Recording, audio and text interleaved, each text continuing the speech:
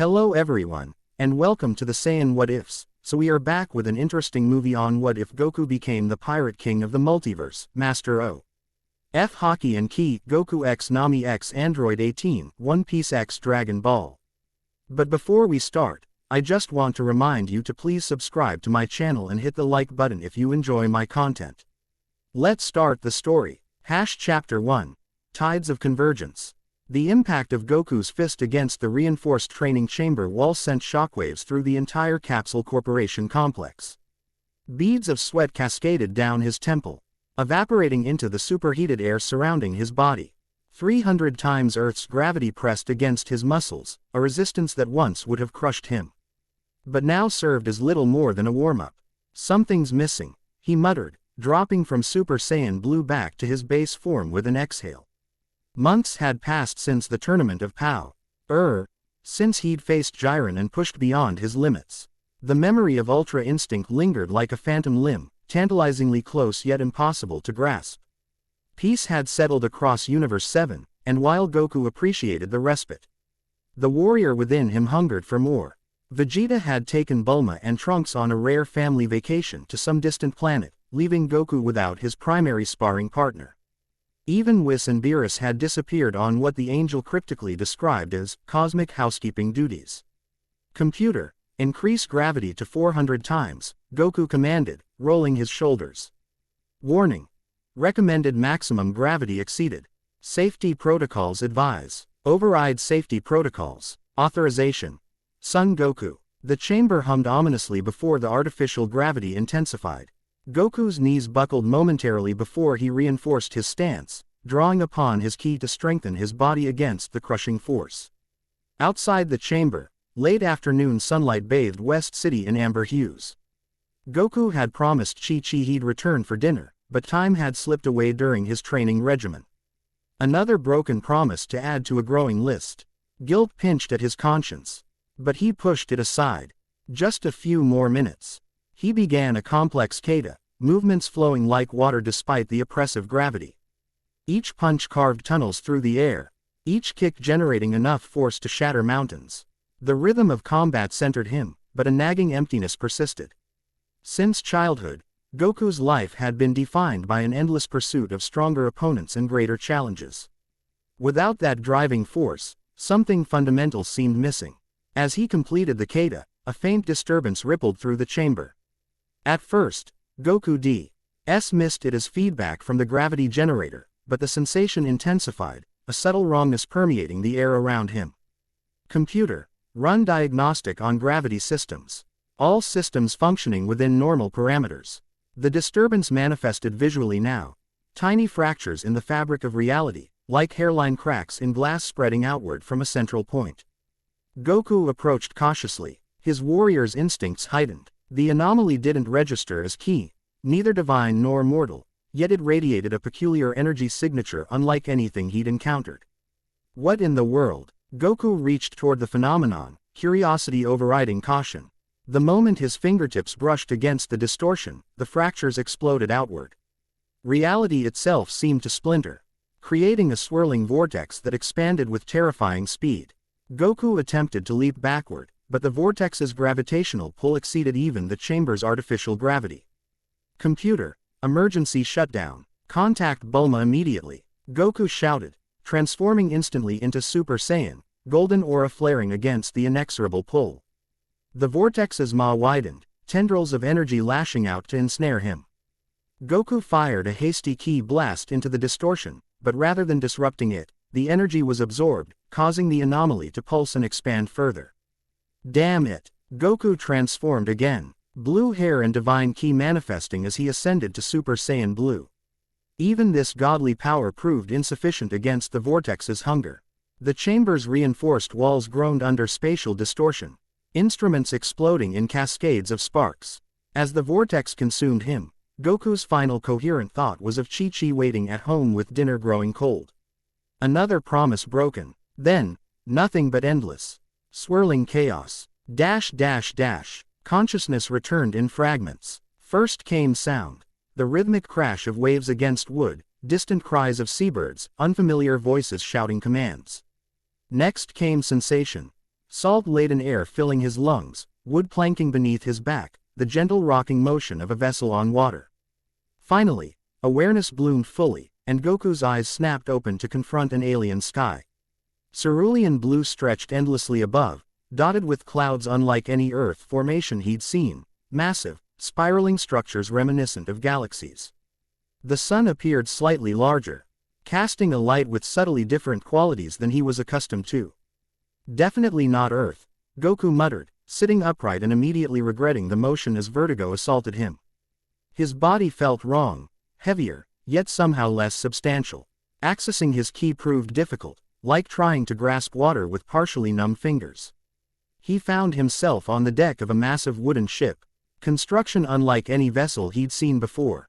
The craftsmanship spoke of advanced technology blended with traditional methods, reinforced wooden beams inlaid with strange metals. Sails that seemed to catch wind even when air remained still. Numerous people bustled about, dressed in uniforms reminiscent of old Earth naval attire but with distinctive modifications. None paid him any attention, seemingly unaware of his presence in a secluded corner of the deck. Goku attempted to stand, legs trembling beneath him. The simple act of maintaining balance required concentration.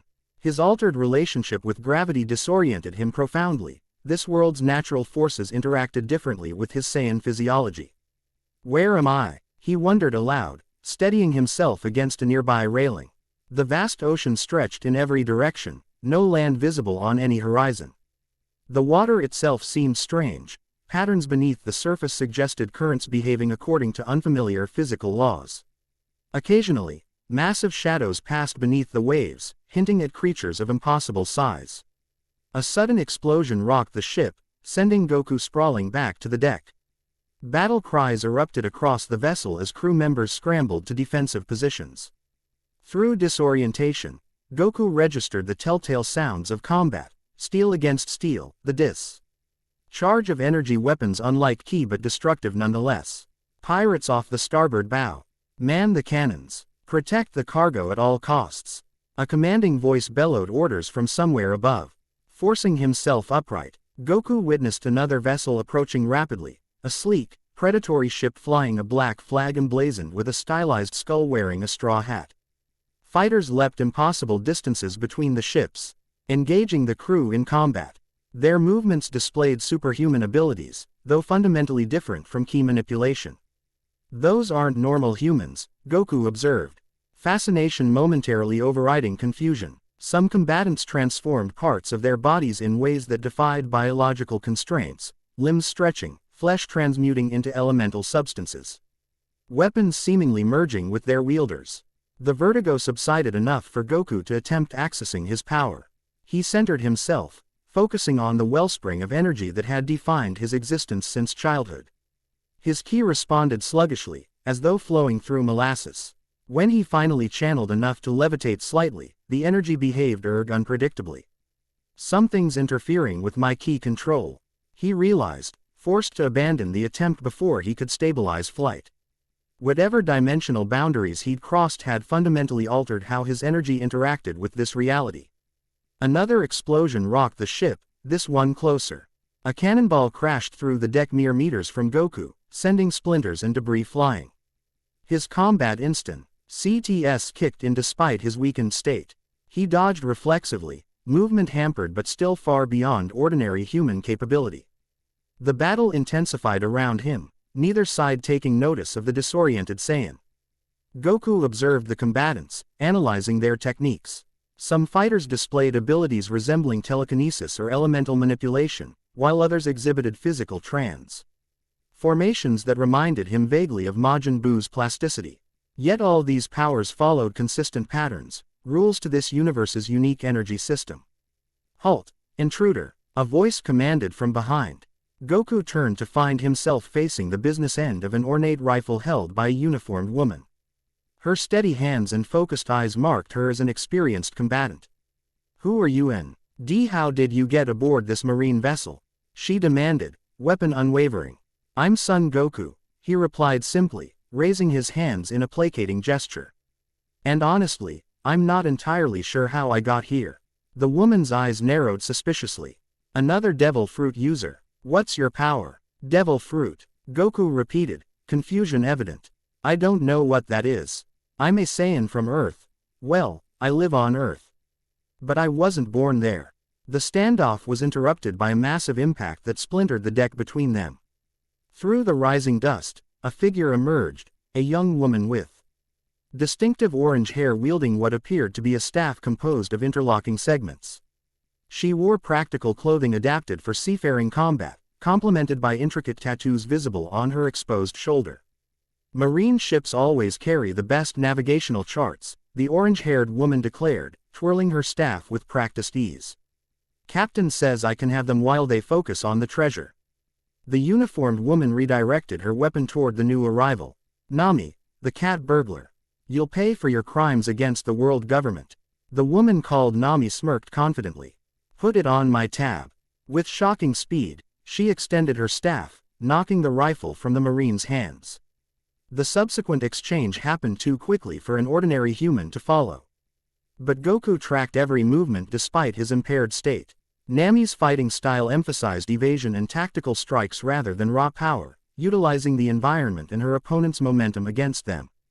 The Marine officer proved equally skilled, recovering her weapon and incorporating hand-to-hand techniques seamlessly with armed combat. Neither combatant relied on the supernatural abilities Goku had observed in others. Yet both moved with precision that spoke of extensive training. Another explosion rocked the vessel, this one structural rather than weaponry. The ship groaned ominously, listing to one side as seawater began rushing through multiple breaches in the hull. She's going down, someone shouted from above. Abandon ship. The Marine officer hesitated, torn between duty and survival. Nami showed no such conflict, immediately sprinting toward the railing where a rope hung ready for her escape. Goku's enhanced senses detected the danger before either woman, a massive support beam. Its moorings compromised by battle damage, creaking as it prepared to collapse directly above the Marine. Without thinking, he launched himself forward, pushing past his body's resistance in this foreign reality. Look out, he shouted, tackling the Marine clear of the beam's path just as it crashed down with devastating force. The impact severed a critical structural support. The deck split open, creating a rapidly widening chasm. Nami, caught mid-escape, lost her footing as the planking beneath her gave way. Her startled cry cut through the chaos as she plummeted toward the churning waters below. Goku reacted instinctively. Ignoring his body's protest, he channeled what meager ki he could muster and launched himself toward the falling woman. The energy sputtered and fluctuated, but provided just enough enhancement to reach her. His arms wrapped around her waist as they both plunged into the sea. The moment the saltwater enveloped them, Goku felt a strange reaction. Rather than the expected buoyancy, his body seemed to grow impossibly heavy. Energy drained from his limbs at an alarming rate, weakness spreading through his muscles like poison. Beside him, Nami thrashed with similar distress. Eyes wide with panic, darkness crept into the edges of Goku's vision as strength abandoned him. The ocean's embrace tightened, dragging them deeper despite his desperate struggles. As consciousness began to fade, Goku glimpsed something massive rising from the depths beneath them, a creature of impossible proportions, its shadow engulfing them entirely. His last thought before blackness claimed him was oddly peaceful. At least he wouldn't be late for dinner this time. Awareness returned with the violent expulsion of seawater from his lungs. Goku rolled to his side, coughing violently as his body purged the last of the liquid. The rough texture of sand pressed against his cheek, a welcome contrast to the suffocating embrace of the ocean. You're Luke. I spotted you both before the Sea King did, an unfamiliar voice remarked casually. Though I'm more surprised that another devil fruit user would be foolish enough to jump into the ocean. Goku pushed himself to his knees, vision clearing slowly to reveal their rescuer, a weathered old man with skin tanned to leather by decades of sun exposure. His white beard reached to mid-chest, partially concealing faded tattoos that hinted at a colorful past. He sat cross-legged beside a small fire, smoke from his pipe mingling with the flames. I don't have this devil fruit thing everyone keeps mentioning, Goku managed between coughs. The old man raised a skeptical eyebrow. The ocean doesn't discriminate, son. It saps the strength of all fruit users equally. If you're not devil-touched, then you're something else entirely. Nearby, Nami regained consciousness with similar discomfort, expelling seawater with a series of racking coughs. She recovered more quickly, immediately assessing their surroundings with wary calculation. They had washed up on a small island, little more than a sandbar with a modest grove of palm-like trees at its center. A simple hut constructed from driftwood and desalvaged ship components stood at the tree line, suggesting their rescuer was either a castaway or a deliberate hermit. "Where's my crew?" Nami demanded, searching the horizon for signs of her ship. The old man gestured vaguely northward. "The pirates retreated when marine reinforcements appeared. Last I saw, your vessel was headed toward the archipelago." He paused, studying her with knowing eyes. "Cat burglar Nami, navigator of the Straw Hat Pirates. Your bounty increased after Whole Cake Island, I believe." Nami's expression revealed nothing, but her posture tensed slightly. "And you are just an old sailor who's seen enough of the Grand Line's madness to last several lifetimes." He turned his attention back to Goku. "You, however, are a mystery. Your clothing is unlike anything from the Four Blues or the Grand Line. And that symbol," he nodded toward the kanji on Goku's GI. Goku glanced down at his trademark uniform, the fabric somehow intact despite his interdimensional journey and oceanic plunge. "It represents the Turtle School of Martial Arts, where I trained as a boy." "No such school exists in these waters," the old man stated with absolute certainty. "That's because I'm not from here," Goku replied, deciding that directness would serve best. "I come from another world, another universe, when some kind of portal opened and pulled me through." Rather than dismissing his claim, the old man merely nodded thoughtfully. "The Grand Line has grown stranger since the awakening. The barriers between what is and what might be have thinned considerably." Mi's skeptical expression softened slightly. "After everything we've seen in the New World, I suppose dimensional travelers aren't the most outlandish possibility." She studied Goku with renewed interest. "You moved inhumanly fast on that ship, even before you jumped after me. What exactly are you capable of?" Goku flexed his fingers experimentally, feeling the erratic flow of ki through his system. "In my world, I'm pretty strong. I can fly, move faster than light, destroy planets if I'm not careful. But here," he frowned, "something's different. My energy, we call it ki, doesn't work right in this reality." "Ki," the old man repeated, sudden recognition flashing in his rheumy eyes. "Now that's a name I haven't heard in a very long time." Both Goku and Nami turned to him with surprised expressions. "You know about ki?" Goku asked eagerly. The old man tamped fresh tobacco into his pipe, taking his time before responding. "The ancient texts speak of three fundamental energies, Haki, which flows through all living beings in our world, devil fruit power, which defies nature's laws, and ki, the energy of potential and possibility, said to exist beyond the boundaries of our reality." He exhaled a perfect smoke ring that lingered unnaturally before dissolving. Before the Void Century, scholars theorized that mastery of all three energies would grant godlike power. The world Vermont destroyed every text mentioning such possibilities. "Why would they do that?" Goku asked. "Control," Nami answered before the old man could, her expression darkening. "The world government maintains power by controlling information and abilities that might threaten them." The old man nodded approvingly. "Precisely. The mere possibility of energies existing beyond their understanding represents a threat to their authority." Goku absorbed this information, connecting it to his current predicament. "So if ki exists in my world, and Haki exists in yours, maybe that's why my powers aren't working properly. They're trying to function according to different universal laws." "A reasonable hypothesis," the old man agreed. "Though it raises an interesting possibility, if you could learn to harness Haki while retaining your knowledge of ki manipulation." The implication hung in the air between them, tantalizing in its potential. Goku felt a familiar excitement stirring, the prospect of learning an entirely new power system, of combining it with his existing abilities to create something unprecedented. "Could you teach me about Haki?" Goku asked, eagerness evident in his voice. The old man laughed, a sound like waves breaking against rocky shores. "Teach you? No, my Haki days are long behind me. But," his expression grew contemplative, "I could perhaps point you in the right direction. Provide context for what you'll be experiencing." Nami interjected, Practical concerns overriding theoretical discussions.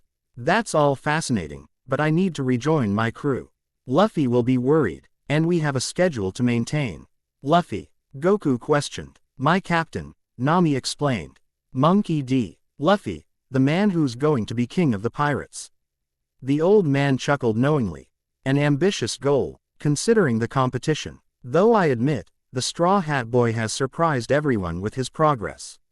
He tends to do that, Nami replied with a mixture of exasperation and pride. Goku considered their situation. I should probably go with you, at least until I figure out how to get home. If your captain is as strong as you suggest, maybe he could help me understand how powers work in this world. Nami assessed him skeptically. Luffy's not exactly the teaching type, but I suppose having someone with your potential abilities could be useful, especially if we run into trouble. Her expression softened slightly. And you did save me back there, even though it nearly got you killed. Decision made. Then, the old man declared, rising to his feet. Ith surprising agility for his apparent age. But night approaches, and even in this relatively calm section of the Grand Line, darkness brings dangers. You'll stay in my humble abode until morning. As if emphasizing his point. The sun began its descent toward the horizon, casting long shadows across the small island. The atmosphere shifted subtly, a prickling sensation along Goku's skin suggests nocturnal predators stirring beneath the waves surrounding their sanctuary. The old man's hut proved more spacious inside than its exterior suggested. Maritime artifacts adorned the walls, navigational instruments, preserved specimens of unknown sea creatures, maps drawn on materials Goku couldn't identify. A collection of books occupied one corner, their bindings worn from repeated reading. You've been here a while, Nami observed, examining a particularly ancient-looking chart with professional interest. Time loses meaning on the Grand Line, the old man replied cryptically. But yes, I've had ample opportunity to collect knowledge others would prefer remained forgotten. He prepared a simple meal of unfamiliar fish and fruits, the flavors complex and unlike anything in Goku's experience. Despite the modest portions, far less than his typical Saiyan appetite required, Goku found the food unusually satisfying, as though it nourished him on a fundamental level beyond mere caloric intake. As they ate, the old man elaborated on this world's fundamentals, the geography of the Grand Line, the political structure of the world government, the nature of piracy in an age where freedom often wore the face of criminality. Goku absorbed the information with uncharacteristic attentiveness, recognizing its importance to his survival. The most relevant knowledge for you, the old man eventually stated. Fixing Goku with an intense gaze, concerns Haki. Without it, navigating the new world is virtually impossible, regardless of your otherworldly abilities. What exactly is Haki? Goku asked. The manifestation of spiritual energy, came the reply. It exists in three primary forms. Observation Haki, which allows perception beyond ordinary senses. Armament Haki, which hardens the body and allows one to strike the substantial body of devil fruit users, and Conqueror's Haki, a rare form that can overwhelm the wills of others. Goku contemplated this. It sounds different from Ki, but there might be similarities in how they're accessed. Ki manipulation also involves spiritual energy, though we combine it with physical energy to create techniques. The underlying principles may indeed share commonalities. The old man agreed. Both require mental discipline, emotional control, and an understanding of energy flow through the body. Your existing mastery of Ki might facilitate Haki development, provided you recognize the fundamental differences. How does someone typically learn Haki? Goku inquired. Most develop it through necessity, life-threatening situations that force latent abilities to surface. Others train for years under experienced users. The old man's eyes twinkled mischievously. Some particularly fortunate individuals discover shortcuts through unique circumstances. Nami, who had been quietly assessing their host throughout the conversation, finally voiced her suspicion. You're not just some random hermit, are you? You know too much about things most people wouldn't. The old man smiled enigmatically. Let's just say I've had front row seats to some of history's most significant moments, though I preferred remaining unmentioned in the tellings. Outside, darkness had fully descended, bringing with it an eerie calm punctuated by occasional sounds from beneath the waves, massive bodies displacing water, predatory calls echoing across the surface. Inside the hut, the atmosphere grew correspondingly intimating dancing shadows across weathered walls. "There's something else you should know," the old man said, voice lowering conspirationally. "The dimensional disturbances have been increasing recently. You're not the first visitor from another reality to appear on the Grand Line, though most arrive less intact." This revelation startled both Goku and Nami. "Others have come through?" Goku asked urgently. "Have any returned to their original worlds?" "A few, yes, though the methods varied. Some found naturally occurring dimensional rifts. Others developed technologies or abilities specifically for cross-reality travel." The old man's expression grew solemn. "But many remain trapped, adapting to life here or falling victim to the Grand Line's countless dangers." "Wait," Nami interjected, connecting previously disparate information. "Those strange phenomena Frankie's been detecting, the inconsistent magnetic fields, the atmospheric anomalies, could those be related to these dimensional disturbances?" "Almost certainly," the old man confirmed. "Your shipwright's instruments are merely detecting the symptoms of a much deeper cosmic instability." Quote, Goku considered the implications. "So whatever brought me here might be part of a larger problem affecting multiple universes. That means finding a way home. Could also involve addressing whatever's causing these disturbances." A perceptive observation, the old man nodded approvingly. "The boundaries between realities have always been thinnest along the Grand Line. Something about this world's unique properties makes it a nexus of possibilities. But recent events have exacerbated the situation considerably." "Recent events like what?" Nami pressed. The old man stoked the fire, flames illuminating his suddenly grave expression. "The awakening of certain ancient weapons, the increasing manifestation of advanced conquerors' Haki among the new generation. The stirring of entities long thought mythological, all symptoms rather than causes." He fixed Goku with a penetrating stare. "But your arrival, specifically, suggests a new phase in the phenomenon. Unlike previous dimensional travelers who appeared randomly, your presence feels purposeful, as though the multiverse itself selected you." "Me? Why would it do that?" Goku asked, genuinely perplexed. "Perhaps because of your unique combination of abilities and character," the old man suggested. "Or perhaps because your native universe contains elements crucial to restoring balance across all realities." The conversation might have continued along these philosophical lines, but fatigue finally caught up with both visitors. Despite his voracious curiosity about this new world, Goku found his eyelids growing heavy, his body demanding recovery from the day's dimensional trauma. The old man noticed their condition and smiled understandingly. "Rest now. Morning brings new challenges, and you'll need your strength." He provided simple pallets near the fire, and despite the unfamiliar surroundings, Goku found himself drifting towards sleep with surprising ease. His last Khonshu's thought acknowledged an irony. He'd spent his life seeking increasingly powerful opponents, and now an entire universe of new challenges had literally pulled him in. Dawn arrived with cacophonous birdsong. Avian species unlike any on Earth announcing the new day with complex melodies.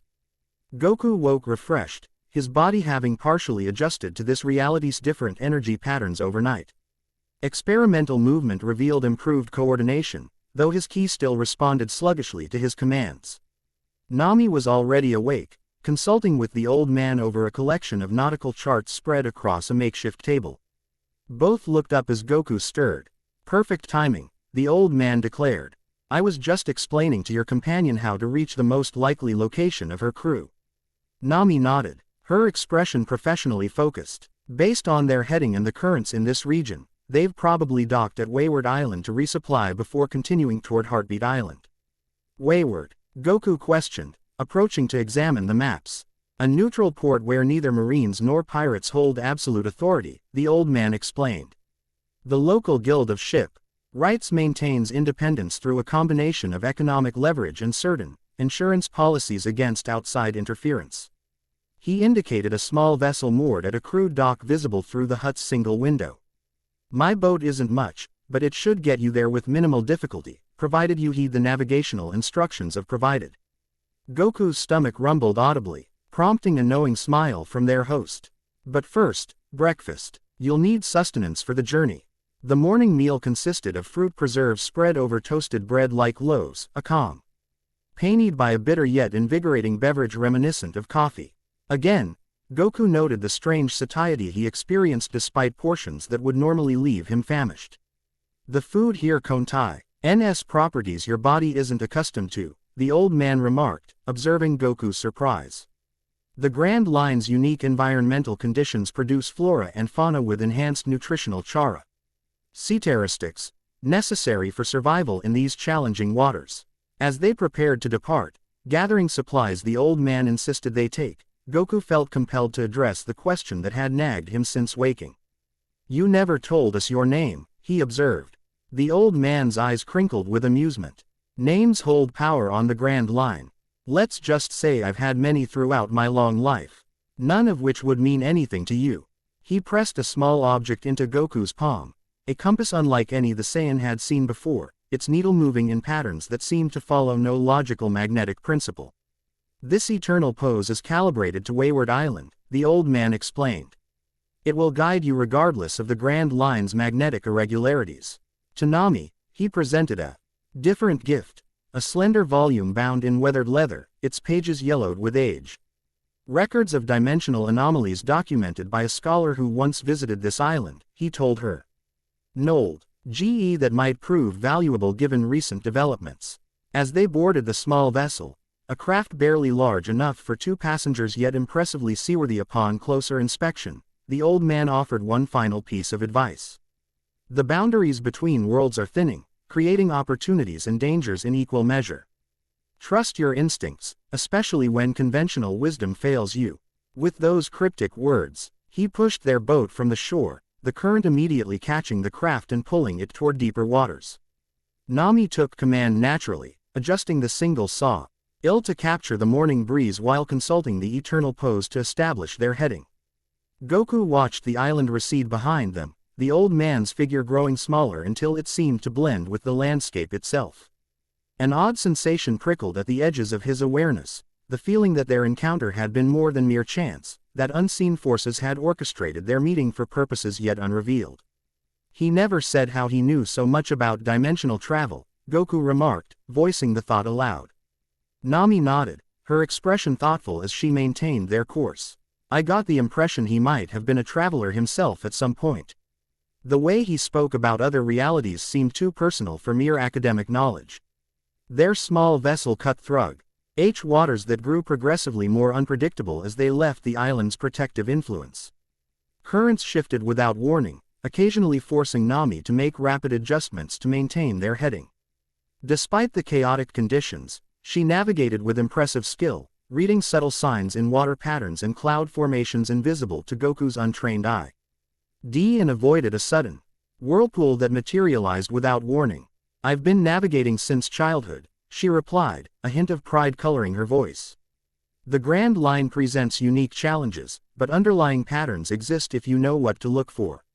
As morning progressed toward midday, Goku attempted to acclimate further to this world's different energy dynamics.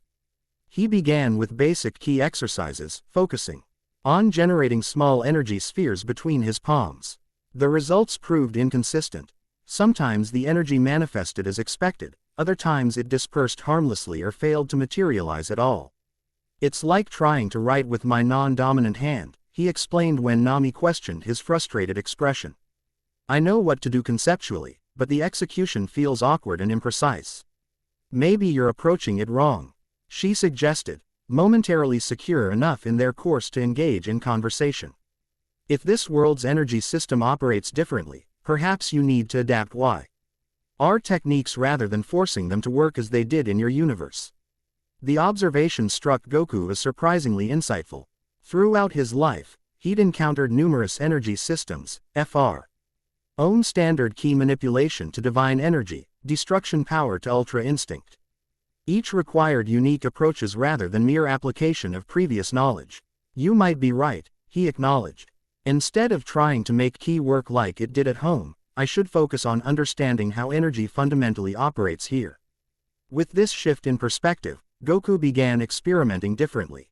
Rather than imposing his will on energy, he attempted to sense the natural flow patterns of this world, the currents that apparently constituted Haki in its ambient form. Progress came slowly, but by early afternoon, He detected something.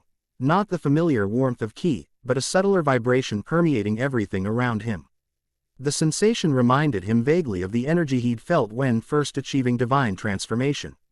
Though less refined and more primal in nature. "I think I'm starting to feel it," he told Nami excitedly. "Not quite Haki yet, but the underlying energy that forms its foundation." Before she could respond, the atmosphere shifted abruptly. Temperature plummeted, dark clouds materializing from previously clear skies with unnatural speed. The sea's relatively calm surface transformed into choppy waves that slapped against their small craft with increasing force. "Storm formation," Nami announced, immediately shifting to crisis management. "And it's developing too quickly to be natural." Goku sensed it too, a wrongness beyond mere meteorological phenomena. The storm carried energy signatures reminiscent of the dimensional rift that had transported him to this world. Though less concentrated and more diffuse. Could this be related to those dimensional disturbances the old man mentioned? He asked, bracing himself as the boat pitched violently. "Possibly," Nami replied, fighting the wheel to maintain control. "We've encountered similar weather patterns near spatial anomalies before, though never this intense outside the new world." The storm intensified with frightening rapidity, transforming from concerning to life-threatening within minutes. Rain lashed horizontally, driven by winds that howled with almost sentient malice. Lightning forehead across the darkened sky in impossible patterns, striking the water with increasing frequency around their vessel. "We need to find shelter," Nami shouted over the tempest, consulting the eternal pose which spun erratically in her hand. "There should be an archipelago nearby, but this interference is affecting navigation." Goku closed his eyes, attempting to extend his senses beyond conventional perception. The ambient energy he'd detected earlier now surged chaotically, but within the chaos, patterns emerged, currents of relative stability flowing through the storm like rivers through turbulent terrain. "There," he pointed, eyes still closed as he tracked an energy pathway. "If we follow that direction, we might find safer waters." Nami hesitated only briefly before adjusting their course according to his guidance. The maneuver required all her considerable skill, fighting cross currents and wind shifts that threatened to capsize them with each passing moment. As they navigated the invisible pathway Goku sensed, the storm's intensity diminished slightly around them, creating a tenuous corridor of relative calm. Through breaks in the cloud cover, Goku glimpsed something in He distance, a massive ship unlike any he'd seen in either this world or his own. The vessel defied conventional naval architecture, its hull constructed from materials that seemed to absorb rather than reflect light. Propulsion came not from sails or mechanical engines but from what appeared to be controlled energy vortices similar to the rift that had transported Goku. Most disconcertingly, the ship appeared to exist partially out of phase with reality itself, portions of its structure periodically fading from view before solidifying again. "What is that thing?" Nami breathed, momentarily forgetting their peril as she stared at the impossible craft. Before Goku could respond, their small boat lurched violently as something massive passed beneath it. Water bulged upward, forming a dome-like protrusion that rose until it towered over them. The surface tension broke, revealing a creature that belonged in nightmare rather than nature, a serpentine form with multiple heads, each sporting features from different species as though assembled by a creator with no concern for biological consistency. "Sea King," Nami cried, genuine fear evident in her voice. "And it's a chimeric variant, the most dangerous kind." The creature's largest head, resembling a draconic entity with multifaceted eyes, fixed them with predatory focus. Its maw opened, revealing rows of crystalline teeth that hummed with strange energy. "Hang on," Goku shouted, instinctively reaching for power despite his earlier difficulties. To his surprise, energy responded, not the familiar warmth of ki, but something rawer and more primal. It coursed through his body in unpredictable surges, painful yet exhilarating. His vision sharpened dramatically, time seemingly slowing as his perception accelerated. In this heightened state, Goku observed details previously hidden, faint energy patterns flowing across the Sea King's body, vulnerable points where different biological components joined imperfectly, the creature. Ease and tension broadcast through subtle muscle tensions before actual movement. This must be observation Haki, he realized, the knowledge manifesting intuitively rather than intellectually. The Sea King struck with blinding speed, one head launching toward their vessel while others positioned for secondary attacks. Moving on pure instinct, Goku intercepted the primary strike, his fist connecting with the creature's snout with perfect timing. The impact reverberated through his arm, stronger than anticipated given his diminished power state. More surprisingly, the Sea King recoiled in genuine pain despite its apparently armored hide. How did you do that? Nami demanded, wide-eyed. Without armament Haki, you shouldn't be able to hurt a Grand Line Sea King. Goku had no time to contemplate the mechanics. As the creature recovered quickly, multiple heads now focusing on this unexpected threat. Its attacks came simultaneously from different angles, forcing Goku to rely on his new ND perceptual ability to evade while protecting their increasingly damaged vessel. The strange ship they'd observed earlier had now changed course, approaching their position with unnatural speed. As it drew closer, Goku sensed multiple presences aboard, energy signatures fundamentally different from the life forces he'd encountered in this world thus far. "We've got company," he warned Nami, dodging another strike from the Sea King while attempting to maintain balance on their wildly pitching boat. The Mysteriota stance, maintaining position despite the turbulent conditions with impossible stability. A figure appeared at its railing, humanoid in basic shape but with proportions subtly wrong, skin bearing a metallic sheen that reflected the storm's lightning in prismatic patterns. The entity raised an arm, revealing an appendage that transformed from flesh analog to technology seamlessly. Energy gathered at its fingertips, coalescing into a sphere that pulsed with familiar yet alien power. "Get down," Goku shouted, tackling Nami to the deck as the energy discharge passed overhead. The attack wasn't aimed at them, however, but at the Sea King.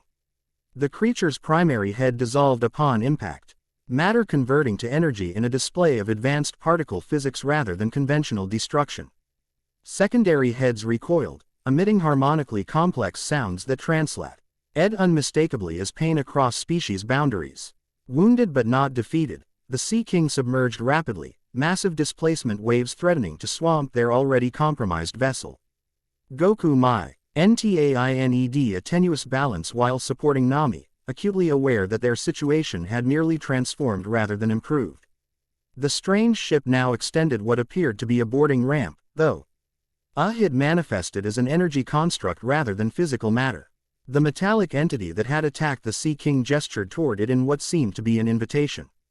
"They want us to board," Goku interpreted, uncertain whether this development represented salvation or a different variety of danger. Nami assessed their options with rapid calculation. "Our boat won't survive much longer in these conditions, and the Sea King will return once it recovers. We don't have much choice." Decision made, they gathered what few possessions they could salvage, Nami's navigation tools and climate control components, Goku's minimal belongings, and prepared to transfer vessels. The energy ramp stabilized as they approached, providing solid footing despite its ethereal appearance. As they stepped aboard the larger ship, Goku experienced momentary disorientation.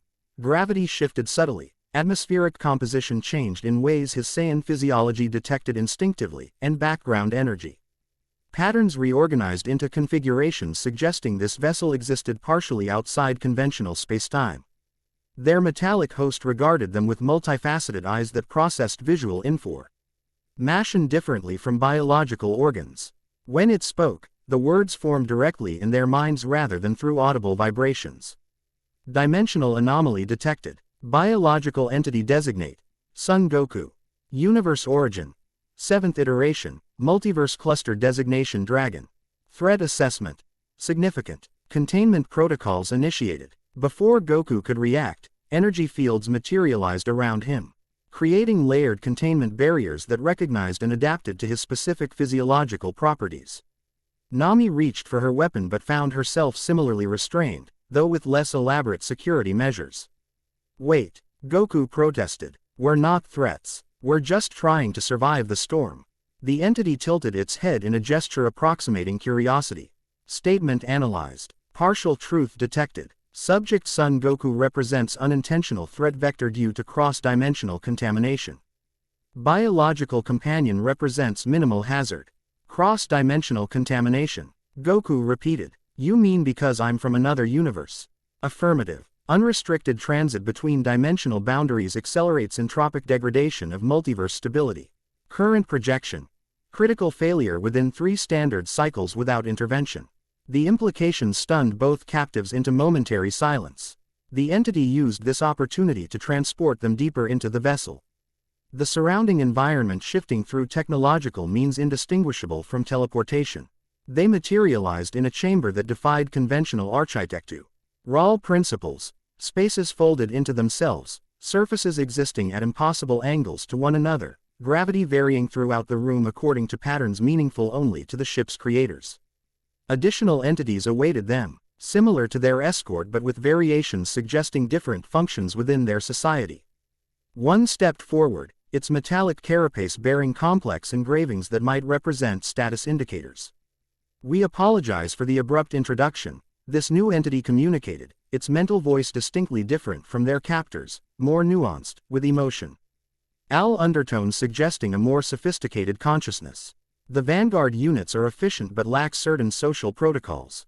"Who are you?" Nami demanded, maintaining impressive composure despite their bizarre circumstances. "And what do you mean by multiverse stability failure?" "We are the boundary," the entity replied. "Our function is to maintain separation between realities that were never meant to interact directly. Your companion represents a significant breach in these protocols, a being of substantial power traversing dimensional boundaries without proper transition procedures." Goku considered this information, connecting it with the old man's cryptic warnings. "You're saying my presence here is causing damage to the multiverse?" "Not merely your presence, but the manner of your arrival," the entity clarified. "Uncontrolled dimensional transit creates fracture points in reality. Multiple such fractures occurring simultaneously accelerate universal entropy beyond sustainable levels." "And what exactly does that mean for us?" Nami pressed, ever practical. "It means that without intervention, all realities will eventually collapse into one another, creating a of dimensional chaos from which no ordered existence can emerge." The entity's mental voice conveyed the gravity of this possibility with perfect clarity. "Your world and his would be among countless others lost to entropy." The ship shuddered suddenly, alarms manifesting as sensory inputs directly to their minds rather than audible signals.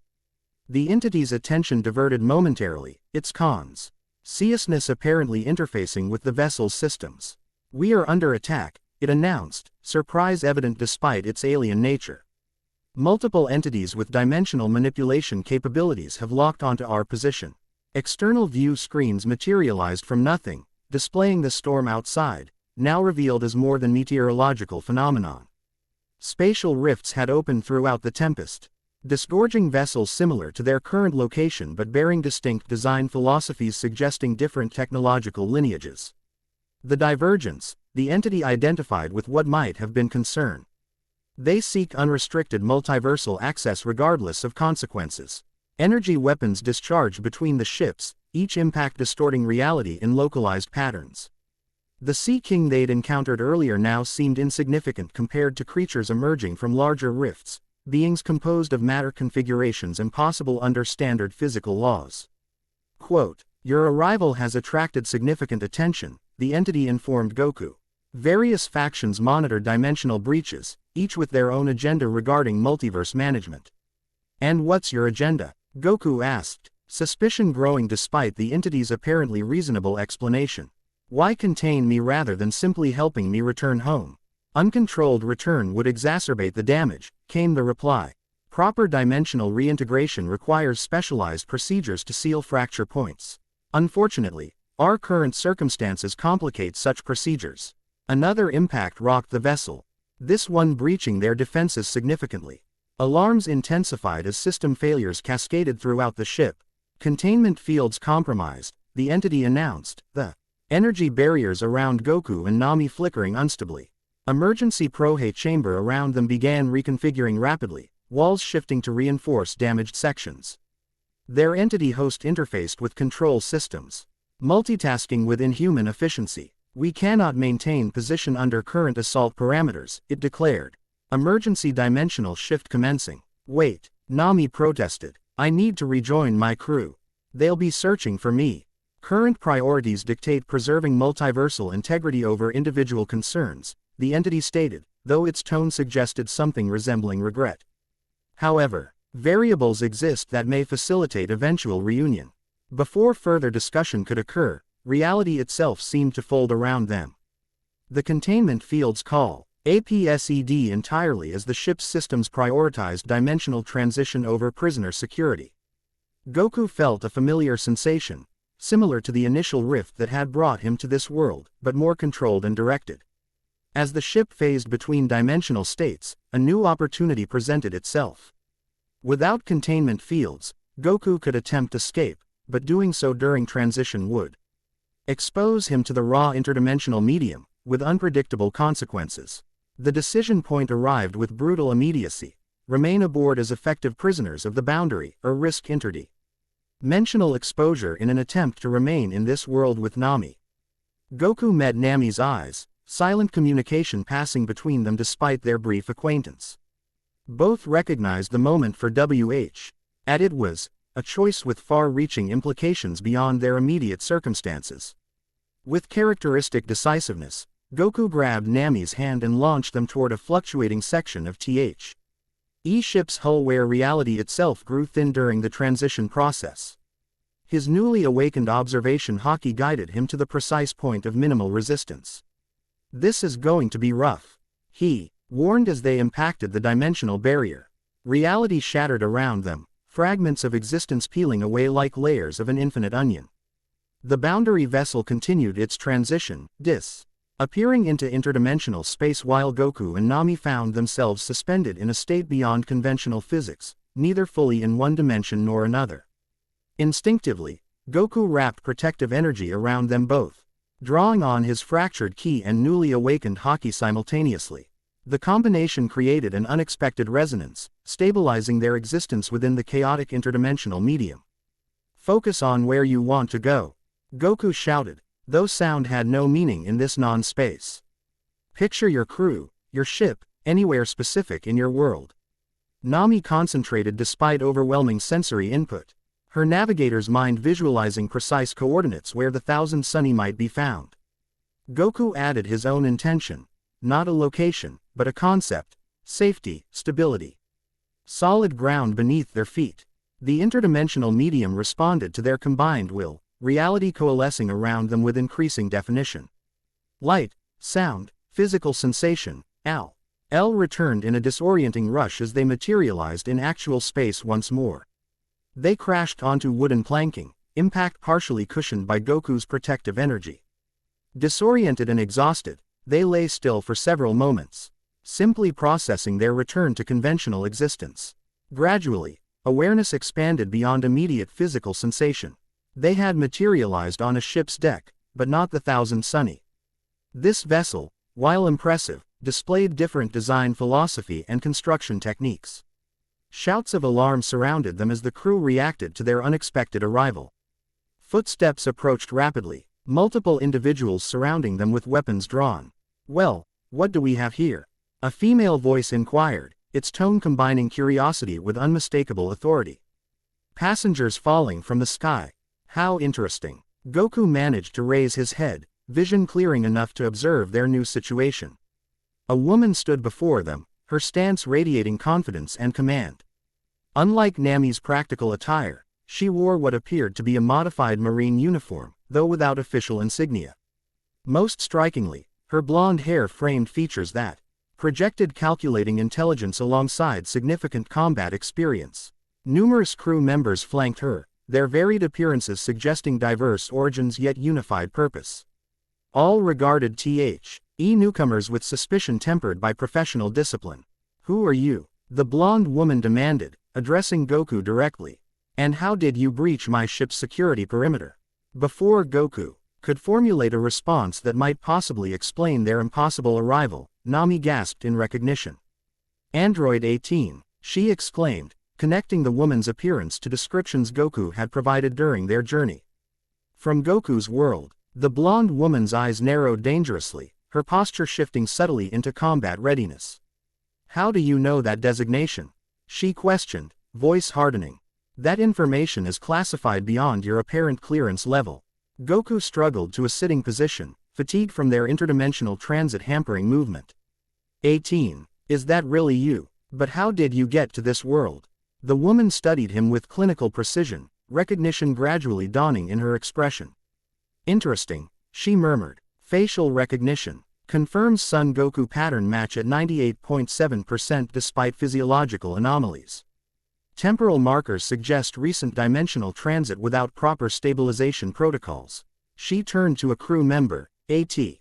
All figure whose features suggested origins from Wano based on Nami's previous descriptions of the isolationist nation. Security level Alpha, she ordered. Full biometric and dimensional contamination scans. Quarantine protocols until verification completes. Turning back to the disoriented arrivals, her expression softened marginally. If you are who you appear to be, we have much to discuss. If not, the implied threat remained unspoken but perfectly clear. As crew members moved to implement her orders, Goku and Nami exchanged bewildered glances. Their escape from one mysterious vessel had led directly to another, equally perplexing situation. Most significantly, they had encountered someone who, by all logical reasoning, should not exist in this reality, a person from Goku's world commanding a ship in Nami's. The multiversal complications had only just begun. Chapter 1 End Chapter 2, The Language of Power. Quarantine on Android 18's ship proved surprisingly comfortable. Rather than the dank cell Nami had feared, they were provided a spacious cabin with actual beds, functional plumbing, and meals delivered at regular intervals. The only indicators of their prisoner status were the energy field across the doorway and the constant biometric scanning devices embedded in the walls. Goku sat cross-legged on the floor, eyes closed in meditation. For 3 hours, he'd remained motionless, focusing inward with uncharacteristic patience. Occasional pulses of energy radiated from his body, sometimes the familiar glow of ki, other times the darker, more substantial manifestation of Haki. The energies seemed to war within him, neither fully dominant nor properly integrated. Nami paced the perimeter of their confinement, studying the ship's construction with professional interest. Whoever designed this vessel knew what they were doing, she remarked. The hull reinforcement pattern suggests it's built to withstand both conventional attacks and some kind of energy-based weaponry. Goku opened one eye. 18 always had good taste. He closed it again, returning to his internal struggle. She's also extremely cautious. If she's keeping us here, she has her reasons. And you trust her? Nami's tone conveyed her skepticism. It's complicated, Goku admitted, opening both eyes as his concentration broke. When I first met 18, she was technically an enemy. But she changed, became an Alpha, my best friends. His expression turned thoughtful. But I don't know what she's been through since arriving in this world, how it might have changed her. The energy field across their doorway flickered, then disappeared entirely. Android 18 stood in the opening, her posture military precise yet somehow casual simultaneously.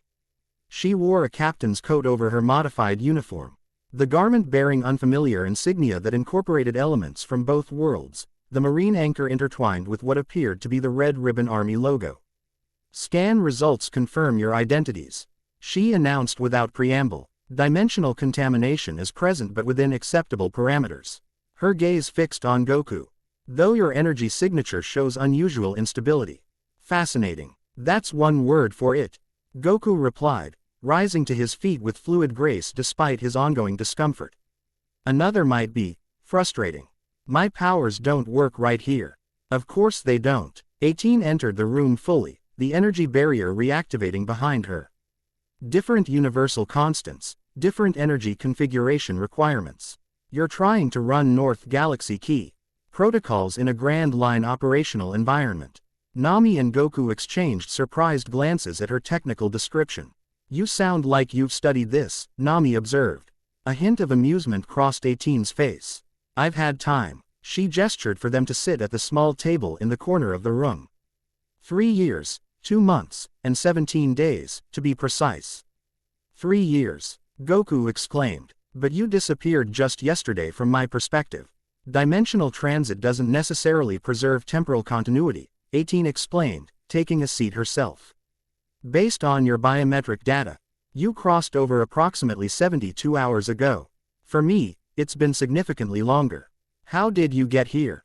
Goku asked the question that had been burning since their unexpected reunion. 18's expression tightened almost imperceptibly. After you vanished, several unusual energy readings appeared throughout Universe 7. Bulma detected them first, ripples in spacetime without clear origin points. When one manifested near Kame House, I investigated. Her tone remained clinical, detached. The anomaly responded to proximity, expanding when I approached. Before I could retreat, it pulled me in. Just like what happened to me, Goku nodded. Similar but not identical, 18 corrected. Based on data I've gathered since, your transit was more violent, less controlled. Mine followed existing dimensional pathways. She paused, studying him. The difference suggests your arrival may have created the very pathways I later traveled through. Nami leaned forward, intrigued despite her lingering suspicion. And you've been studying these dimensional anomalies ever since. Among other things. 18 gestured vaguely toward the ship around them. This world presents unique challenges and opportunities. Adapting required significant resource allocation. You've done more than adapt, Goku observed. You've built something impressive here. For the first time, something like pride flickered across 18's features. The Phoenix Endeavor isn't merely a ship. It's a research platform, defense system, and potentially our best hope for resolving the dimensional crisis before catastrophic multiversal collapse. The Boundary said something similar, Nami interjected. About realities collapsing into each other. 18's gaze sharpened. You encountered the Boundary directly. Interesting. Their intervention pattern typically involves observation rather than interaction. They seemed pretty interested in Goku, Nami replied. Called him a significant threat due to cross-dimensional contamination. Not inaccurate, though incomplete. 18 rose, moving to a control panel embedded in the wall. With practiced gestures, she activated a holographic display that materialized above the table, a three-dimensional representation of interconnected spheres arranged in complex geometric patterns. This is a simplified model of the multiverse as we currently understand it. The display zoomed in on two particular spheres, highlighting bridges forming between them. Universe 7. Our original reality, Goku, and this world exist in different multiversal clusters. Transit between CLUSTERS should be theoretically impossible without catastrophic energy requirements. Yet here we are, Goku noted. Precisely the problem. 18 manipulated the display, showing fracture patterns spreading from the connection points. Your crossing violated fundamental cosmic law, creating instability that propagates outward. The Boundary seeks to contain these violations, preserving separation between realities. And the divergence? Nami asked. The Boundary mentioned them during the attack. Essentially they're ideological opposites. The display shifted to show different connection patterns.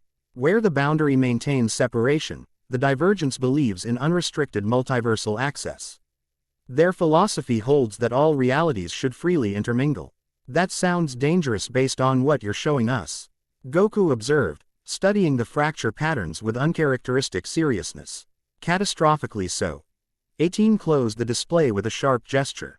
Unrestricted dimensional transit would accelerate entropy beyond sustainable levels. Total multiversal collapse within 3 to 5 years, based on current models. The gravity of this information settled heavily over the room. Nami broke the silence first, practical as always. So where does that leave us? I still need to find my crew, and Goku needs to figure out how to get home without making things worse. 18 regarded them both with calculating precision. Your navigator skills would be valuable to our operation, Nami of the Straw Hat Pirates. And Goku. Her expression softened fractionally. Your arrival presents both our greatest challenge and potentially our greatest asset. Me. Goku pointed to himself, genuinely surprised. But my powers barely work here. For now, 18 agreed. But you possess something unique, a physiological capacity to manipulate both ki and potentially haki. If you could master both energy systems simultaneously. Understanding dawned on Goku's face. Cool. Help stabilize the dimensional boundaries. Theoretically. 18 reactivated the barrier long enough to open the door. Come. There's someone you should meet. The Phoenix Endeavor revealed it. Self is a marvel of hybrid technology as they followed Android 18 through its corridors. Traditional wooden shipbuilding techniques had been enhanced with materials Goku recognized from his own universe, Kachin alloy reinforcements. Gravity manipulation units adapted from Capsule Corporation designs, and energy distribution systems reminiscent of Red Ribbon Army technology. Crew members they passed represented diverse origins. Some clearly hailed from the Grand Line, their appearances and mannerisms consistent with what Nami had described of this world. Others moved with the disciplined precision of martial artists from Universe 7. Most fascinating were those who seemed to be hybrids, individuals who combined fighting styles and energy manipulation techniques from both realities. My crew consists primarily of dimensional refugees, 18 explained, noting their interest. Individuals who crossed between worlds, voluntarily or otherwise, and couldn't return. Rather than fight pointlessly against established powers in this world, I organized them into a research and intervention force. Intervention against what? Nami asked. Creatures like the one that attacked your vessel, 18 replied. Dimensional instability manifests physically as well as metaphysically. Chimeric Sea Kings represent one such manifestation, native entities corrupted by exposure to dimensional fracture points.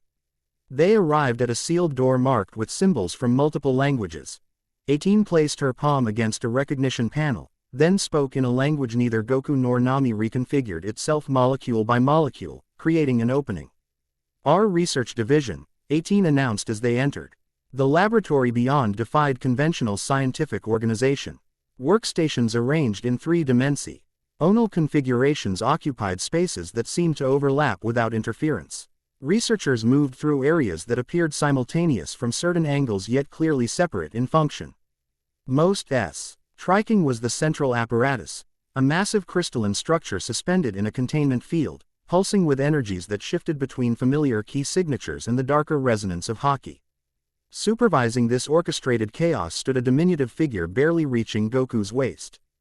Despite his small stature, the being's presence commanded attention, wisps of multicolored energy occasionally escaping his carefully maintained aura control, skin bearing subtle patterns that shifted with his movements. When he turned toward them, Goku recognized him immediately. Supreme Kai, he exclaimed. The being smiled, though the expression carried more weight than Goku remembered. Not quite, though the comparison is understandable. In your reality, I served as the East Supreme Kai of Universe 10. Here, circumstances have necessitated adaptation. He bowed formally. You may call me Chrono. He arrived 6 months after I did, 18 explained. His knowledge of dimensional mechanics proved invaluable to understanding what we're facing. Chrono approached Goku, studying him with intensity that bordered on uncomfortable. Fascinating. Your cellular structure shows advanced adaptation already, despite minimal exposure time. The Saiyan capacity for biological evolution continues to impress. Is that why my body feels weird here? Goku asked. I'm adapting to this world. Precisely. Chrono circled him, occasionally reaching out to touch specific meridian points. Each contact sent subtle energy pulses through Goku's system. Your key pathways are reconfiguring to accommodate this universe's fundamental forces. Simultaneously, nascent Haki nodes are developing throughout your nervous system. Nami watched this examination with scientific curiosity. Does everyone who crosses between dimensions go through this? To varying degrees, Chrono confirmed. Most can't survive the process. Those who do typically favor one energy system over the other, never achieving true integration. His gaze returned to Goku. But your body has already begun creating entirely new pathways that channel both energies simultaneously. Is that good or bad? Goku inquired, genuinely uncertain. Potentially revolutionary, Chrono replied. The theoretical applications for dimensional stabilization alone warrant extensive study. 18 interrupted with characteristic pragmatism. Before we get ahead of ourselves, we need to address immediate concerns. She turned to Nami. Your crew is currently docked at Wayward Island, as you suspected. We can rendezvous within 3 days if weather patterns remain stable. Nami's relief was palpable. Thank you. They must be worried sick. As for you, 18 continued, addressing Goku, your training should begin immediately. Mastering Haki while maintaining key control represents our best hope for developing stabilization techniques. Training. Goku's expression brightened instantly. The prospect of learning new fighting technique always trumped cosmic concerns in his priority hierarchy. Who's going to teach me? 18 and Chrono exchanged meaningful glances. I will oversee the theoretical aspects, Chrono stated. But practical application requires someone intimately familiar with this world's power systems. Which is why we're headed to Wayward Island, 18 added. One of our contacts there possesses exceptional Haki control alongside significant combat experience. Goku could barely contain his excitement. When do we start? Immediately, Chrono declared. Follow me to the training chamber. We can begin with basic concepts while underway. As they prepared to depart, 18 placed a restraining hand on Nami's arm. A moment of your time, Navigator. There are charts I'd like you to examine. Nami glanced at Goku, who nodded encouragingly. Go ahead, I'll catch up with you later. As Goku followed Chrono deeper into the ship, 18 led Nami in the opposite direction, toward what appeared to be the command center. Neither spoke until they were alone in 18's private office, a surprisingly austere space given her position, containing only essential furnishings and navigational equipment. You have questions, 18 stated rather than asked. Taking a seat behind her desk, Nami remained standing, arms crossed defensively. Several dozen, actually, starting with why you're really interested in helping us. Practical necessity, 18 replied without hesitation. Goku represents our best chance at developing technology to stabilize dimensional boundaries. Your navigational skills provide tactical advantage in locating fracture points before they expand. That's very calculating, Nami observed. I'm an artificial human, 18 responded with a slight shrug. Calculation is built into my operational parameters. And yet you've gathered a crew that seems to genuinely respect you, Nami countered. That requires more than calculation. Something flickered behind 18's eyes, a hint of emotion quickly suppressed. Effectiveness as a leader sometimes requires adapting beyond original programming. She leaned forward slightly. But that's not what you really want to ask me. Nami hesitated, then committed to directness. What are your intentions toward Goku? 18's eyebrow raised marginally, the closest she typically came to expressing surprise. An unexpectedly personal inquiry. I've spent less than 3 days with him. Nami acknowledged, but that was enough to recognize he's special, powerful yet somehow innocent despite everything he's capable of. He saved my life without hesitation, risking his own in the process. And you're concerned I might exploit those qualities, 18 concluded. Her expression remained neutral, but something in her tone shifted subtly. Your concern, while misplaced, is noted. Is it misplaced? Nami pressed. You've built what amounts to a private military force in this world. Now the most powerful fighter from your original universe conveniently appears. And you immediately want to try on him. Your protective instinct is commendable if premature, 18 observed coolly. My history with Son Goku is complicated, but exploitation has never been part of it. If anything, she paused, seeming to reconsider her words. Goku is one of the few beings who has consistently treated me as a person rather than a weapon or object. That earns certain considerations. The admission, limited as it was, carried the ring of genuine sentiment. Nami's posture relaxed marginally. As for my intentions, 18 continued, they remain what I've stated, utilizing our combined capabilities to address the dimensional crisis threatening both our original worlds and this one. Nami studied her for any sign of deception, finding none. Fair enough, but I'll be watching. I would expect nothing less from a straw hat, 18 replied, the faintest hint of respect coloring her tone. Now, shall we discuss those navigational charts? The dimensional fracture points create unique current patterns that might benefit from your expertise. The training chamber occupied what would traditionally be a ship's hold, though expanded beyond normal spatial constraints through technology Goku didn't recognize. Gravity generators reminiscent of those in the Capsule Corporation's facilities lined the walls, currently inactive. The floor consisted of material that absorbed impact while providing stable footing, ideal for combat practice. Chrono gestured Goku to the center of the chamber.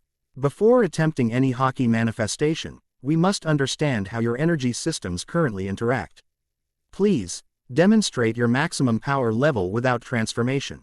Goku nodded, centering himself connecting with the familiar wellspring of ki that had defined his existence since childhood. The energy responded sluggishly at first, then with increasing fluidity as he adjusted to this universe's different resonance frequencies. A gentle white aura manifested around him, pulsing with controlled power. Interesting, Chrono observed, circling him slowly. Your base key signature shows approximately 60% efficiency compared to theoretical capacity. Key reduction likely stems from dimensional transition trauma rather than fundamental incompatibility. It feels different, Goku explained, maintaining the energy field with visible concentration.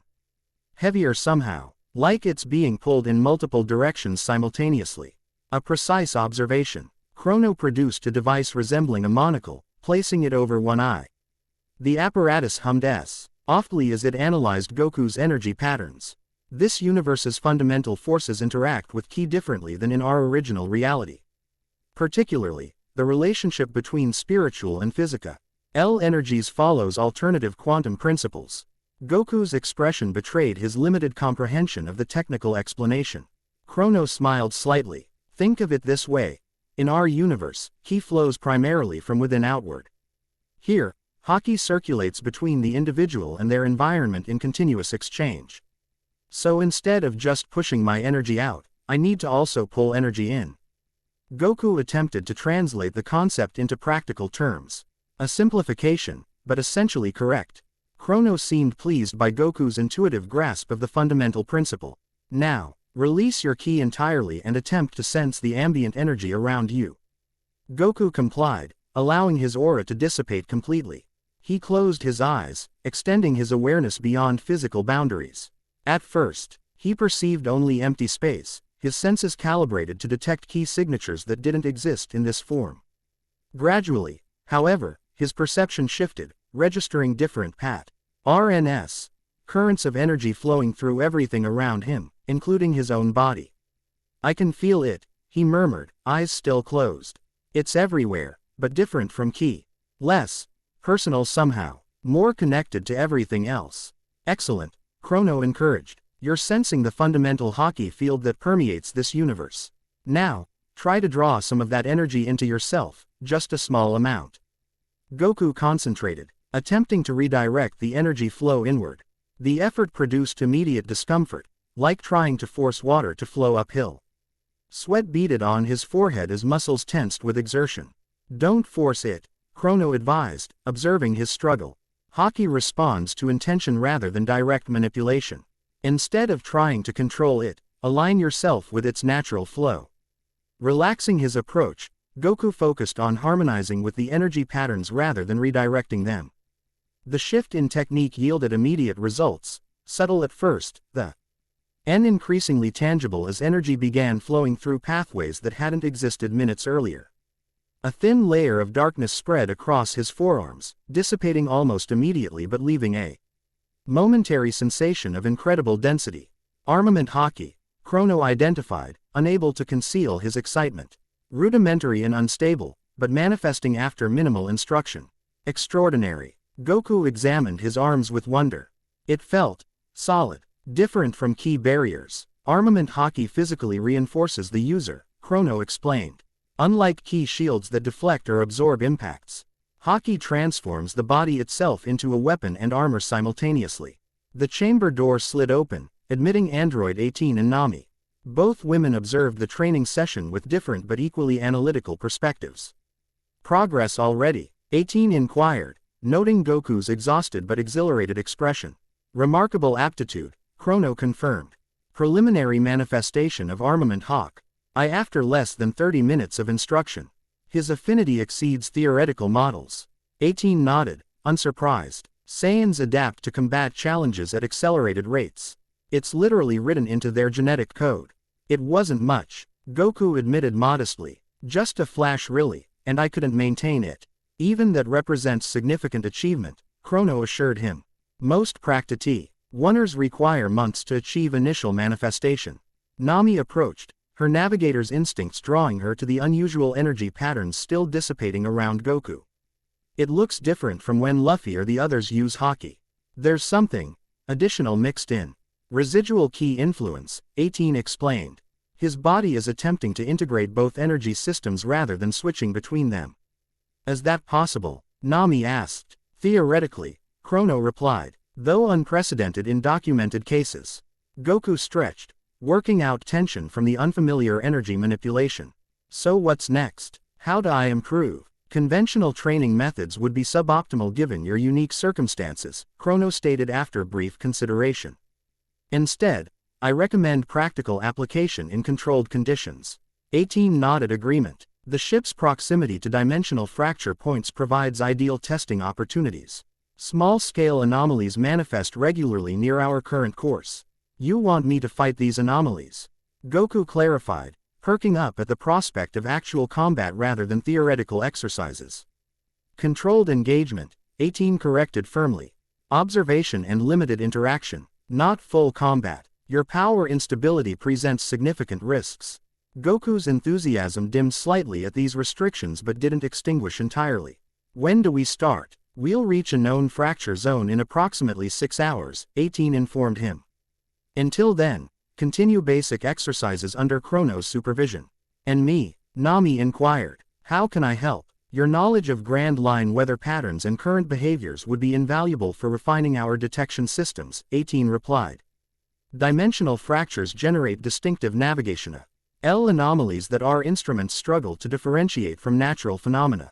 The conversation was interrupted by an alarm, not the blaring emergency signal of imminent danger, but a pulsing tone. Indicating unexpected developments requiring attention. 18 tapped a communication device at her wrist. Report, Captain, a voice responded. Long-range sensors have detected multiple vessels on intercept course. Configuration suggests Marine Tactical Squadron, likely responding to the dimensional disturbance from earlier. Time to intercept, 2 hours at current speed. They're pushing their engines hard. 18 considered this information with rapid calculation. Maintain course but activate stealth systems. Preparation level yellow. Understood, Captain. She turned to her companions. Marines in this world take dimensional anomalies very seriously. The world government has classified all related phenomena under absolute military jurisdiction. They're afraid of it, Nami surmised. Anything they can't control represents a threat to their power structure. An accurate assessment, 18 confirmed. Which complicates our situation considerably. Goku, who had been listening with uncharacteristic attentiveness, spoke up. Could we use this as a training opportunity? If I'm going to learn to control these new abilities, actual combat might help. Against a Marine Tactical Squadron, 18's tone conveyed skepticism tinged with reluctant consideration. The risk factors exceed acceptable parameters. Not direct confrontation, Goku clarified, thinking strategically. In a way that sometimes surprised those who mistook his casual demeanor for simplicity. But maybe we could use the situation to test my abilities in a controlled way. Chrono stroked his chin thoughtfully. There is precedent for accelerated Haki development under pressure. The theory of necession suggests genuine danger catalyzes latent abilities. It's how most of my crew developed their Haki, Nami added. Particularly Luffy and Zoro. Training helped, but real combat situations triggered their most significant breakthroughs. 18 weighed these perspectives against her natural caution. A modified approach might be viable. Rather than avoiding the Marine Squadron entirely, we could allow limited detection while maintaining overall tactical advantage. Like a training exercise with real stakes, Goku suggested. Excitement building. Precisely, 18 agreed, but with established parameters and abort protocols if the situation exceeds controllable variables. The decision made, she tapped her communication device again. Bridge, modify stealth protocols. Maintain partial sensor visibility while preserving defensive capabilities. Prepare training scenario Omega 7. Acknowledged, Captain. Omega 7 preparations underway. Chrono turned to Goku with renewed purpose. This accelerates our timeline considerably. We should focus immediately on control techniques rather than power generation. I thought control was always the problem with Goku, 18 remarked with dry humor, the first hint of her former personality showing through her captain's persona. Goku laughed good-naturedly. She's not wrong. I've always been better at powering up than holding back. In this case, restraint represents our primary objective, Chrono emphasized. Uncontrolled energy discharge near dimensional fracture points could catastrophically expand instability. Right, Goku nodded, sobering. No blowing up mountains or anything. Not even small ones, 18 confirmed seriously. Nami observed this exchange with growing appreciation for the complex relationship between Goku and 18, clearly built on shared history and mutual understanding despite their apparent differences. Something that might have been jealousy flickered briefly before she dismissed it as inappropriate given their current crisis. I should familiarize myself with your navigation systems if I'm going to be useful, she stated practically.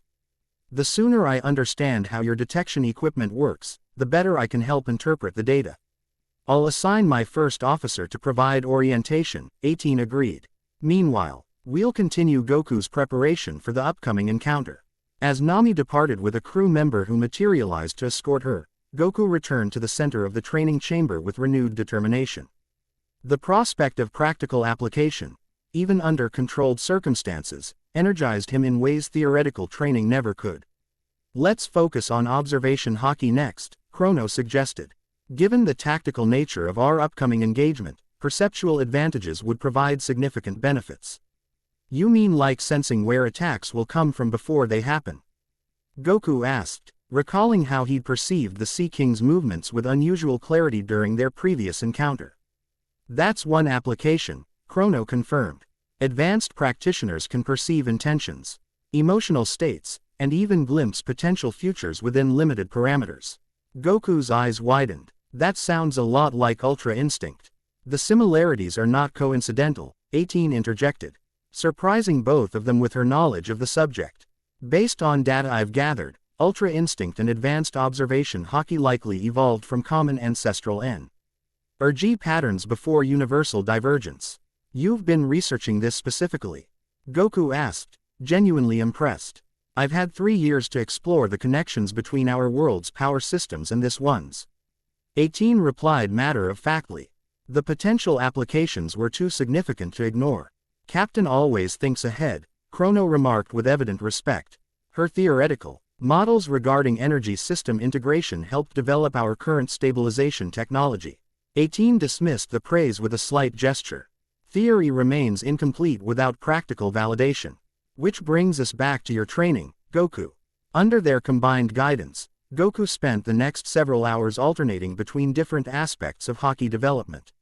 Observation exercises Invo, LVED identifying objects and energy patterns while blindfolded, gradually extending to predicting Chrono's movements before they occurred. Armament training focused on maintaining the black hardening effect for increasingly extended periods, learning to channel it to specific body parts with precision.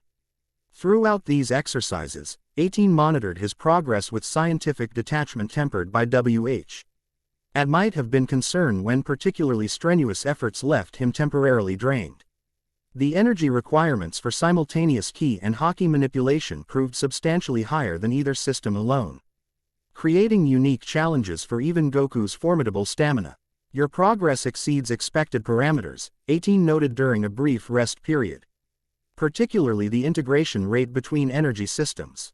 Goku gulped water from a container she'd provided, his shirt long since discarded due to exertion. It feels natural somehow, like they were always meant to work together but just needed the right connection points. An interesting hypothesis, Chrono mused.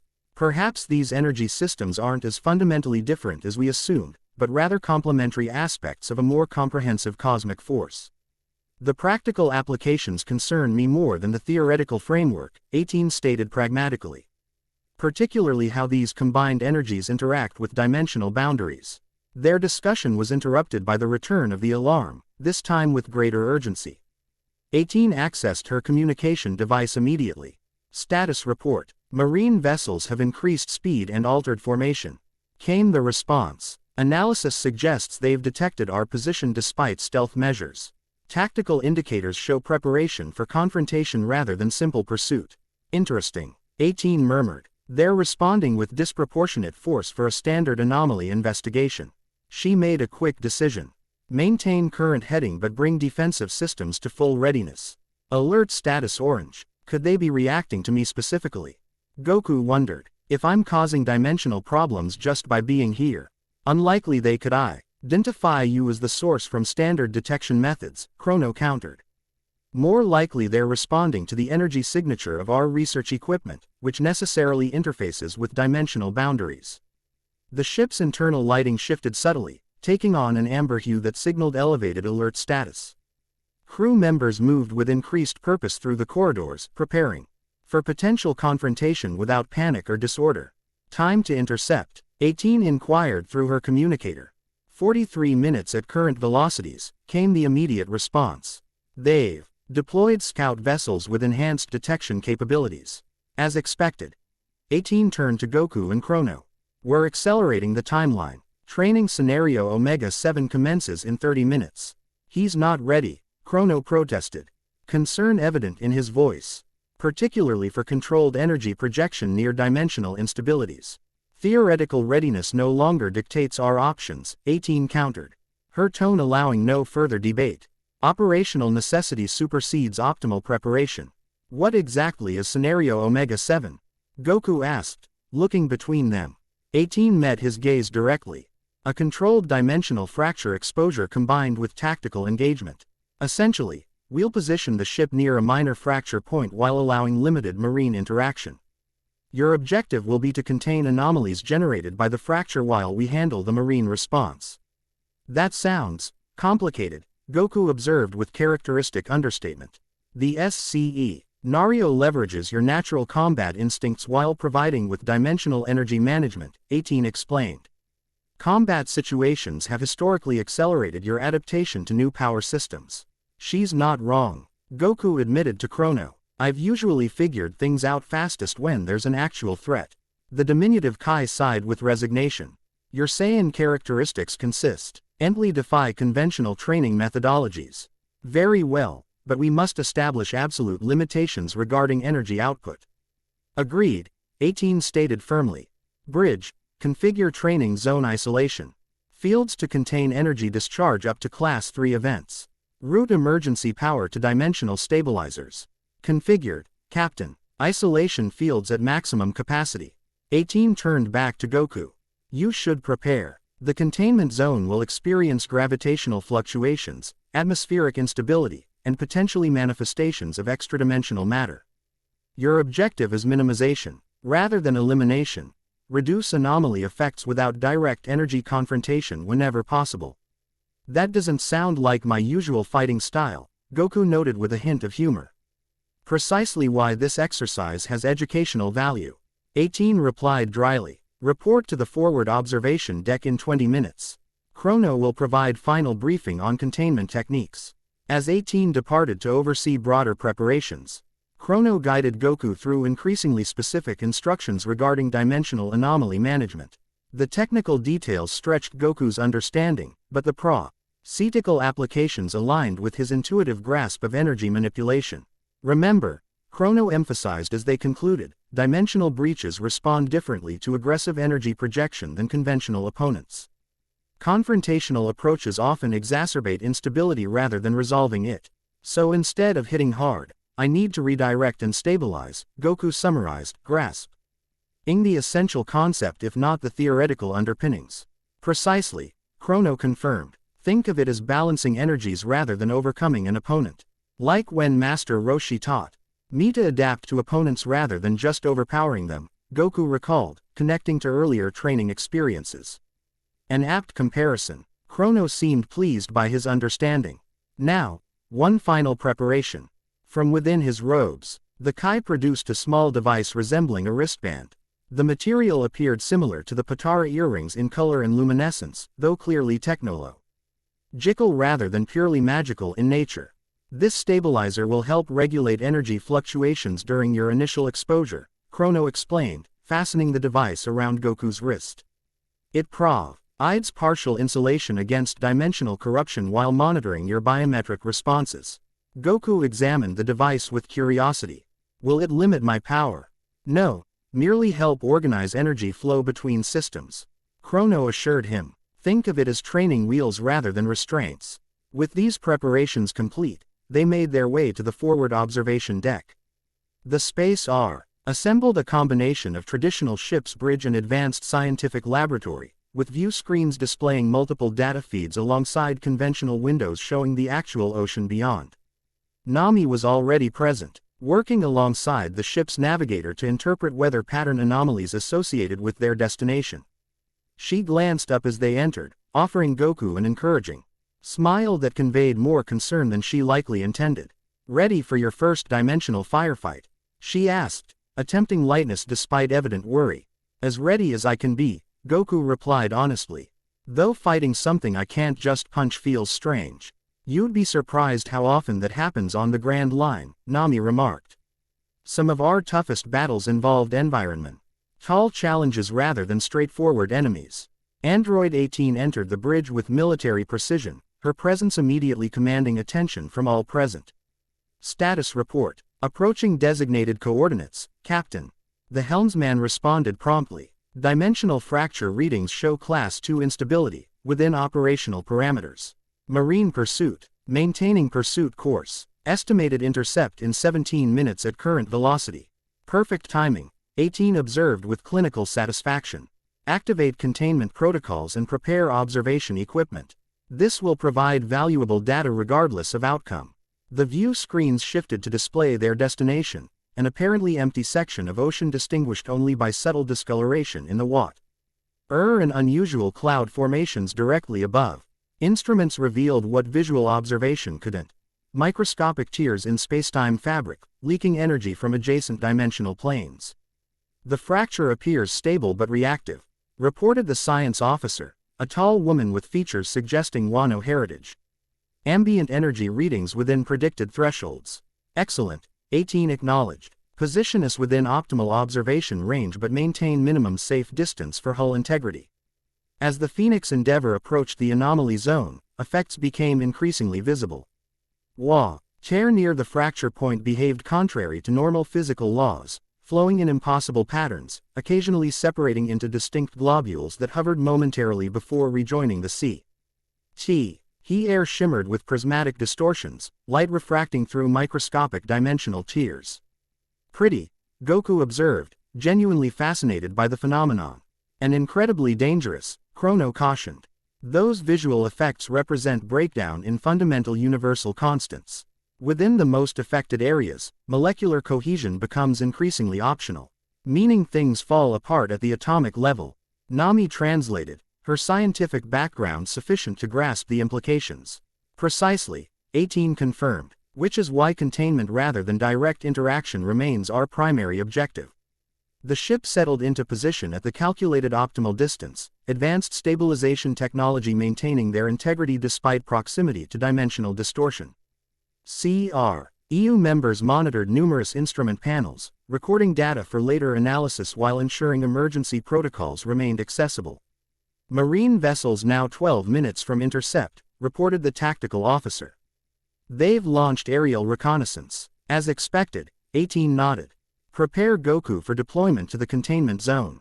All monitoring systems active." A section of deck near the bow reconfigured itself, creating an isolated platform surrounded by energy barriers. This would serve as Goku's operating position, close enough to interact with the anomalies while remaining connected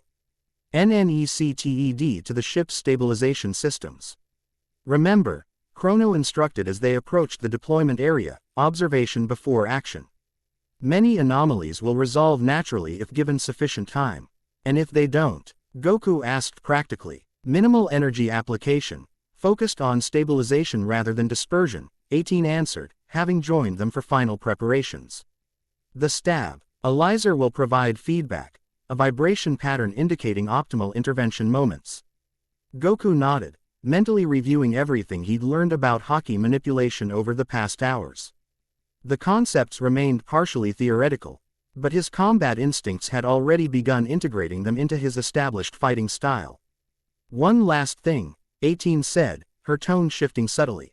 "If the situation exceeds containment parameters, your priority is withdrawal rather than escalation. This isn't like our previous battles where maximum power solved most problems." The concern underlying her clinical directive wasn't lost on Goku. "I understand. No going Super Saiyan and making things worse." "Precisely." She hesitated briefly, then added, "Be careful. Your adaptation remains incomplete. Leaving vulnerability Asarians might not compensate for." "I'll be fine," he assured her with characteristic confidence. "Besides, this is just a training exercise, right? With real consequences," she reminded him. though a hint of her old exasperation with his casual attitude toward danger crept into her voice. With final preparations complete, Goku stepped onto the deployment platform. Energy barriers activated around him, creating a controlled environment that would allow his passage to the containment zone while preventing anomaly effects from reaching the ship. Deployment in 3, announced the operations officer. 2, 1, initiate. The platform descended toward the water's surface, energy barriers adjusting continuously to compensate for increasing dimensional instability. As Goku approached the anomaly zone, sensations bombarded him, gravity fluctuating unpredictably, atmospheric pressure oscillating, even light behaving according to alternative physics. Fascinating, he heard Chrono comment through his communication device. His energy signature is already adapting to local dimensional constants. Maintain monitoring focus, 18 directed. First anomaly man, IFE station approaching containment perimeter. Goku's enhanced perception detected it before the instruments, a ripple in reality itself approaching from the fracture's epicenter. Unlike energy attack, he'd faced throughout his fighting career, this disturbance represented absence rather than presence, a void in the universe's fabric moving with purpose. I see it, he reported, centering himself. As the platform settled just above the water's surface. It doesn't feel hostile exactly, more like, confused. Anthropomorphizing dimensional phenomena is inaccurate but not entirely inappropriate, Chrono's voice responded. These manifestations often behave according to patterns reminiscent of primitive consciousness. The anomaly approached Goku's position with increasing speed, its pasa. GE leaving momentary reality distortions that healed slowly after it passed. Water transformed briefly into other states of matter, air molecules reconfigured into complex crystalline structures before reverting to normal. Goku focused on the techniques he'd practiced, extending his awareness through observation Haki while maintaining readiness to implement armament if necessary. The anomaly's movements became increasingly predictable as his perception adapted to its unique patterns. It's responding to my energy, he realized aloud. Like it's curious. Fascinating, Chrono commented. E manifestation appears to recognize your hybrid energy signature as similar to itself. Can you establish communication? 18 inquired, scientific interest momentarily overriding tactical concerns. Not exactly, Goku replied, maintaining focus on the approaching distortion. But I think I can guide it. Acting on instinct refined by decades of energy manipulation, Goku extended a minimal ki projection toward the anomaly. Rather than attacking or containing, he created a pattern that mimicked its fundamental structure while introducing subtle stability elements. The response exceeded expectations. The anomaly altered course, matching its movement to Goku's energy pattern like a dance partner following a lead.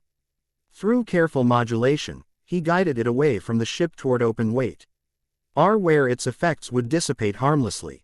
Remarkable, Chrono observed. He's essentially teaching it to maintain cohesion.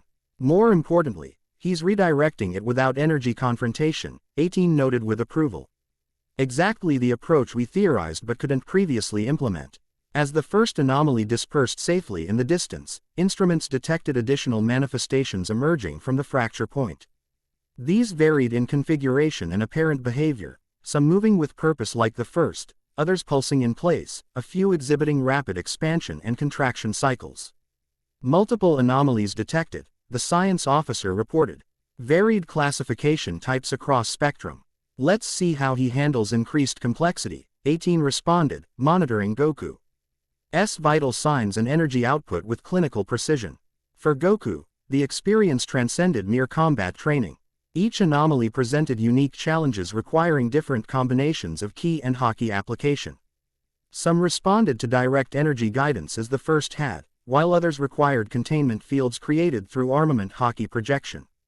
The most volatile demanded complex GY patterns that balanced opposing forces to neutralize expansion tendencies. Throughout this process, Goku's natural learning curve accelerated dramatically. Techniques that had seemed theoretical erring training crystallized into practical applications through necessity. His body adapted further to this universe's energy configuration, creating new pathways that processed both ki and Haki with increasing efficiency. His integration rate has increased exponentially, Chrono reported with barely contained excitement. Neural pathways are forming specifically designed for dual energy processing, The Saiyan adaptive response. 18 acknowledged. Combat situations always accelerated his evolution. Nami, watching from her position at the navigation console, found herself increasingly impressed by Goku's performance. Unlike the brute force approach she'd initially expected from his fighting background, he displayed remarkable finesse, containing anomalies with minimal energy expenditure. Adapting techniques to each manifestation's specific properties. "He's actually beautiful to watch," she remarked, not realizing she'd spoken aloud until the navigator beside her nodded agreement. "Captain said he was special," the navigator commented. "Now I understand why she spent so much time researching his fighting style." This casual revelation intrigued Nami, but before she could inquire further, alarms activated throughout the bridge. "Marine vessels approaching final intercept range," announced the tactical officer. "They've deployed weapons systems consistent with anti-anomaly protocols." "Interesting timing," 18 observed coolly. "Maintain current position and alert Goku to the new variables." Through his communication device, Goku received the update while continuing to manage anomalies that had grown increasingly numerous but remained within his handling capacity. "So much for the training exercise being simple," he commented, redirecting a particularly energetic sea manifestation away from the approaching marine vessels. "Should I be concerned about their weapons?" "Potentially," 18 replied. "World government technology regarding dimensional anomalies has advanced significantly in recent years. Their containment methods tend toward destructive rather than stabilizing approaches, which could exacerbate the fracture's instability," Chrono added urgently. "Their standard protocols involve energy bombardment designed to collapse anomalies rather than resolve them." "That sounds counterproductive," Goku observed, continuing his work despite the approaching complication. "Effectiveness surrendered to expediency," 18 explained cynically. "Typical bureaucratic solution prioritizing immediate visible results over long-term stability." The lead marine vessel came into visual range, a massive battleship bearing insignia Nami recognized from her experiences with world government forces. Unlike standard marine ships, however, this one featured numerous technological modifications suggesting specialized purpose. "That's a dimensional containment vessel," she identified, drawing on knowledge gathered during her crew's various encounters with world government operations. "They were developing the prototype when we infiltrated a research facility last year. Their development timeline accelerated considerably," 18 noted with professional interest. "Likely in response to increasing anomaly manifestations globally."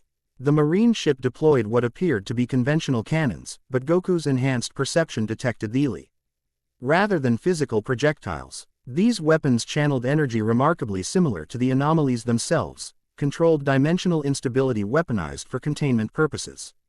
"Those aren't regular weapons," he warned as the first volley launched toward the fracture zone.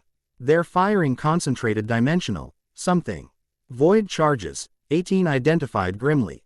"Experimental technology designed to collapse dimensional breaches by counter-resonance.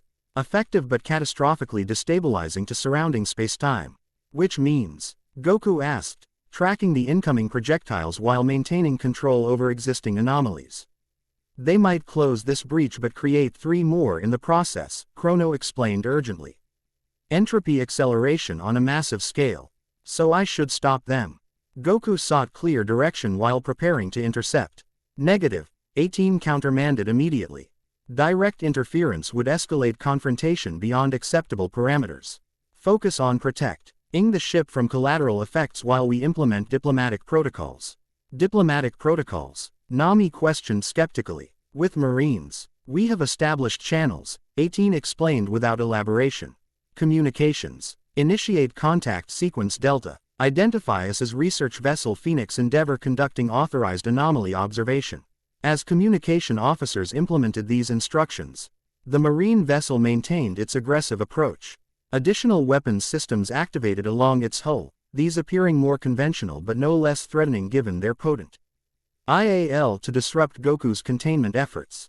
The void charges reached the fracture zone, detonating in silent but visually spectacular displays of dimensional energy.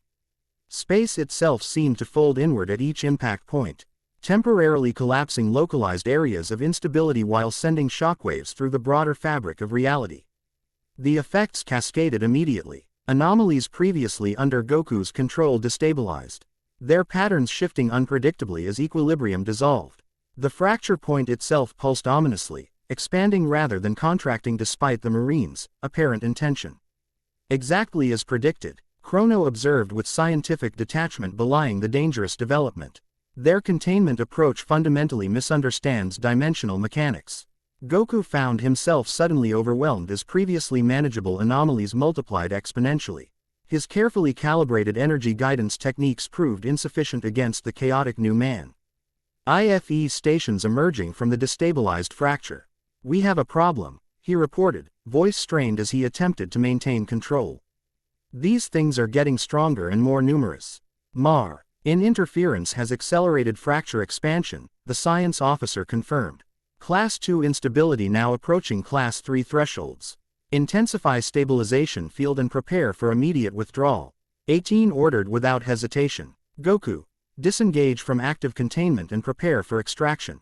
Before he could comply, a particularly violent anomaly manifestation erupted directly beneath his position.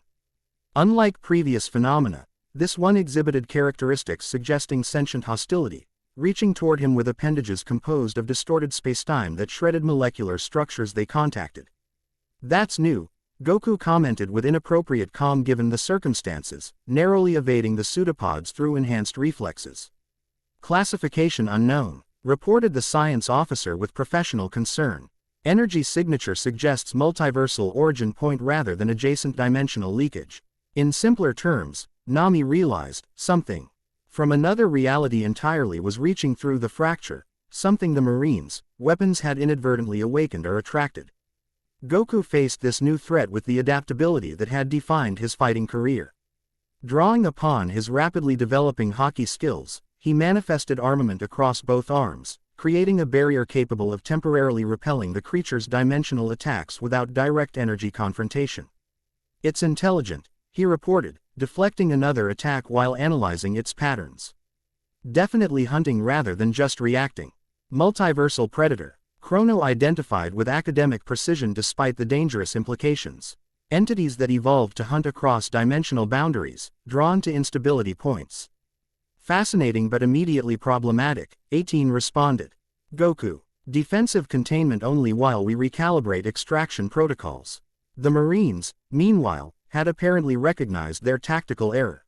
Their flagship ceased firing void charges, switching to more conventional energy weapons targeted at the emerging entity rather than the fracture itself. This approach, while less dimensionally destabilizing, proved EQU. Ally ineffective against a being partially existing outside normal spacetime. "They're making it angry," Goku observed as the entity expanded dramatically following the Marine attack. Pseudopods exte. NDED toward both the Phoenix Endeavor and the Marine vessels, their reach apparently limited only by the entity's interest rather than physical constraints. Recognizing the escalating danger, Goku made a tactical decision that balanced 18's cautionary instructions against immediate necessity. Rather than mere defense, he shifted to controlled offensive containment, using precisely calibrated combi nations of Ki and Haki to establish boundaries the entity couldn't easily penetrate. "I think I can push it back through the fracture," he communicated, implementing his strategy with increasing confidence. "But I'll need to get closer to the core disturbance." "Negative," 18 countermanded immediately. "Proximity to fracture epicenter exceeds safety parameters for your current adaptation level. We're running out of options." Goku countered, continuing his containment efforts while the entity grew increasingly aggressive. "This thing isn't interested in negotiating." The Marine flagship, perhaps recognizing the same reality, had begun maneuvering to bring additional weapons systems to bear. Their tactical approach suggested preparation for massive energy discharge directed at both the entity and the fracture point, a solution that would likely exacerbate dimensional instability exponentially.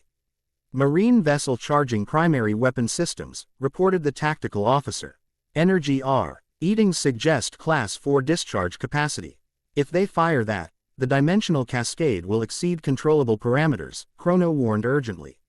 Multiple fracture points would manifest throughout the region.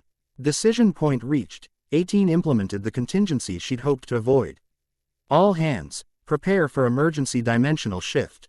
Activate stabilization fields at maximum capacity. As the crew rushed to implement these orders, she opened a direct channel to Goku. Change of plans. We need time to implement emergency protocols before the Marines trigger catastrophic fracture expansion. You want me to keep this thing busy? Goku translated, understanding immediately. Affirmative. Containment is no longer practical. We need controlled confrontation to buy approximately 3 minutes. That I can do, Goku replied, a hint of his old battle excitement creeping into his voice.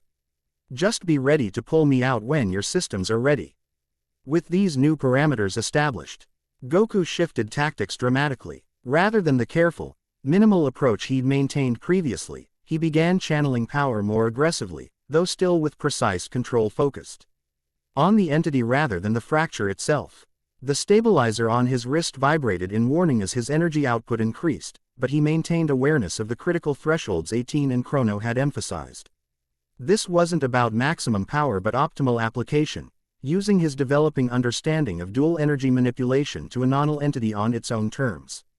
Aboard the Phoenix Endeavor, preparations for emergency protocols continued with well-practiced efficiency. Crew members secured equipment, engaged specialized shielding, and rerouted power to systems Nami didn't recognize but susp. CTED involved dimensional transit similar to their earlier escape from the boundary. Will Goku be able to get back aboard before you do whatever you're planning? She asked 18, concerned by the increasingly dangerous situation developing around their ally. The extraction sequence is programmed specifically for his energy signature, 18 assured her without pausing in her rapid-fire command sequence. When systems reach optimal configuration, we can retrieve him regardless of position within the operational zone. The Marine flagship had completed its weapons charging cycle, energy ready.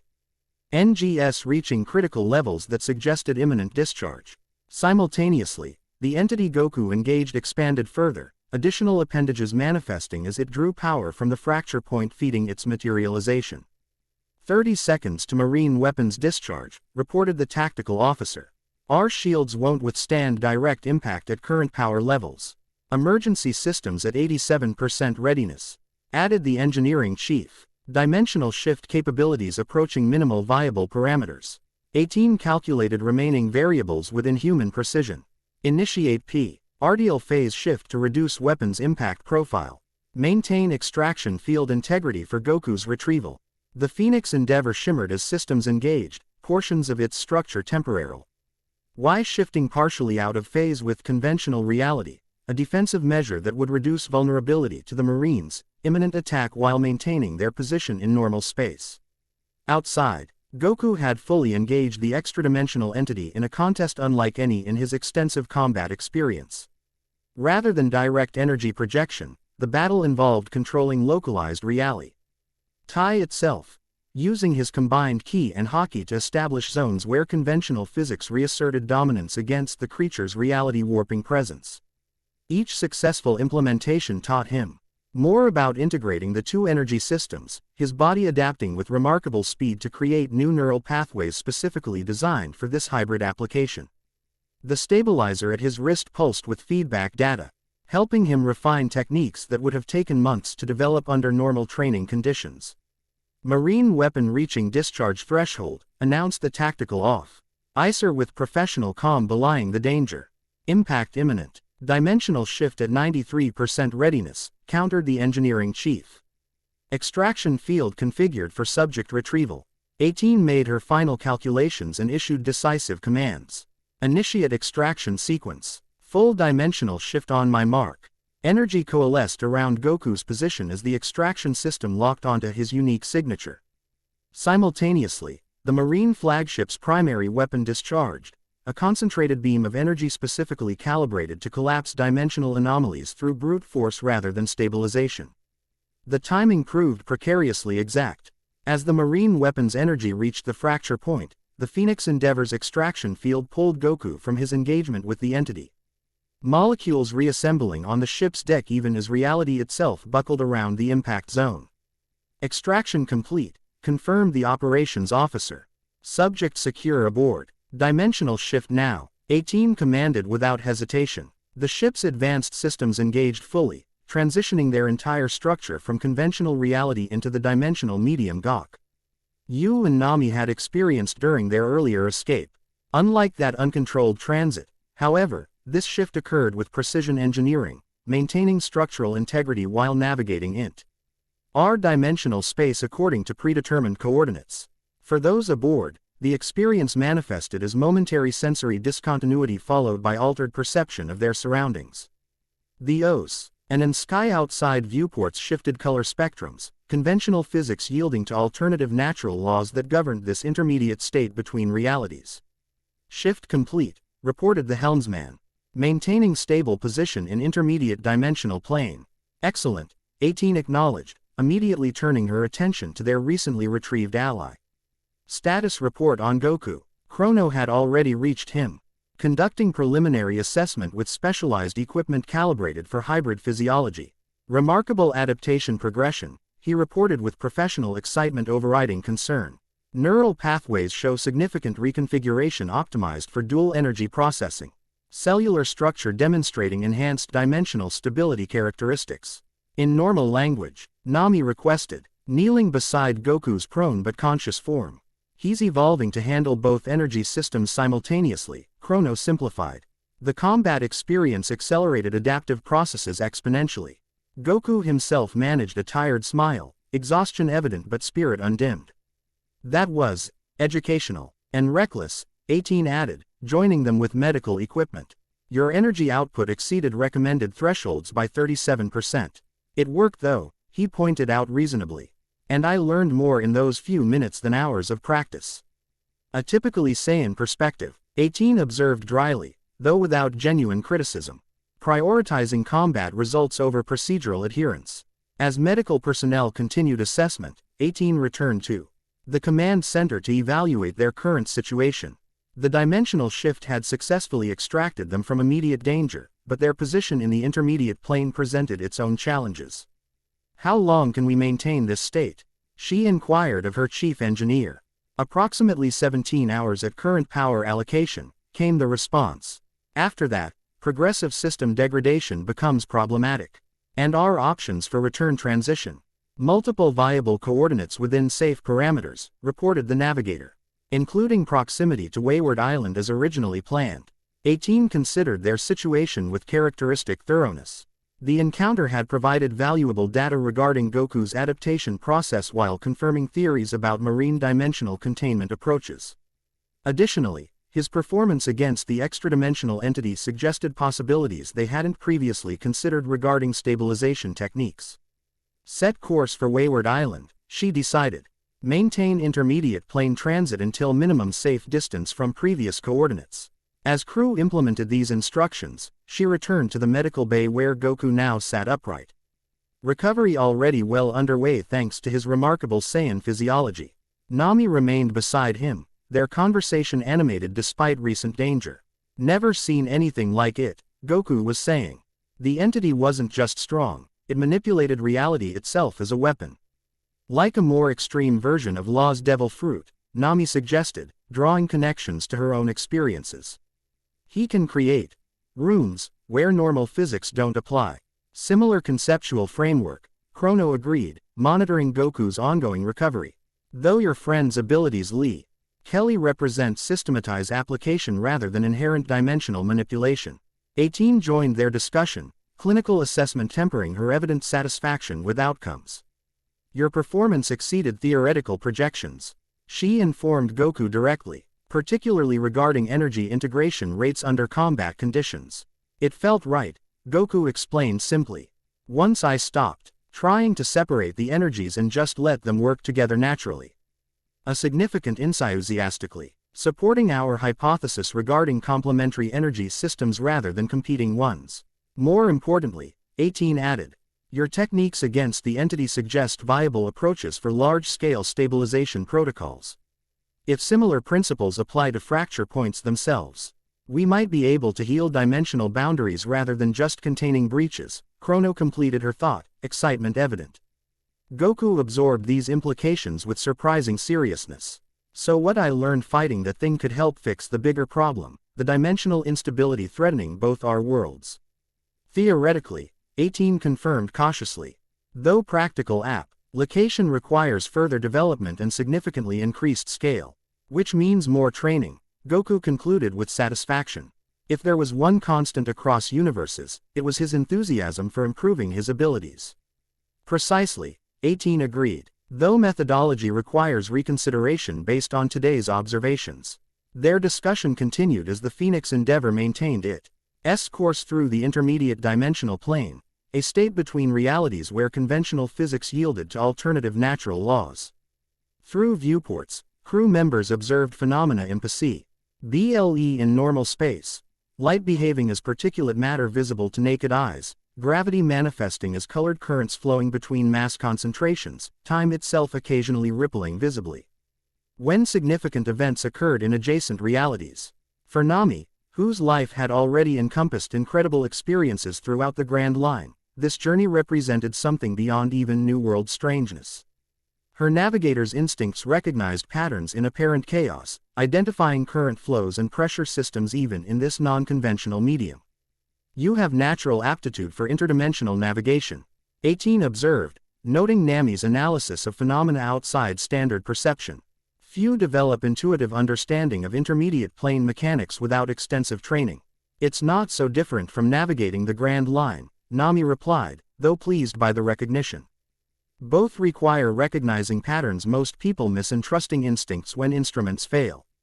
A valuable perspective, 18 acknowledged. Perhaps you could provide insights to our navigation team while aboard. Your experience with Grand Line phenomena might offer novel approaches to dimensional transit optimization. Quote, the offer represented more than mere courtesy, it constituted recognition of Nami's professional value beyond her association with Goku. This acknowledgement wasn't lost on her, and despite lingering caution regarding their hosts, she found herself warming slightly to the android captain. I'd be happy to share what I know, she agreed. Though my understanding comes from practical experience rather than theoretical knowledge. Often the most valuable kind, 18 observed with surprising insight. Theory without application remains merely hypothesis. Their conversation paused as the ship's systems announced transition preparations. Having reached sufficient distance from the previous engagement zone, they could safely return to conventional space near their original destination. All personnel prepare for dimensional reintegration, announced the operations officer. Standard protocols for reality transition in effect. Unlike their emergency shift earlier, this transition proceeded with methodical precision. Systems recalibrated progressively, adjusting molecular configurations to align with conventional physical laws. For those aboard, the experience manifested as gradual sensory normalization, colors returning to familiar spectrums, gravity resuming consistent directional pull, time flowing at regular intervals. The viewports cleared to reveal normal ocean once more, though their position had changed significantly. Now they approached an island dominated by massive shipyards and docks extending far into surrounding waters. Even at distance, the bustling activity suggested a major maritime center, vessels of every description arriving and departing continuously. Wayward Island, 18 identified for her guests' benefit. Technically neutral territory, though practically governed by the Shipwright Guild whose economic leverage ensures independence from both world government and emperor control.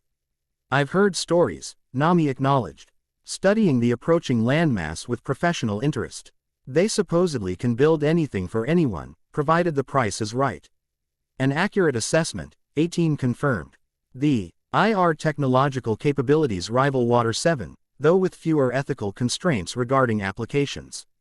As they approached the island's massive harbor, signal flags raised automatically from the Phoenix Endeavor's communications array, identifying protocols established through previous interactions.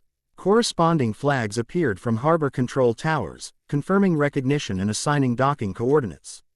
Your crew is currently in port, 18 informed Nami, consulting data feeds from island monitoring systems.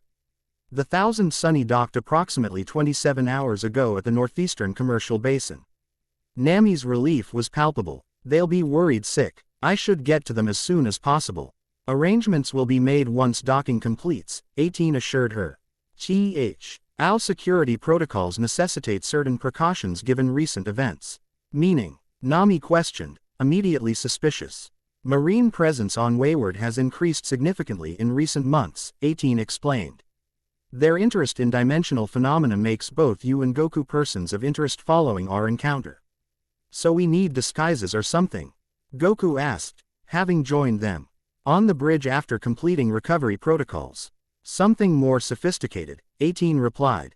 Our research division has developed technology that temporarily modifies visual identification markers without physical alteration.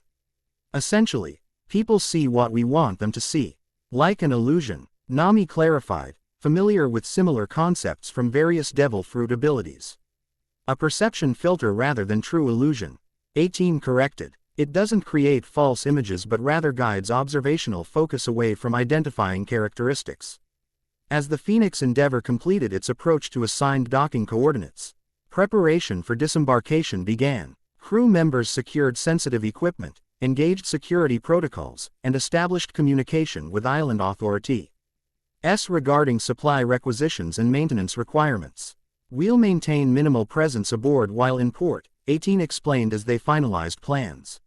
Standard procedure given our research activities. The Shipwright Guild respects confidentiality, but information still flows where money directs it. And there's lots of money interested in dimensional technology, Nami surmised with prophase.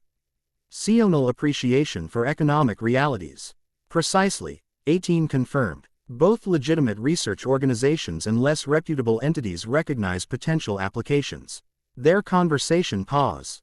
As docking procedures completed, advanced magnetic systems aligning the vessel with precision against allocated berth space.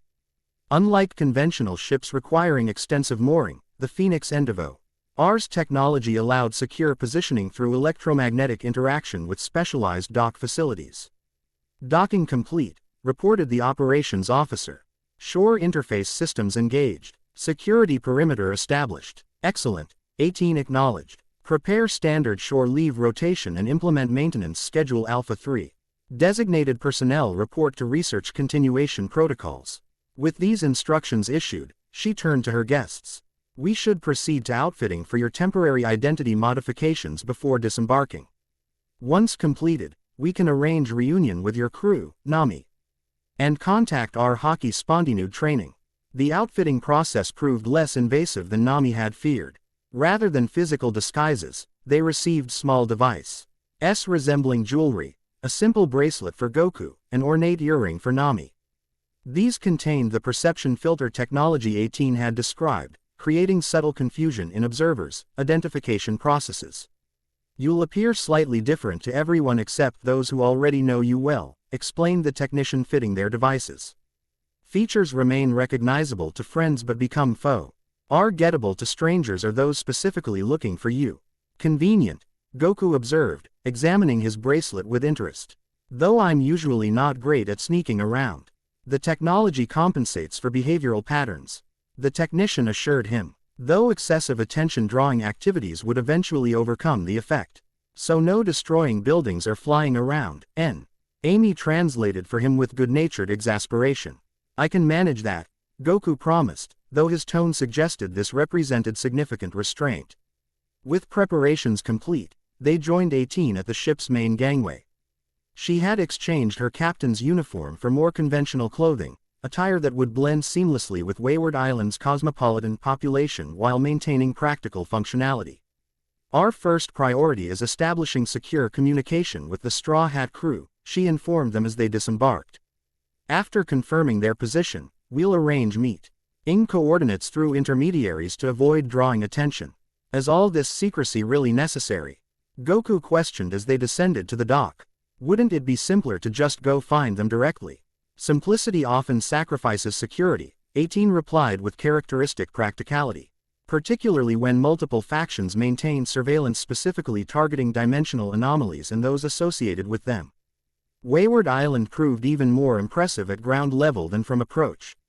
The docks extended for kilometers in every direction, accommodating vessels ranging from small fishing boats to massive galleons that dwarfed even marine battleships.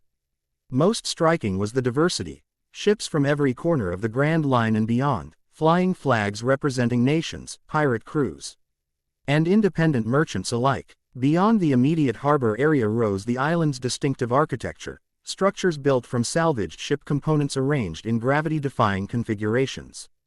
Buildings leaned at impossible angles, supported by complex networks of cables and counterweights that somehow maintained structural integrity despite apparent physical impossibility. The entire island was originally constructed from shipwrecks, 18 explained as they navigated crowded thoroughfares leading from the docks into the commercial district. Early shipwrights discover that certain combinations of materials created unexpected structural properties when properly arranged. It's amazing, Goku commented, genuinely impressed by the engineering achievements surrounding them. Reminds me a little of Capsule Corporation's experimental architecture division. Their path took them through increasingly crowded market areas where vendors offered goods from across the Grand Line and beyond. Nami's experienced eye identified numerous rare items worth substantial berries, while Goku's attention predictably gravitated toward food stalls offering exotic cuisine from multiple regions. We should establish base at a secure location before proceeding with contact protocols, 18 suggested as they reached a major intersection. I maintain arrangements with several establishments that value discretion appropriately. Before they could implement this sensible plan, however, fate intervened in characteristically dramatic fashion. From a side street emerged a family AR figure, a lanky young man wearing a distinctive straw hat, accompanied by a small reindeer-like creature engaged in animated conversation. Luffy, Nami exclaimed, momentarily forgetting stealth protocols in her excitement at seeing her captain. The young man turned at the sound of his name, confusion crossing his features briefly before recognition dawned. Nami. His face split into an enormous grin as he confirmed her identity despite the perception filter. Nami. With typical Luffy enthusiasm, he launched himself toward them, rubber limbs extending to impossible length as he catapulted across the intervening space. He crashed into Nami with enough force to send them both tumbling, though she seemed entirely accustomed to such greetings. "We've been looking everywhere for you," Luffy exclaimed, helping her up with genuine concern belying his usual carefree demeanor. "After the marine attack, nobody could find you." "It's a long story," Nami replied, genuine happiness at reunion evident despite the circumstances. "Involving dimensional rifts, strange ships, and," she gestured toward her companions, "some unexpected allies." Luffy's attention shifted to Goku, his unusual perceptive instincts immediately identifying something significant despite the perception filter. "Who are you? You feel strong, Son Goku," came the simple introduction, accompanied by a friendly smile. "I'm kind of new around here." Luffy studied him with the intense focus he reserved for potential friends and worthy opponents, categories that often overlapped in his unique worldview. "You're not from the Grand Line," he declared with surprising accuracy. "Your energy feels different." "That's part of the long story," Nami interjected before further public discussion of dimensional matters could occur. "We should probably find somewhere private to talk about everything." The reindeer, who had finally caught up to his impulsive captain, agreed immediately. "Luffy, you can't just run off like that when Marines are all over the island looking for."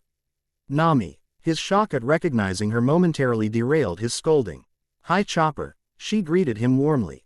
"I'm okay. Really, these people helped me." Chopper's attention turned to 18 and Goku, his sensitive nose twitching as he processed unfamiliar scents. "You smell strange," he informed Goku with characteristic directness. "Not like anyone I've encountered before." "That's because he's from another universe," Luffy announced with perfect casual acceptance of this extraordinary fact. "Right." Goku blinked in surprise this immediate and accurate assessment. Yeah actually. How did you know?" Luffy shrugged as if the answer were obvious. "You feel like you belong somewhere else. Like when we visited Sky Island but different." He grinned suddenly. "That's super cool. Are there strong fighters in your world? Do you want to join my crew?" "Luffy," Nami interrupted with practiced exasperation. "This is serious. There are dimensional rifts causing problems across worlds, Marines hunting us, and mysterious organizations involved." "Sounds like an adventure," Luffy concluded cheerfully. "Let's go tell the others we found you and your new friends." 18, who had observed this interaction with clinical interest, interjected with characteristic practicality. "Your captain's suggestion has merit, though implementation requires security protocols. Where is your vessel currently docked?" "Northeast Harbor, Section D," Chopper provided helpfully. "We've been maintaining low profiles since arriving due to increased marine presence." Intelligent precaution, 18 acknowledged. We should proceed there using indirect routes to minimize surveillance exposure.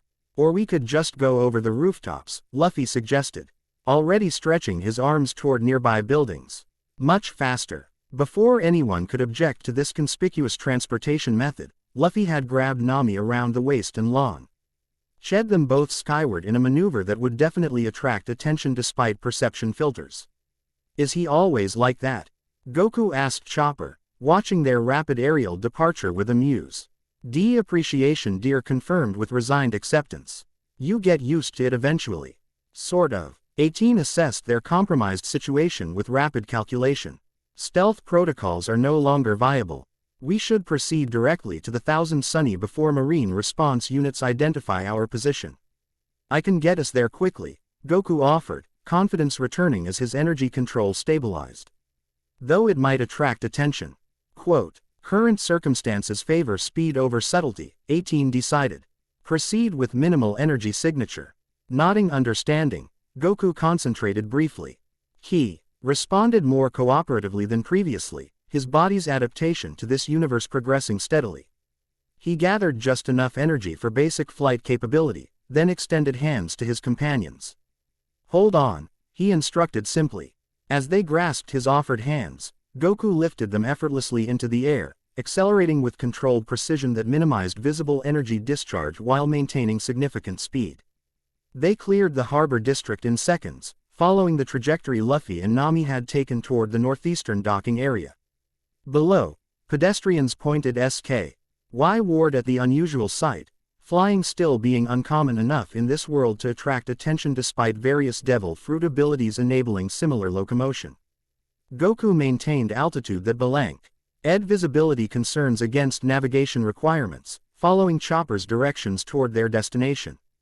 The Thousand Sunny came into view shortly, a magnificent vessel combining traditional Udon shipbuilding with innovative design elements unlike anything in Goku's experience.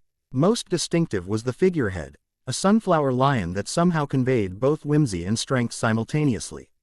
Luffy and Nami had already arrived, surrounded by crew members whose varied appearances suggested diverse backgrounds united by common purpose. Their reunion continued with emotional intensity. Hat spoke to genuine bonds transcending mere professional association. Goku descended toward the ship's deck, carefully modulating energy output to ensure gentle landing without damage to the vessel's structure. As they touched down, attention immediately shifted to these new arrivals, crew members assessing potential threats with varying degrees of subtlety. A green-haired swordsman regarded them with particular intensity, hand resting casually on weapon hilts in position suggesting readiness rather than aggression. Beside him, a tall skeleton whose animate nature surprised even Goku Despi. His extensive experience with unusual beings peered at them with hollow eye sockets somehow conveying curiosity. Nami Swan has returned with guests, exclaimed a blond man in formal attire, his demeanor shifting from serious to enthusiastically welcoming in an instant. And one a beautiful lady. Your arrival illuminates our humble vessel with radiance rivaling the dawn. 18 regarded this effusive greeting with clinical detachment that seemed to only encourage rather than discourage the man's enthusiasm. These are friends who helped me after the marine attack, Nami explained to her assembled crewmates. This is Android 18 and Son Goku. They're from another universe. Rather than disbelief, this announcement generated primarily curious interest rather than skepticism, a reactio.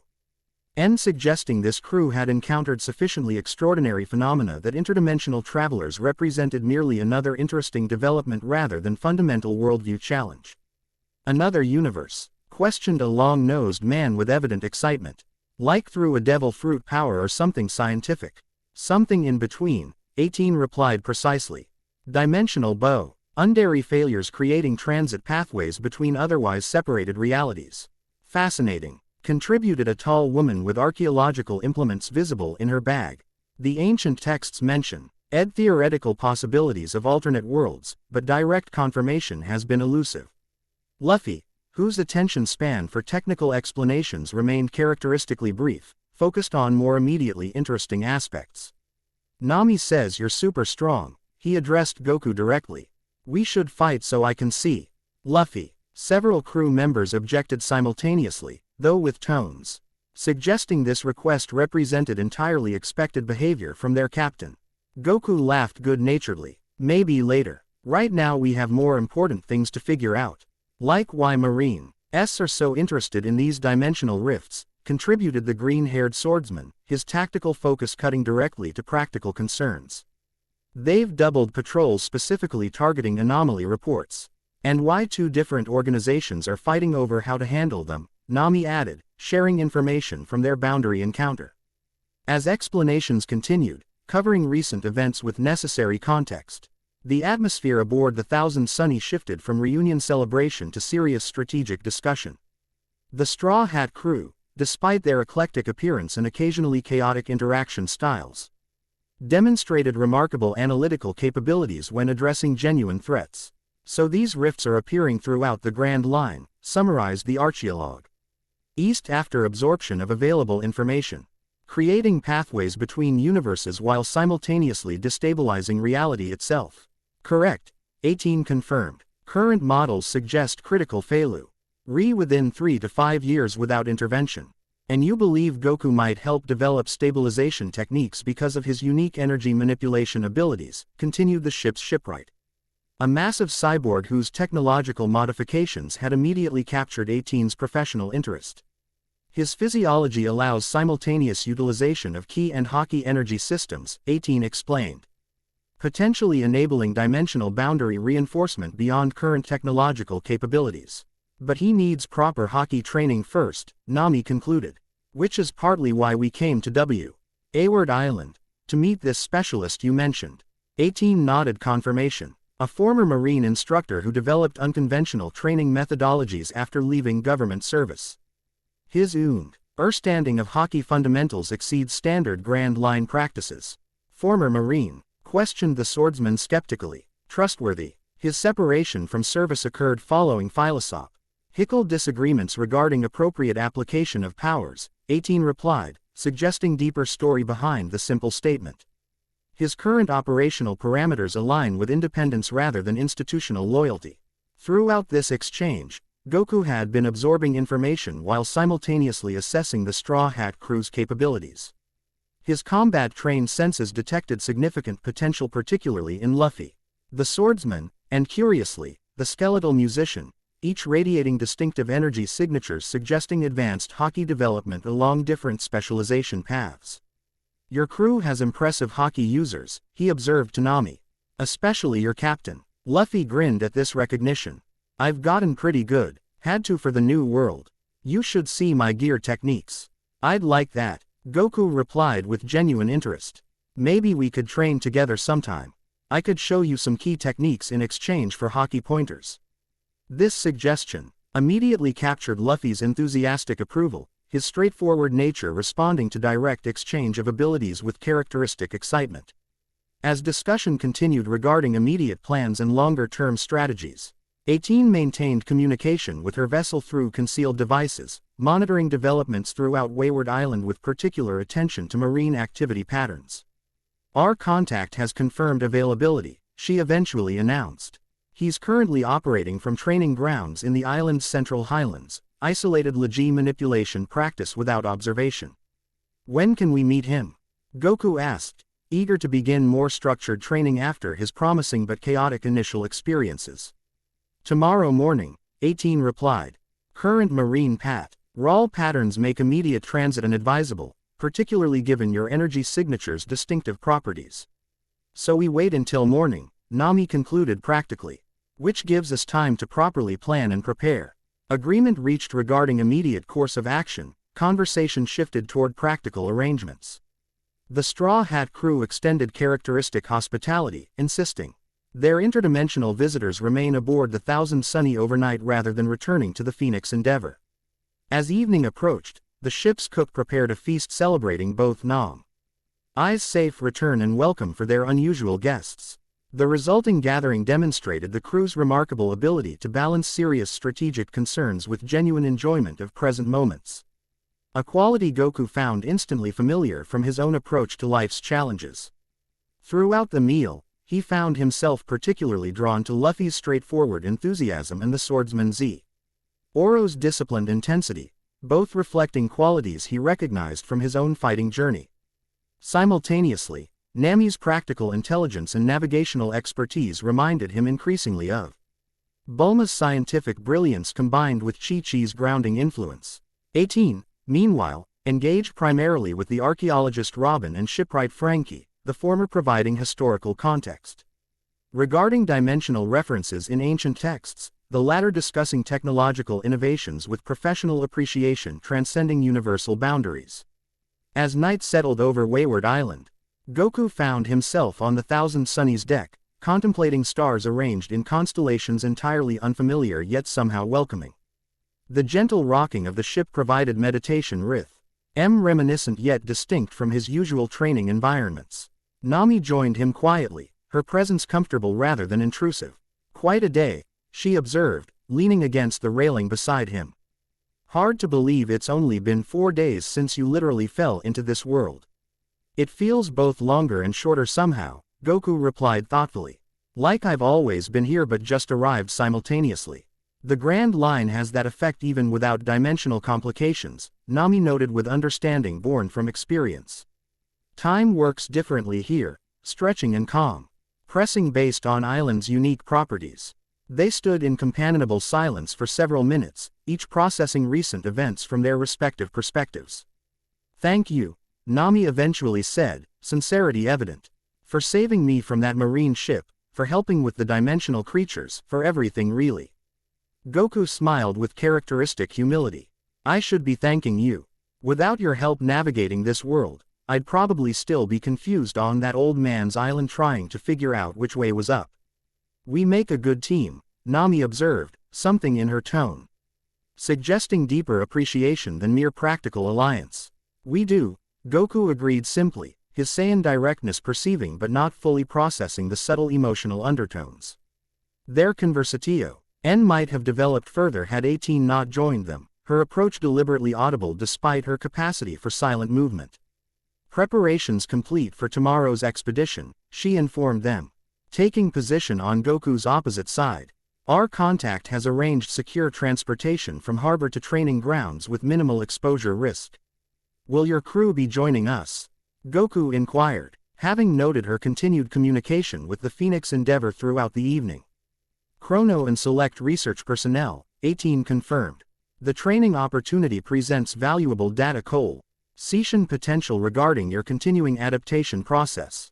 Nami noted the clinical terminology with slight amusement. "Always the scientist. Analysis provides optimization pathways," 18 responded without defensiveness, a hint of self-awareness suggesting recognition of her tendency toward technical framing. Though practical application ultimately determines value. The three stood together, observing the unfamiliar constellations, each contemplating different aspects of their unusual circumstance yet united by common purpose transcending their diverse origins. Whatever tomorrow's training might reveal, their combined capabilities represented something unprecedented in either universe, potential for addressing multiversal threats beyond individual limitation. Somewhere beyond visible stars, dimensional boundaries continued their gradual deterioration, fracture points multiplying across realities never meant to intersect directly. Yet within this growing crisis, new connections formed simultaneously, bonds between individuals whose meeting defied cosmic law yet somehow felt increasingly natural despite their impossible origins. Chapter 2 and Chapter 3, Crossing Boundaries. Dawn broke over Wayward Island in rippling bands of amber and crimson, light filtering through the unusual atmospheric conditions created by nearby dimensional fractures. The Thousand Sunny rocked gently at its moorings, crew members already active despite the early hour. Preparations for the day's expedition to the island's central highlands proceeded with the organized chaos characteristic of Straw Hat Pirates, a blend of rigorous efficiency and casual disregard for conventional protocols. Goku completed his morning meditation on the ship's forward deck, rising fluidly from lotus positio. As the sun cleared the eastern horizon, his body had continued adapting overnight, cellular structures reconfiguring to better process this universe's energy patterns.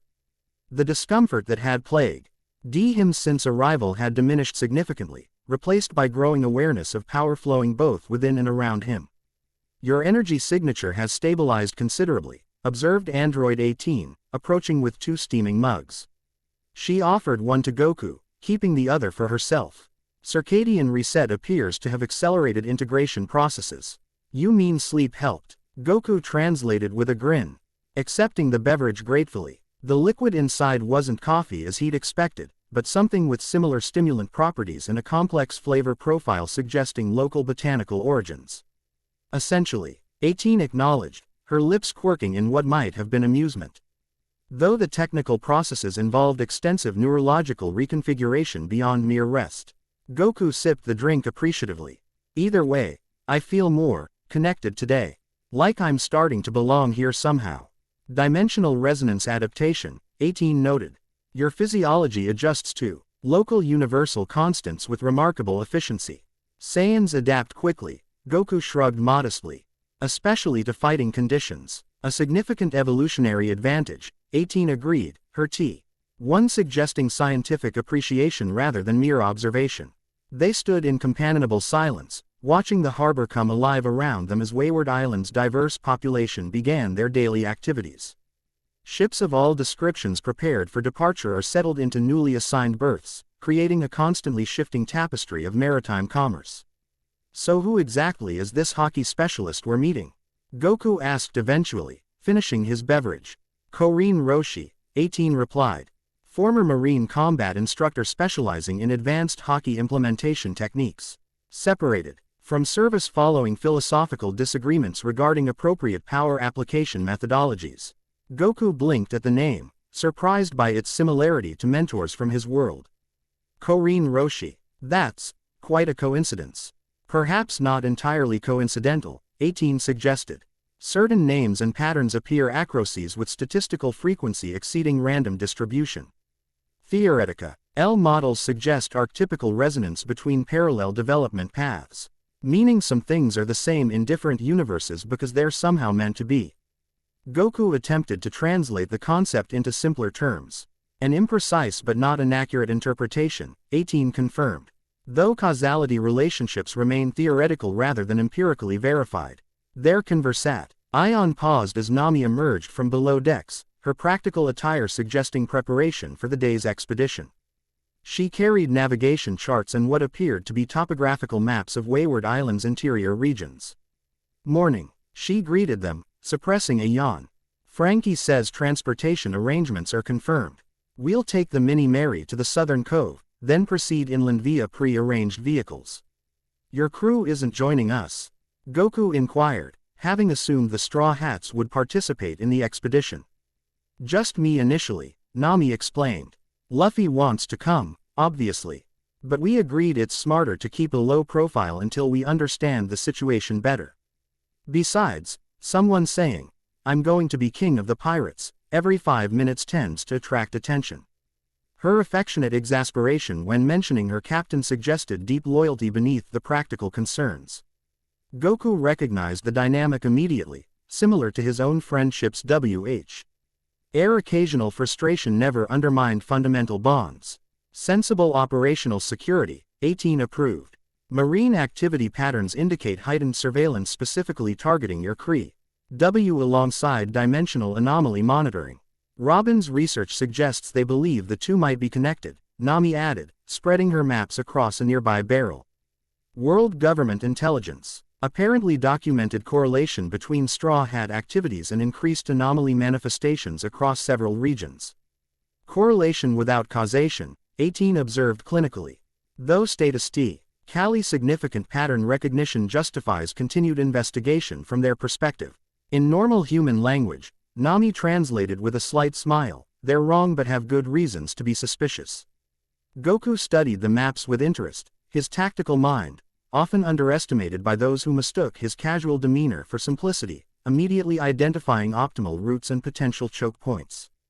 These highland regions provide excellent training grounds, he noted. Isolated, variable terrain features, minimal population density.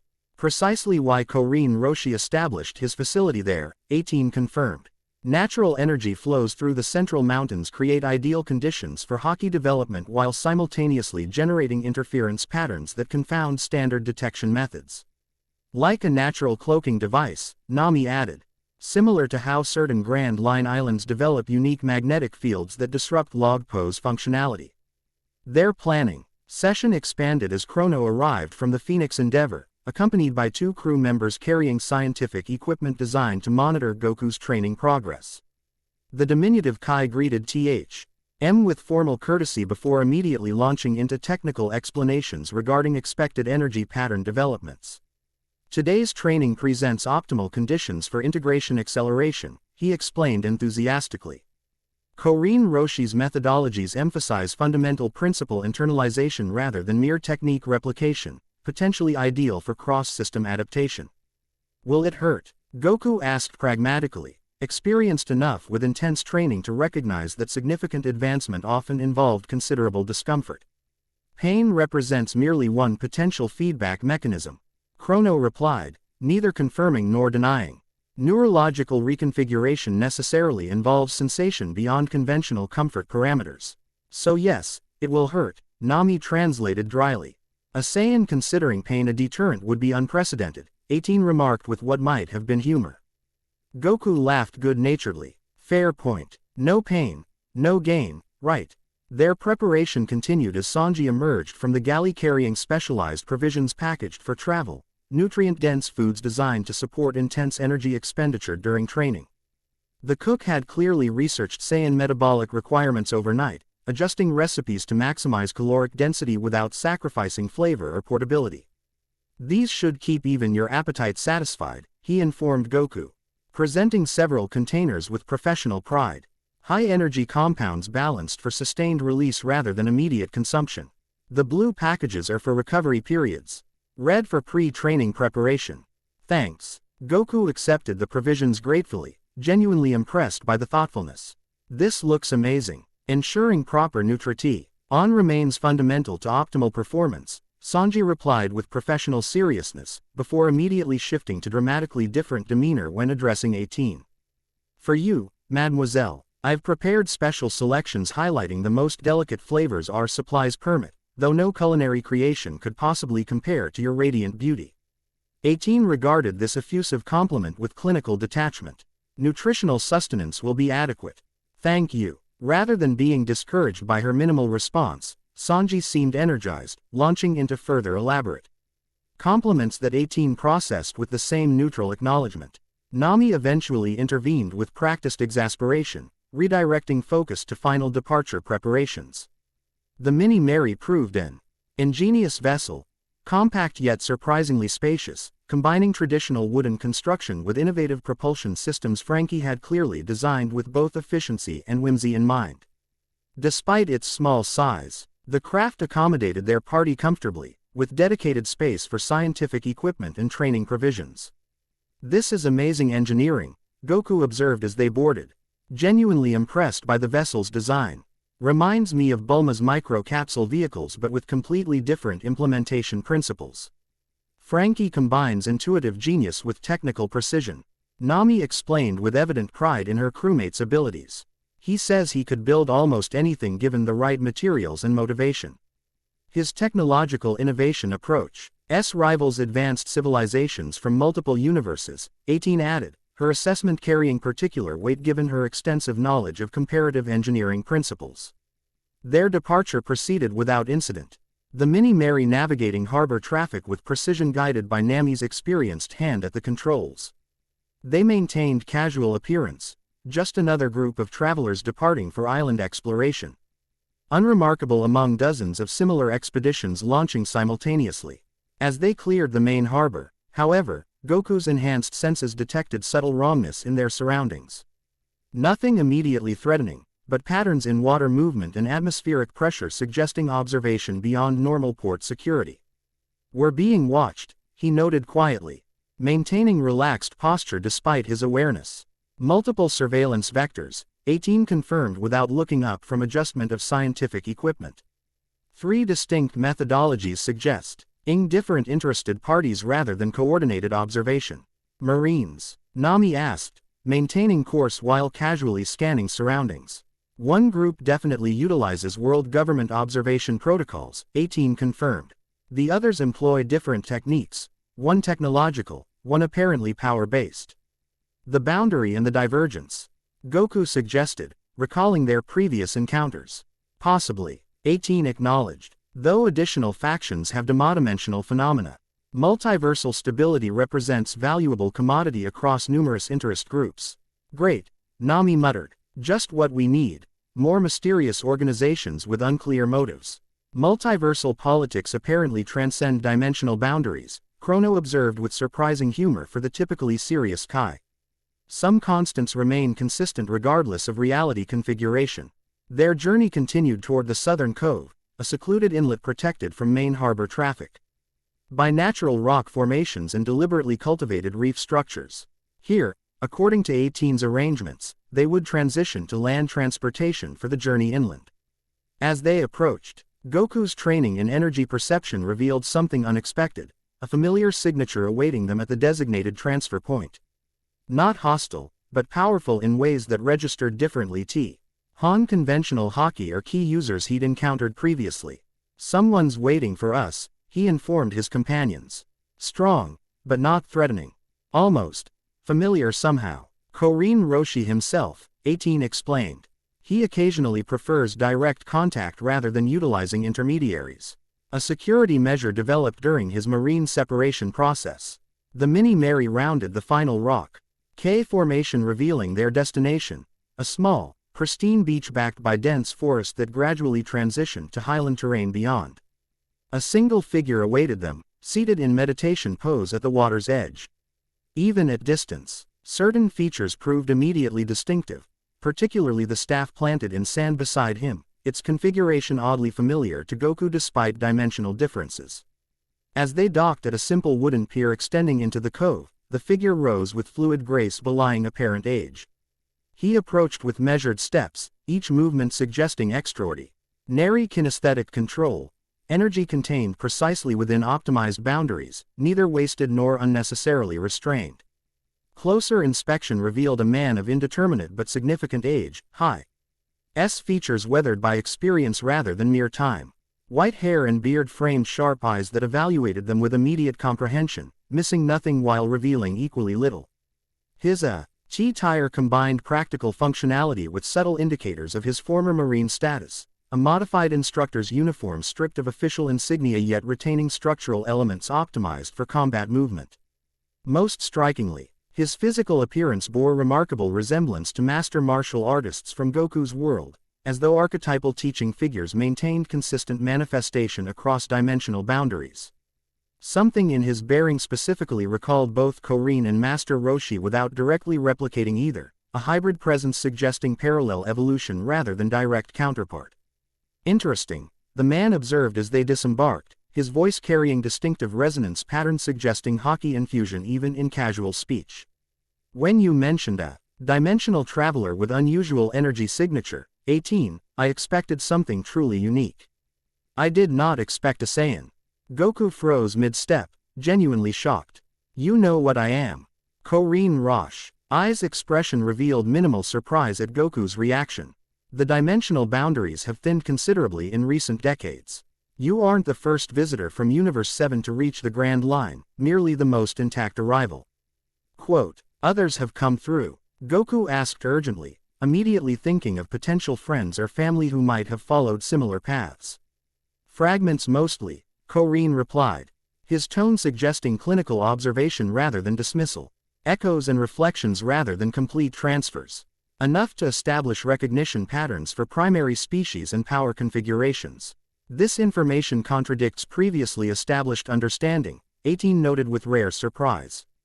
My research indicated minimal successful transit between our universe and this one prior to recent boundary deterioration. Your research accessed available documentation, Korin corrected mildly. Not all knowledge achieves recorded status, particularly regarding phenome. Certain authorities prefer remain unacknowledged. This cryptic statement raised numerous questions, but the master shifted focus before they could pursue further clarification. Tide patterns IK'd approaching marine patrol vessels within 43 minutes. We should proceed inland before unnecessary complications develop. With practiced efficiency, he gestured toward forest pathways W. Here transportation awaited. Not the conventional vehicles they'd expected, but rather what appeared to be modified waiver units similar to those Nami had encountered in Sky Island. These devices utilize dial technology adapted for terrestrial movement, hovering slightly above ground while generating minimal noise or visible disturbance. Impressive modification, Nami observed professionally as they transferred equipment. Combining breath dials with impact dampeners creates nearly silent propulsion. Necessity drives innovation, Corrine acknowledged. Particularly when pursuing activities certain authorities consider questionable despite their educational value. Loading completed quickly, they departed the beach in formation suggested by their host, Corrine leading, followed by Goku and Nami on one transport with 18 and Chrono following with scientific equipment. The vehicles moved with surprising speed and maneuverability through forest pathways too narrow for conventional transportation. Occasionally traversing sections where no visible path existed at all. You navigate with exceptional precision, Goku observed as Corrine guided them through particularly challenging terrain. Quote, almost like you're sensing the optimal route rather than seeing it. Observation Haki's practical applications extend beyond combat, Corrine confirmed without turning. Perception encompasses all interaction with surrounding reality, not merely confrontational aspects. This seemingly simple statement contained profound implications regarding Haki's fundamental nature, suggesting holistic integration with environment rather than mere tactical advantage in battle. Goku contemplated this perspective shift as they continued their journey, connecting it with his own evolving understanding of Ki's relationship with surrounding reality. The forest gradually thinned as elevation increased, vegetation patterns shifting to reflect highland ecology. Rock formations emerged with increasing frequency, many displaying unusual configurations suggesting geological processes unique to this island. Most notably, certain formations exhibited subtle energy emissions detectable through Goku's developing sensitivity, natural phenomena interacting with dimensional boundary fluctuations in ways that created localized stability zones.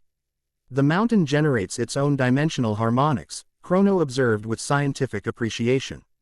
Natural processes achieving effects our technology approximates only through complex intervention. All islands possess unique characteristics within Grand Line parameters, Corrine noted. This one particular maintains interdimensional equilibrium through geological configuration interacting with planetary energy currents. Their journey continued upward, even to Ally reaching plateau region where forest opened into expansive clearing surrounded by stone formations arranged in patterns too precise for natural development. At clearing's center stood structures, combining natural materials with purposeful design, training grounds rather than mere habitation, every element positioned with clear intent regarding functionality. Welcome to Balance Point, Corrine announced as they halted their vehicles, where boundaries between energy states remain optimally permeable while maintaining structural integrity. Goku immediately sensed what the master described. This location's unique proct conditions for energy manipulation across multiple systems. He flowed more naturally here than anywhere since his arrival, while simultaneously, ambient Haki currents maintained exceptional clarity and accessibility. It's like the hyperbolic time chamber and King Kai's planet combined, he observed with genuine appreciation. But with something extra I can't quite identify. Dimensional harmonic resonance, Corrine identified precisely. The fabric between realities vibrates at frequencies generating constructive interference patterns rather than destructive ones. Essentially, universal constants achieve optimal alignment specifically beneficial for energy system integration. You've studied this extensively, 18 noted, her tone suggesting reassessment of Air host's knowledge base and capabilities. Necessity drives curiosity as well as innovation, Corrine replied cryptically. When conventional understanding proves insufficient for observed phenomena, new frameworks must develop. As they unloaded equipment and established base camp within the prepared structures, Goku explored the training grounds with growing appreciation for their design. R-size areas provided variable conditions for different training aspects.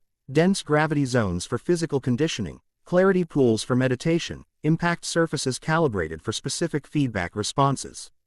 Most impressively, The central training circle contained embedded materials that responded differently to Ki and Haki applications, providing immediate visual feedback regarding energy composition and implementation efficiency.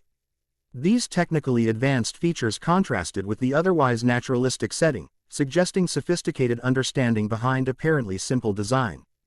"You've created something remarkable here," Goku commented as Korin joined him in the central circle. "Creation implies genesis rather than recognition," the master corrected mildly. "This location's properties existed naturally. I merely arranged elements to optimize their manifestation and accessibility." This philosophical distinction reflected teaching approaches Goku recognized from his own martial arts journey, masters who emphasized discovering inherent principles rather than imposing artificial techniques. The familiarity provided unexpected comfort despite dimensional displacement, suggesting certain fundamental truths transcended universal boundaries.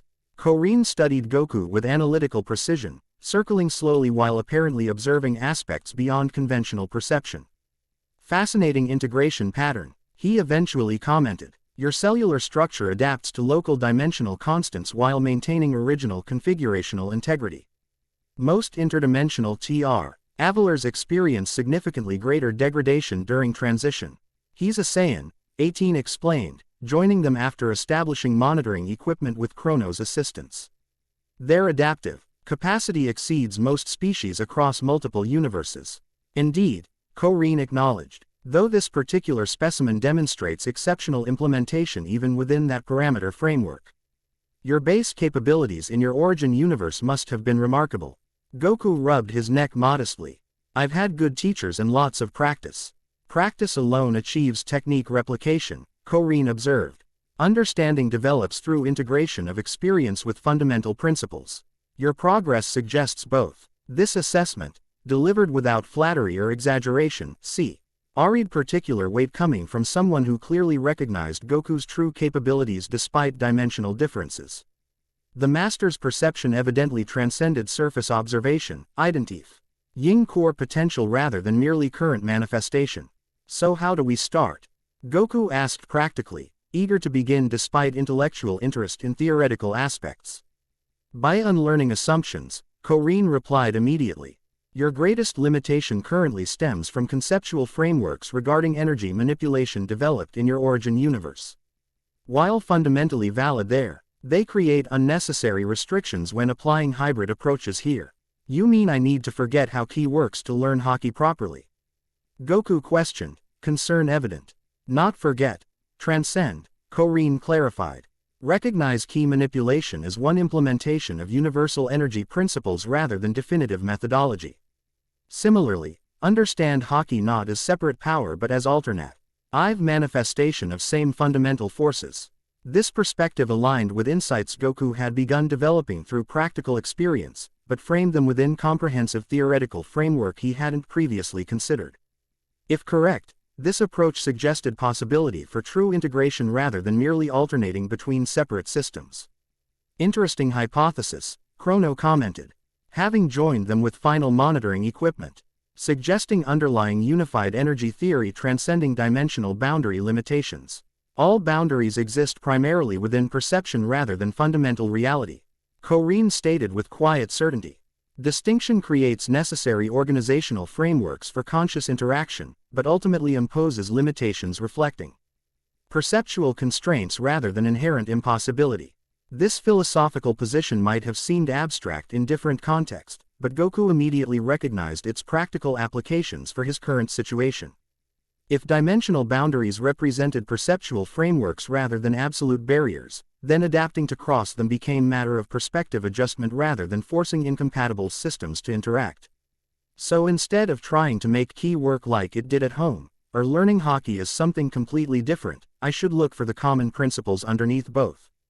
Goku translated into practical terms.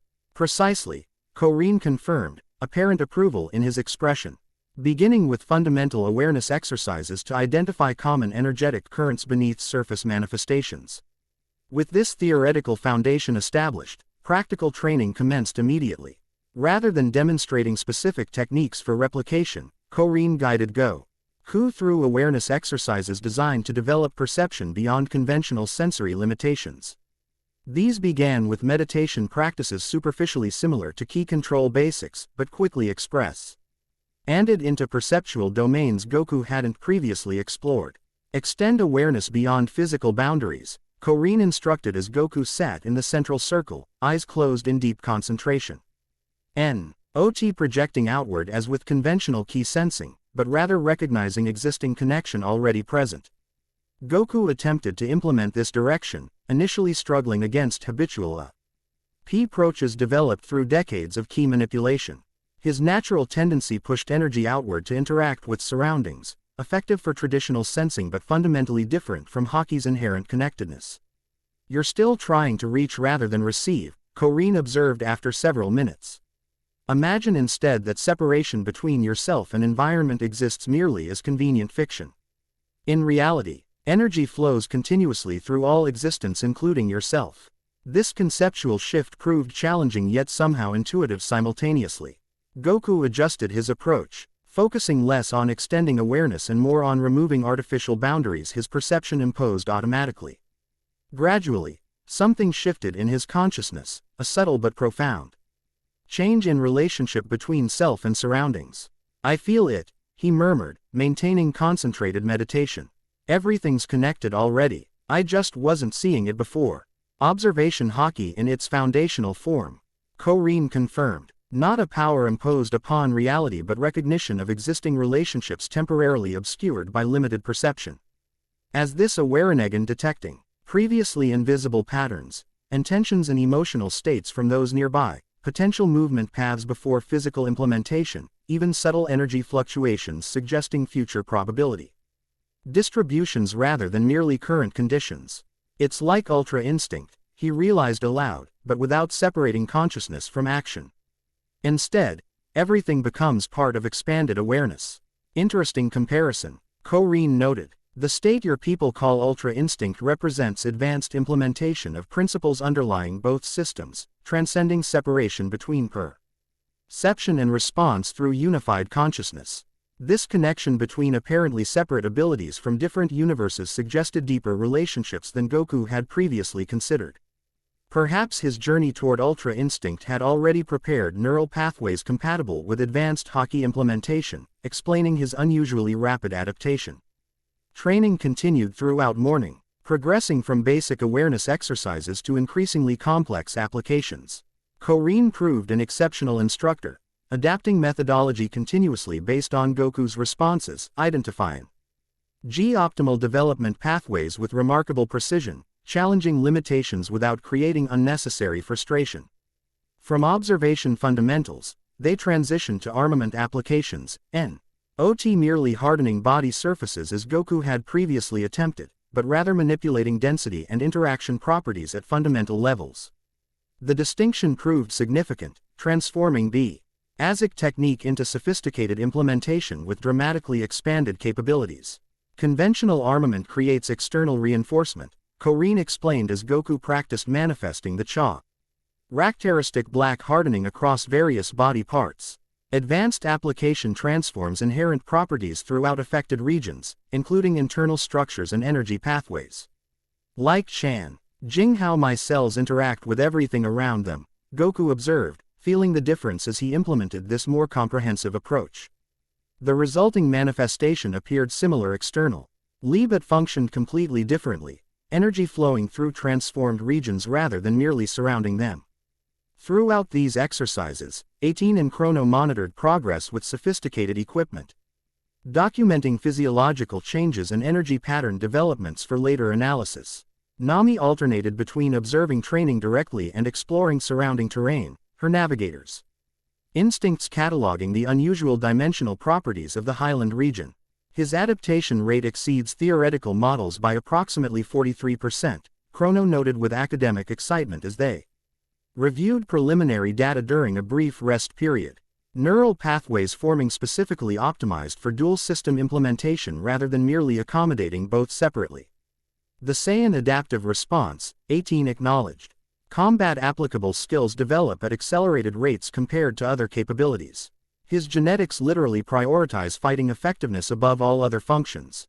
It's not just genetic. Nami contributed unexpectedly, having returned from exploration to join their discussion. He approaches everything with complete openness, no preconceptions or ego getting in the way of learning. That's rare even among exceptional fighters. This observation demonstrated surprising insight into Goku's fundamental nature, recognizing that his remarkable learning curve stemmed not merely from Saiyan biology but from psychological factors equally important to his development. His childlike willingness to embrace new concepts without resistance, combined with Wario's determination to master them completely, created learning efficiency few could match regardless of species. Training resumed after brief recovery period, advancing to more complex applications combining both energy systems simultaneously. These exercises proved particularly challenging, requiring precise balance between seemingly contradictory approaches. Where Ki typically projected outward from internal generation, Haki involved reciprocal flow between individual and environment, fundamentally different relationships requiring careful integration. Begin with sequential implementation, K. Oren suggested when initial attempts produced unstable results. Establish Haki framework first, then introduce Ki within established parameters rather than simultaneously. This methodological adjustment yielded immediate improvement. Goku successfully manifested armament Haki across his right arm, then carefully introduced Ki flow through the transformed region. Rather than conflict as previously experienced, the energies interacted constructively, Ki flowing through pathways Haki had reconfigured, emerging with properties combining both systems' characteristics. Remarkable efficiency, Korin observed with evident approval. Most practitioners require months to achieve initial integration, regardless of prior experience with either system individually. The resulting energy manifest at Ion displayed visible hybrid characteristics, the black hardening of armament Haki suffused with luminous Ki energy that shifted colors based on intensity and application intent. When Goku directed T's combined force toward training targets, the effects demonstrated properties impossible with either system alone, penetrating certain barriers while reinforcing others, selectively interacting based on conceptual parameters rather than merely physical ones. He's creating something entirely new, Nami realized, watching from safe distance as controlled demonstration produced increasingly impressive results. Not just using both powers separately or in sequence, but actually combining them into something different. Dimensional boundary transcendence in microcosm, Chrono agreed, monitoring equipment displaying data patterns he clearly found extraordinarily significant. The implications for larger stabilization applications exceed initial theoretical projections considerably. As midday approached, training intensity increased further, Korin introducing practical application scenarios requiring instantaneous adaptation rather than deliberate implementation. These combat-oriented exercises leveraged Goku's natural fighting instincts, accelerating integration through necessity rather than conscious effort.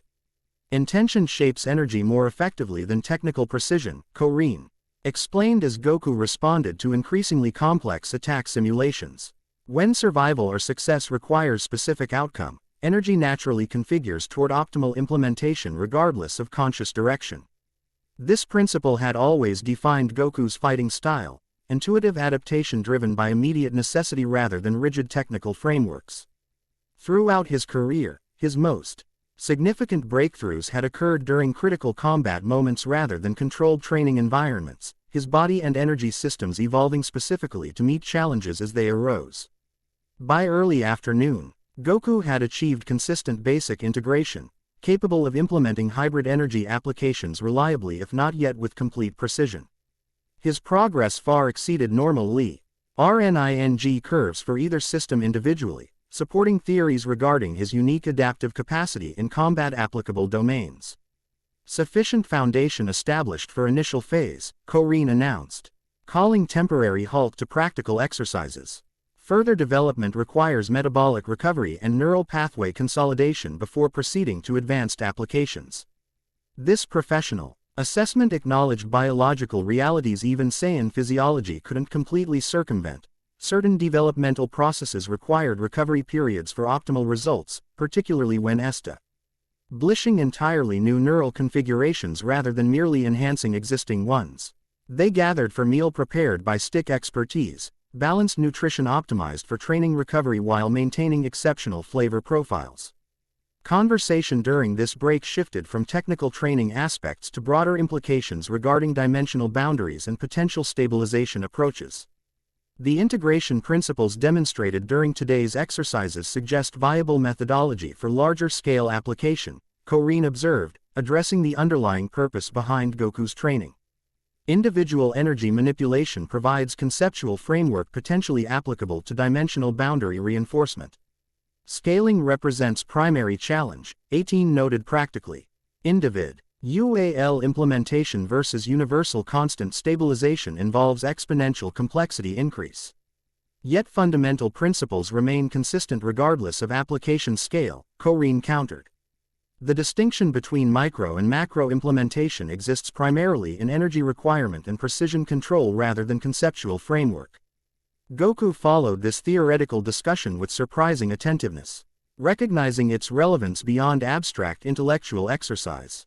If his developing abilities might genuinely help address multiversal stability problems, understanding concept. Tool foundations became practical necessity rather than merely philosophical interest. So basically, he summarized in characteristically straightforward manner, what I'm learning to do with energy. In my body might work the same way for fixing the tiers between universes, just bigger and more complicated.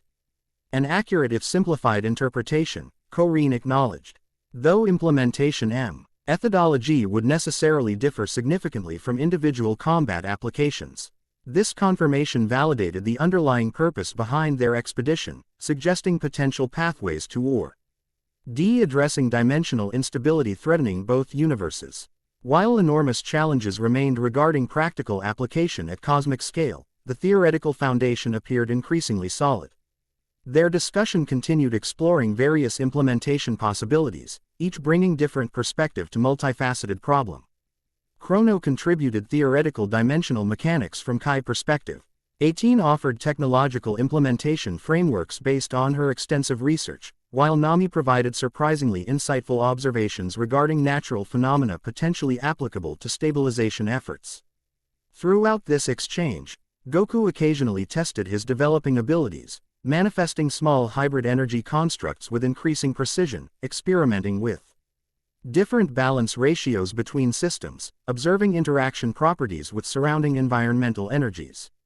Each minor implementation refined his understanding, building practical knowledge alongside theoretical comprehension. As they prepared to resume training for afternoon session, however, unexpected development interrupted their plans. Nami, whose weather sensitivity had developed near supernatural levels through years navigating grand line conditions, suddenly tensed, attention shifting skyward with evident concern. Something's wrong with the atmospheric patterns, she announced. Rising to better observe developing conditions. Pressure differentials shifting unnaturally fast, temperature gradients inverting without thermodynamic justification. The others immediately recognized the significance of her assessment, particularly given recent experiences with dimensional anomalies manifesting through weather pattern disruptions. 18 activated monitoring equipment, conference. Nami's observations with instrumental verification. Dimensional boundary fluctuation detected, she reported, reviewing incoming data with rapid analysis. Approximately 3.7 kilometers northeast. Intensity increasing at geometric progression rate. Not natural development, Corrine added grimly, his expression suggesting recognition beyond mere observation. Pattern indicates deliberate manipulation rather than spontaneous manifestation. Someone's creating a dimensional rift. Goku questioned, immediately grasping strategic implications. Or widening existing fracture point, Chrono suggested alternatively. Several factions possess technology capable of manipulating boundary stability for transit purposes. The boundary or the divergence, 18 concluded, naming the most able culprits based on previous encounters. Though additional actors with similar capabilities cannot be eliminated as possibilities. Practical response took precedence over continued speculation. They quickly secured training equipment while preparing for potential confrontation, uncertainty regarding specific threat requiring flexible readiness rather than predetermined tactical approach. We should investigate while maintaining sufficient distance for strategic assessment, 18 suggested, her military background evident in methodical response planning. Determine faction identification ND specific objectives before engagement decision. Agreed, Korine confirmed, gathering specialized equipment from his facility's secured storage. The items he selected suggested preparation for dimensional boundary interaction rather than conventional combat, instruments designed for energy pattern analysis alongside tools for manipulating spatial distortions. Should I try sensing what's happening? Goku offered, confidence in his developing abilities evident despite their incomplete status. Carefully, Korine cautioned, extend awareness gradually rather than immediate full projection. Dimensional disturbances can feedback through perception channels if approached improperly. With this warning acknowledged, Goku implemented recently practiced techniques, extending consciousness through observation Haki pathways while maintaining protective boundaries 18 and Korine had emphasized during training. The resulting perception provided immediate information regarding distant disturbance, though filtered through unfamiliar sensory framework. Definitely artificial, he reported after several moments concentrated observation. Energy patterns too regular for natural formation. And, he hesitated, struggling to interpret unfamiliar sensations, something's coming through. Multiple somethings, actually. Transit signatures detected, 18 confirmed through instrument readings. Quote, approaching dimensional boundary from external origin point. The divergence, Chrono identified with reasonable certainty. Pattern matches their typical approach methodology, targeted extraction raw. Thayer than generalized boundary dissolution. They're looking for something specific, Korine translated, gathering final equipment before heading toward transport vehicles. Or someone. This Omino's assessment accelerated their preparation timeline. Within minutes they were underway, navigating highland terrain toward disturbance coordinates with Korine leading based on intimate familiarity with local topography. Their approach balanced necessary speed against tactical caution, maintaining sensor coverage while minimizing detectability. As they neared destination, atmospheric conditions deteriorated dramatically, visibility reducing through unnatural fog formation while electromagnetic disturbances affected communication and monitoring equipment. Most concerning, gravity itself became increasingly unstable, localized fluctuations creating unpredictable effects on surrounding environment. Dimensional boundary integrity compromised beyond normal parameters, 18 reported, instruments struggling against increasing interference. Structural failure cascade potentially imminent. They're being extremely reckless, Chrono observed with uncharacteristic alarm. This methodology risks uncontrolled expansion beyond intended transit aperture. Or that's precisely their intention, Korine suggested grimly. Creating larger disturbance to obscure specific extraction objective. They halted vehicles at calculated safe distance, continuing approach on foot to mobility while maximizing tactical flexibility. Goku instinctively took point position, his combat experience and development. G-sensory capabilities providing optimal advance warning potential despite unfamiliar conditions. The dimensional disturbance became visually apparent as they crested final ridge overlooking small Va. Li beyond. A swirling vortex of energy occupying central clearing, its configuration unmistakably artificial despite chaotic appearance. Geometric patterns stabilized its perimeter, technology of Klee. Early alien design maintaining controlled expansion parameters despite increasing intensity. Most significantly, figures moved purposefully around the phenomenon, humanoid in basic configuration but WITH distinct characteristics suggesting non-human origins. Their equipment combined biological and technological elements seamlessly, creating impression of evolved symbiosis rather than merely advanced tools.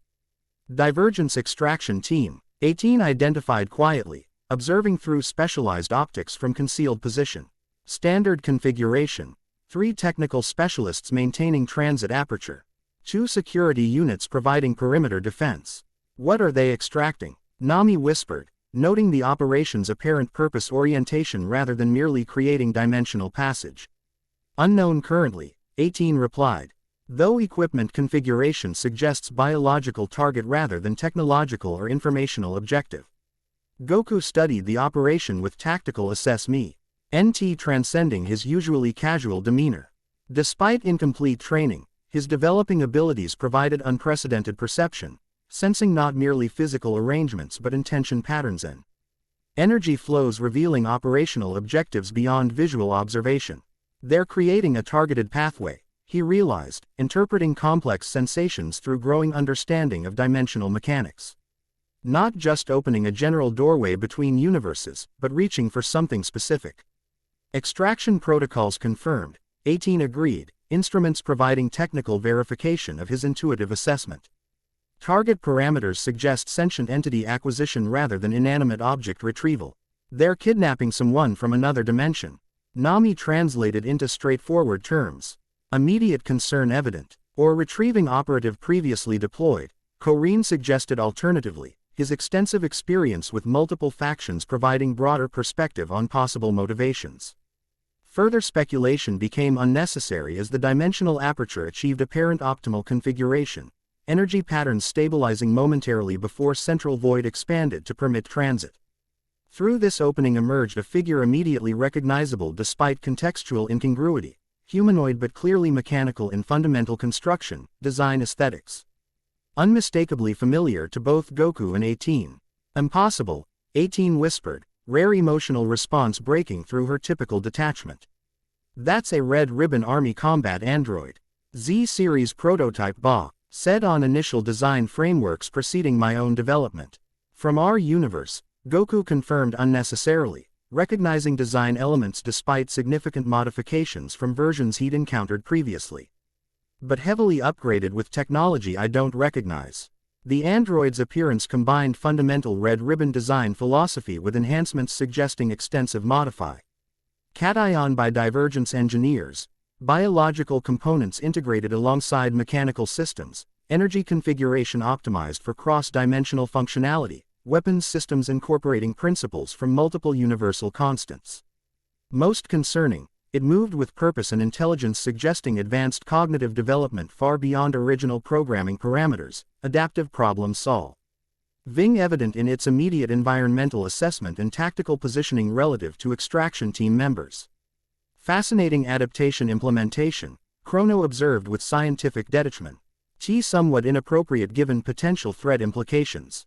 They've modified basic design architecture to incorporate interdimensional transit capacity without structural integrity compromise. But why bring Red Ribbon technology here? Nami questioned practically. What purpose does that serve their factional objectives? Cross-dimensional technology transfer, 18 suggested grimly. Ing advanced designs from multiple realities to develop hybrid implementations transcending individual universal limitations. This assessment carried particularly ominous implications given the Divergence's established goal of unrestricted multiversal access. If they systematically acquired advanced technology from multiple realities, combining innovations from disparate development paths, their capabilities could potentially exceed any individual universe's defensive capacity. Observation became considerably more urgent when the extraction team's leader consulted information display projected from wrist-mounted device. Then gestured toward their concealed position with unmistakable recognition. The modified android immediately oriented in their direction, sensory systems apparently detecting their presence despite careful concealment. Compromise confirmed, 18 announced unnecessarily as the android launched toward their position with speed exceeding conventional physical limitations.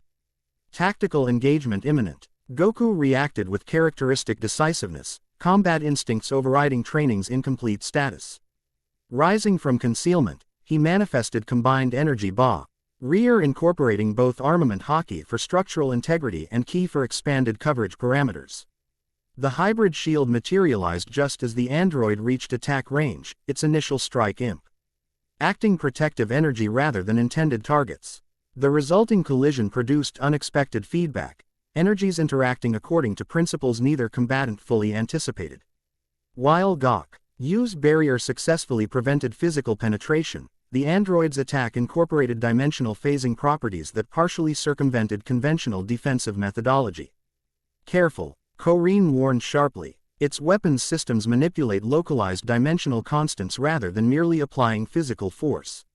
This crucial information allowed Goku to adjust defensive approach instantly, reconfiguring energy barrier to incorporate boundary reinforcement principles recently practiced during training.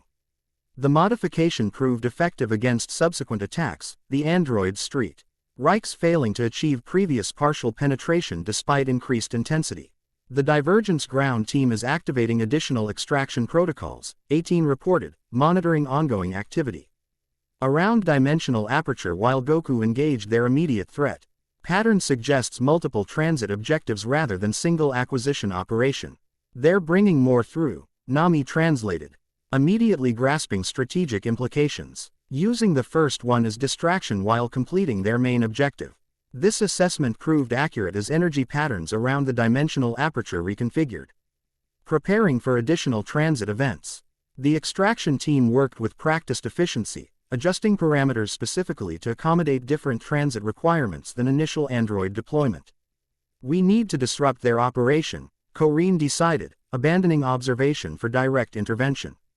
Goku, maintain engagement with current opponent. Wheel at empt aperture destabilization to prevent additional transits. This division of responsibilities leveraged individual strengths effectively. Goku's combat capabilities addressing immediate threat will. Technical specialists focused on disrupting underlying operation. 18. Chrono and Korine immediately deployed countermeasures from equipment brought specifically for potential dimensional interference situations.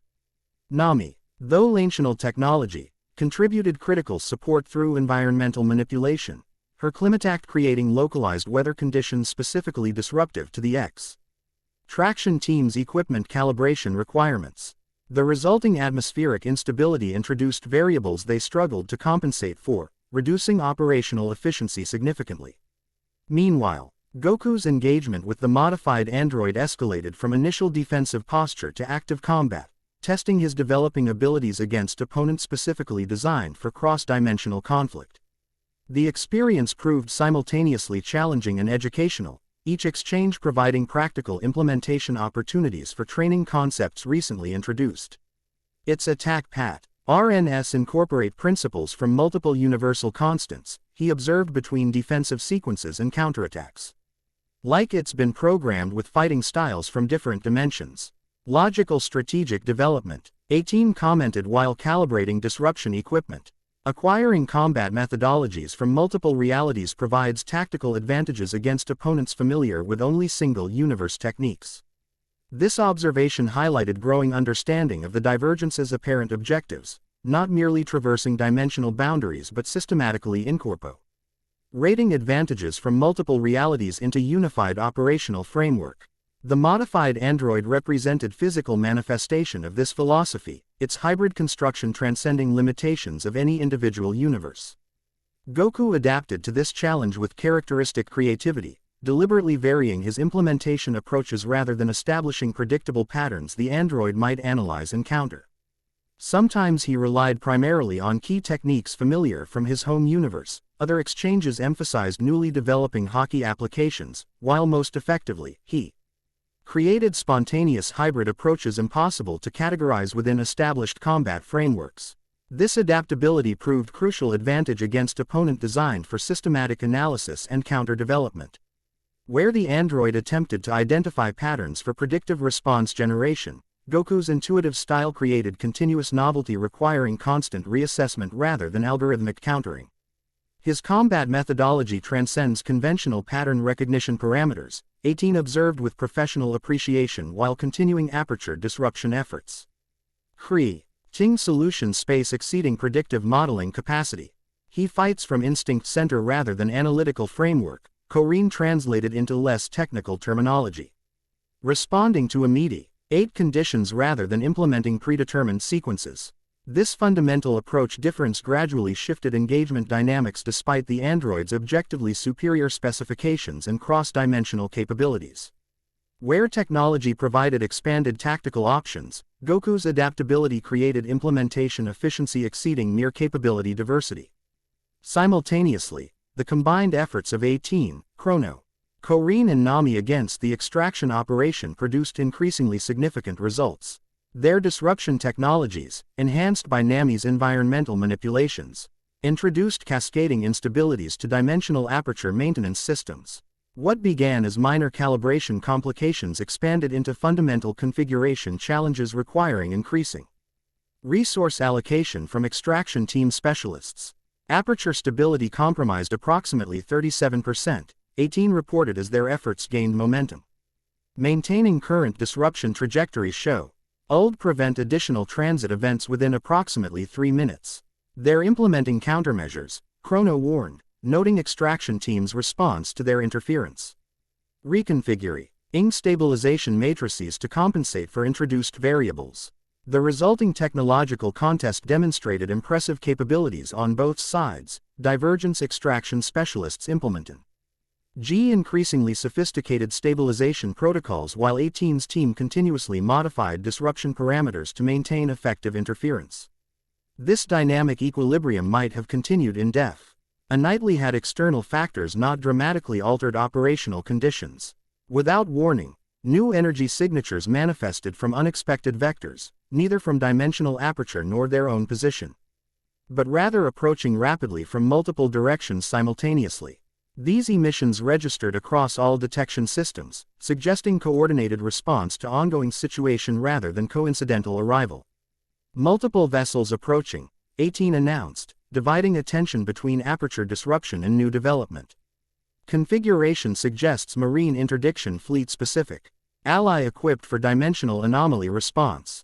The world government's Dimensional Containment Division, Corrine identified specifically, his expression suggesting this represented significantly concerning complication.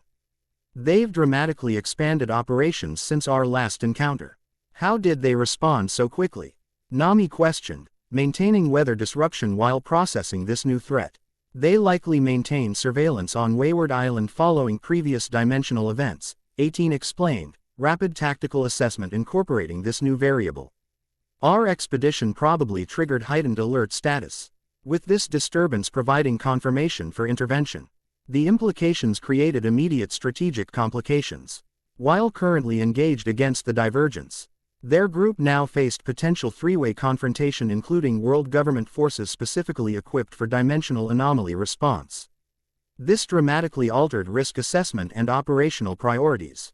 The Marines will implement standard containment protocols, Corrine predicted grimly, including area saturation with dimensional suppression fields affecting all non-standard energy manifestations, including Goku's abilities. 18 translated the specific concern, potentially disrupting integration stability during critical development phase.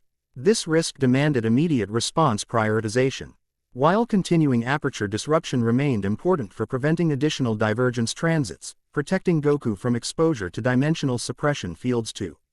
OK precedence given his crucial role in potential long-term stabilization solutions.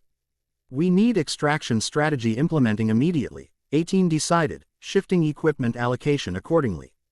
Go. Who must be removed from operational zone before marine containment systems deploy.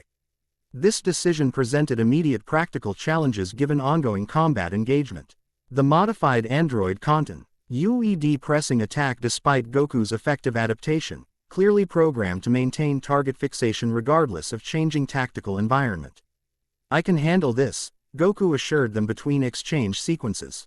Confidence not merely bravado but realistic assessment of developing capabilities. Focus on stopping their operation and getting everyone else clear. Negative. 18 countermanded firmly. Your continued adaptation represents priority objective transcending immediate tactical considerations. We implement extraction protocols immediately. Before this strategic disagreement could develop further, the divergence extraction team made decisive response to approaching marine forces. Rather than continuing aperture maintenance against increasing disruption, they initiated what AP paired to be emergency extraction sequence, reconfiguring energy patterns to create rapidly accelerated transit capacity at expense of stability and precision. They're implementing collapse protocols, Chrono identified with alarm, sacrificing aperture stability for immediate extraction capability. This assessment proved immediately accurate as dimensional aperture energy patterns controlled configuration collapsing into chaotic expansion phase generating massively increased transit capacity alongside catastrophic stability reduction. The resulting phenomenon began drawing surrounding TTER toward trans-dimensional interface with indiscriminate force, creating effective gravity well with continuously expanding influence radius. Uncontrolled dimensional collapse initiated, 18 reported. Abandoning disruption efforts is counterproductive under new conditions. Current configuration generates cascading failure affecting approximately 1.7 km radius at exponential expansion rate. In practical terms, they faced rapidly developing disaster potentially affecting significant portion of Wayward Island, dimensional boundary rupture expanding beyond controlled parameters into self-sustaining collapse event. The Divergence extraction team had apparently prioritized immediate departure over operational security, willingly creating catastrophic aftermath to ensure successful withdrawal. The modified android received apparent recall command, immediately disengaging from combat with Goku to return toward dimensional aperture despite tactical disadvantage this created. Its programming clearly prioritized extraction compliance over continued engagement regardless of combat status. They're sacrificing it, Goku questioned, surprised by apparent asset abandonment given its obviously advanced capabilities. Unlikely, 18 corrected, continuing rapid equipment reconfiguration to address new crisis. Its construction incorporates dimensional transit capabilities, it's returning for extraction alongside operational team. This assessment proved accurate as the android rejoined extraction specialists already entering dimensional aperture, their equipment hastily disassembled for transport rather than properly deactivated. The entire operation had clearly shifted from controlled extraction to emergency evacuation, sacrificing methodological precision for expedited withdrawal. We have approximately 7 minutes before marine containment vessels achieve weapons range, 18 calculated, prioritizing immediate threats. And approximately 4 minutes before dimensional collapse achieves self-sustaining criticality impossible to reverse without specialized equipment. So we need to stop that thing from completely breaking reality, then escape before the Marines arrive to arrest us for doing it. Nami summarized with practical clarity despite situation's complexity. Accurate assessment, 18 confirmed, already implementing response protocols alongside Chrono and Corrine. Their combined expertise quickly developed approach leveraging available resources against immediate dimensional threat. Containment rather than reversal represents only viable option given equipment limitations. Corrine determined, directing component reconfiguration accordingly. We establish stability field around collapse perimeter while allowing controlled energy dispersion through directed vectors. Like building a channel for the energy to follow instead of letting it explode everywhere, Goku translated into practical visualization, immediately grasping strategic concept despite technical complexity. Precisely, Chrono confirmed, though implementation requires precise energy pattern integration currently achievable only through your developing hybrid techniques. This requirement placed Goku at operational center despite his training's incomplete status. While 18, Chrono and Corrine could establish necessary technological framework for containment approach, He critical energy manipulation required his unique capability to integrate Ki and Haki simultaneously, creating bridges between systems normally operating independently. I'll need to get closer to the center, Goku concluded, assessing practical implementation requirements, and maintain consistent output while you handle the technical parts. Dangerous but necessary, Corrine acknowledged. Our position must balance proximity requirements against exposure limitations. Too close risks uncontrolled dimensional corruption effects on cellular structure. With roles established, they implement de-coordinated response against rapidly deteriorating situation. 18. Chrono and Corrine deployed modified equipment in specific configuration around dimensional collapse perimeter, creating technological framework necessary for controlled energy channeling. Nami contributed through continued atmospheric manipulation, creating conditions optimizing their equipment effectiveness while minimizing interference patterns. Goku took position at calculated optimal distance from collapse center, close enough for effective energy projection while maintaining sufficient safety margin against direct corruption exposure. Drawing upon everything learned during morning's training session, he began implementing hybrid energy projection incorporating both systems simultaneously rather than sequentially. The initial results proved promising but insufficient, energy patterns establishing basic interface with collapse dynamics but lacking necessary stability for effective containment. Despite conceptual understanding, his practical implementation remained limited by experience constraints and incomplete neural pathway development. Resonance frequency misalignment approximately 17%, Chrono reported, monitoring effect patterns through specialized equipment. requiring calibration adjustment to achieve effective containment parameters. I can feel it, Goku confirmed, sensory perception providing direct feedback regarding implementation effectiveness.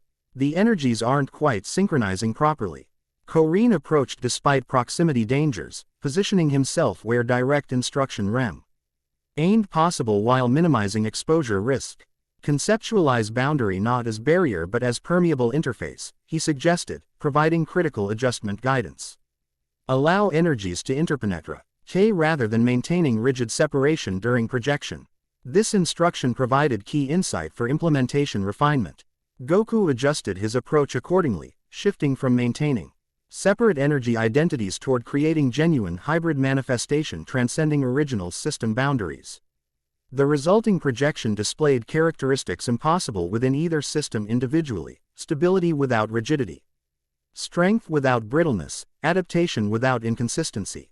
Containment field establishing effective interface, 18 confirmed as instruments registered improving parameter alignments. Collapse rate decreasing approximately 23% with continuing improvement trajectory. The technological framework established by 18, Chrono and Korin channeled this stabilizing influence with increasing effectiveness, creating controlled dispersion pathways directing excess dimensional energy away from catastrophic collapse configuration. Though requiring continuous adjustment as conditions evolved, their approach gradually transformed uncontrolled disaster into manageable energy dispersion process. Marine vessels approaching weapons deployment range, 18 warned as containment efforts continued. Approximately 3 minutes until engagement capability. This timeline created difficult strategic decision point. While containment showed increasing effectiveness, achieving complete stabilization required sustained effort beyond available time parameters before marine intervention. Partial success risked leaving dangerous residual instability despite preventing immediate catastrophic collapse. We need to accelerate final stabilization phase, Korin determined, assessing remaining process requirements against time constraints. Requiring increased energy throughput despite potential integration stability risks. In practical terms, this meant Goku needed to substantially increase power output despite incomplete training and developing neural pathways, potentially risking personal biological stability to achieve necessary environmental stabilization. The choice represented classic conflict BSSITY and long-term consideration. Do it, Goku decided without hesitation. Characteristic willingness to accept personal risk for greater purpose evident. I can handle whatever happens. With this authorization, he dramatically increased energy channeling, drawing deeper from both key reserves and developing Haki capacity simultaneously. The resulting output exceeded previous implementation by orders of magnitude, creating visible manifestation bridging dimensional collapse zone and surrounding reality with structured interface rather than chaotic interaction. Exceptional integration efficiency, Chrono observed with professional amazement despite situation's urgency. Adaptation rate exceeds theoretical limitations by approximately 72%. Stabilization accelerating beyond projected parameters, 18 confirmed through instrumental verification. Collapse reversal now viable within current timeframe constraints. This unexpected effectiveness stemmed from Goku's unique adaptation characteristics, his physiology literally evolving new capabilities in real-time response to emergency requirements. Neural pathways formed and optimized with unprecedented speed, cellular structures reconfigured to process dual energy implementation more efficiently. Perception centers expanded to interpret feedback with increasing precision. The dimensional collapse responded to this intervention with gradually decreasing chaotic behavior, energy pattern shifting from exponential expansion toward controlled reduction as stabilization influence counteracted initial disruption. What began as potential catastrophe affecting significant geographical area transformed into increasingly localized phenomenon approaching final resolution. Marine vessels initiating weapons system activation, 18 reported, maintaining divided attention between stabilization efforts and approaching threat. Dimensional suppression field generators powering up, deployment imminent. This development created immediate completion pressure. While substantial progress toward stabilization had occurred, exposure to marine suppression fields during critical process phase could potentially reverse gains while simultaneously disrupting Goku's developing energy integration with unpredictable consequences. We need 30 more seconds for sufficient stabilization to prevent reversion, Corrine calculated precisely. Can we maintain position that long without suppression field exposure? Negative. 18 responded after rapid calculation. Field deployment range exceeds our potential withdrawal distance given remaining timeframe. This assessment created apparent no WIN scenario. Either abandon stabilization efforts prematurely risking dimensional collapse reversion, or maintain position ensuring successful stabilization but guaranteeing exposure to potentially dangerous suppression fields. Neither option provided acceptable outcome given competing priority considerations. Nami, whose practical problem-solving often transcended technical limitations, provided unexpected alternative approach. What if we created our own interference field? She suggested, indicating her Climatact with its weather manipulation capabilities. Not stopping their technology completely, but delaying effective deployment just long enough to finish here. This innovative proposal leveraged her unique abilities against conventional technological countermeasures, creating atmospheric conditions specifically disruptive to dimensional suppression field propagation characteristics. While not preventing eventual deployment, even brief effectiveness delay might provide critical additional seconds necessary for stabilization completion.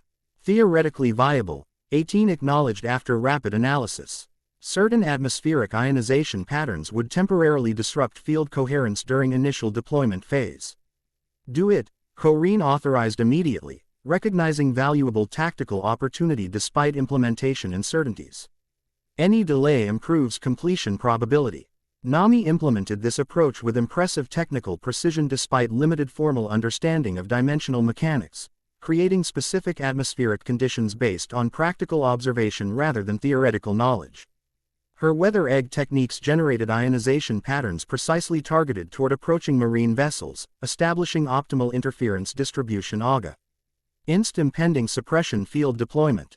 Impressive implementation intuition, Chrono observed with genuine respect as instrumental readings confirmed effectiveness predictions. Practical APLA, cation transcending theoretical framework limitations. This unexpected defensive measure provided crucial additional operational window as marine vessels encountered unanticipated interference with suppression field deployment. While their technology would eventually overcome atmospheric disruption, the delay created vital opportunity for completing dimensional stabilization process. Final stabilization phase initiating. 18 reported as containment systems registered completion thresholds approaching, requiring approximately 27 seconds for irreversible stability achievement. Goku maintained extraordinary energy output throughout this critical phase, his hybrid implementation continuing to exceed effectiveness projections despite increasingly evident personal strain. The biological cost of such advanced implementation before complete adaptation became visible through subtle indicators. Energy fluctuations suggesting pathway overload, occasional harmonic disruptions indicating integration instability. Maintain output 15 more seconds, Corrine instructed, balancing completion requirements against biological stress considerations. Then controlled reduction rather than immediate cessation. These final seconds represented most critical phase, transition from active intervention to self-sustaining stability requiring precise disengagement rather than abrupt termination. Goku implemented this complex procedure with remarkable precision despite minimal training, demonstrating intuitive understanding transcending formal instruction. Stabilization parameters achieved. 18 confirmed as instruments registered critical thresholds crossed. Self-sustaining equilibrium established with 94% confidence factor. Marine suppression fields deploying, Chrono warned simultaneously. Atmospheric interference effectiveness diminishing rapidly. This convergence created immediate extraction imperative. With dimensional stability achieved satisfactorily, remaining priority shifted to removing Goku from suppression field exposure before potential disruption of his developing integration capabilities. The entire team immediately transitioned from stabilization efforts to withdrawal protocols, abandoning equipment when necessary to prioritize personnel extraction. Move, Corrine commanded with uncharacteristic urgency, physically supporting Goku who showed expected exhaustion following extraordinary energy expenditure. Reaching minimum safe distance represents absolute priority. They retreated rapidly toward transport vehicles positioned strategically during initial approach. 18 and Chrono collecting essential monitoring equipment while Nami maintained atmospheric interference as long as practically possible. Their coordinated withdrawal balanced necessary speed against tactical awareness, maintaining security protocols despite emergency conditions. Marine vessels achieved optimal deployment position just as they reached vehicles, dimensional suppression fields expanding across target area with visible distortion effects on surrounding environment. The technology created distinctive visual manifestation, reality itself appearing to thicken as universal constants artificially reinforced against non-standard fluctuations. Suppression field approaching effective range, 18 warned as they activated transport systems. Intercept imminent within approximately 12 seconds. Go. Corrine commanded, initiating emergency departure fare equipment recovery consideration. Maintaining separation distance represents primary objective. Our vehicles accelerated rapidly along predetermined escape routes, utilizing terrain features for concealment while maximizing distance from advancing suppression field edge. The Marine Technology Expa, NDED with impressive speed but faced natural propagation limitations through complex topography, creating potential escape opportunity provided they maintained sufficient velocity and appropriate vector selection. Field propagation encountering terrain interference as predicted, 18 reported, monitoring pursuit parameters through remaining operational equipment. Effective expansion rate reduced approximately 32% in our vector. This tactical advantage, combined with Corrine's intimate familiarity with local geography, created viable escape possibility despite the Marines' superior resources and technology. Their smaller, more maneuverable vehicles navigated highland terrain with precision impossible for larger pursuit craft, utilizing natural features specifically problematic for suppression field propagation. Most critically, Goku appeared to be maintaining integration stability despite proximity to technology specifically designed to disrupt non-standard energy patterns. While experiencing expected exhaustion from extraordinary exertion, his developing capabilities showed no significant degradation indicators suggesting permanent damage or progress reversal. His adaptation continues exceeding theoretical models, Chrono observed with professional amazement despite tense extraction circumstances. Cellular structures apparently establishing resistance parameters again. Saint suppression field effects autonomously. The Saiyan evolutionary response optimized through dimensional adaptation pressures, 18 translated into more comprehensive framework. Creating unprecedented NTED resilience characteristics specifically countering artificial limitation technologies. This unexpected development represented significant strategic advantage beyond immediate tactical considerations. If Goku's physiology continued developing resistance against dimensional suppression technologies, his potential effectiveness against both natural and artificial boundary limitations would increase dramatically, potentially enabling stabilization approaches previously considered impossible due to technological countermeasure vulnerabilities. Their escape continued through increasingly remote terrain, gradually establishing sufficient separation from marine operational zone to permit reduced security protocols. When instrumental monitoring confirmed pursuit abandonment approximately 30 minutes after initial contact, they finally halted at secluded location for condition assessment and recovery planning. Marine forces have established containment perimeter around incident site, 18 reported after analyzing available data. Standard investigation protocols implemented with enhanced security parameters reflecting dimensional event classification. They'll maintain presence for approximately 72 hours. Corrine added based on experience with world government response patterns, conducting comprehensive evidence collection and containment verification before withdrawal. This operational timeline created significant complications for continuing Goku's training at established facility, marine presence effectively rendering balance point inaccessible for foreseeable future. Alternative approaches would require development given training's critical importance to long-term stabilization objectives. So what now? Nami asked practically, addressing fundamental strategic question. Back to Wayward Island or somewhere else entirely. Wayward Harbor remains under enhanced surveillance following marine response activation, 18 assessed realistically. Return presents unacceptable risk parameters given current priority considerations. The Thousand Sunny and Phoenix Endeavor both remain potentially compromised, Corrine agreed, considering broader operational security.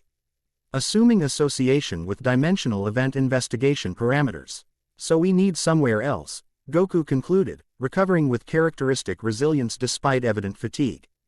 Quote, somewhere to continue training without marine interference. I maintain alternative facilities specifically for contingency requirements, Korin confirmed, already considering optimal relocation options. Though transit without detection presents significant challenge given current surveillance saturation. What about my crew? Nami questioned with immediate concern. They'll be worried when we don't return, and might face marine questioning themselves. Communication protocols exist for precisely such circumstances, 18 assured her, producing specialized equipment from secured compartment. This transmitter utilizes encryption methodology undetectable by standard marine monitoring systems. Robin established similar contingency procedures after Eni's lobby, Nami acknowledged, familiar with clandestine communication necessities from previous experiences with world government pursuit. They'll understand coded messages without compromising operational security. With immediate concerns addressed, discussion shifted toward optimal strategic approach given dramatically altered circumstances. The Divergence's operation confirmed their ongoing interest in cross-dimensional technology transfer. While Marine Response demonstrated world government's increasingly sophisticated dimensional monitoring capabilities. Both developments significantly impacted previous assumptions regarding operational timelines and methodology. The Divergence clearly pursues accelerated implementation timeline, 18 assessed, analyzing implications from witnessed extraction operation. Their willingness to risk catastrophic collapse for operational objective completion suggests urgency transcending previous strategic patterns. They're preparing for something specific, Korin agreed grimly. The modified android represents technological acquisition pattern focused on combat capability enhancement rather than merely scientific advancement. They're building an army, Goku translated into straightforward assessment. Taking weapons and fighters from different universes to create something nobody's prepared to handle. This disturbing conclusion aligned with observed evidence suggesting ominous strategic implications. If the Divergence systematically acquired advanced combat capabilities from multiple realities, combining technologies and methodologies never intended to interact, potential threat levels exceeded conventional defense parameters from any individual universe. Which means my training just got a lot more important, Goku concluded with characteristic determination despite situation's gravity. If they're bringing fighters and weapons from other universes, we need to be ready to stop them. Your integration capabilities represent unique countermeasure potential, 18 confirmed.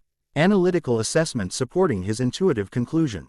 Hybrid implementation transcending individual universal limitations provides strategic advantage against cross-dimensional threat manifestation. So we continue training at alternate location, Korin decided, practical implementation taking precedence over theoretical discussion. While simultaneously developing improved understanding of the Divergence's specific objectives and timeline. This approach balanced immediate necessity against longer-term strategic requirements, continuing critical development. NT work while gathering intelligence essential for effective opposition planning. Though circumstances had changed dramatically, fundamental objectives remained consistent despite implementation complications.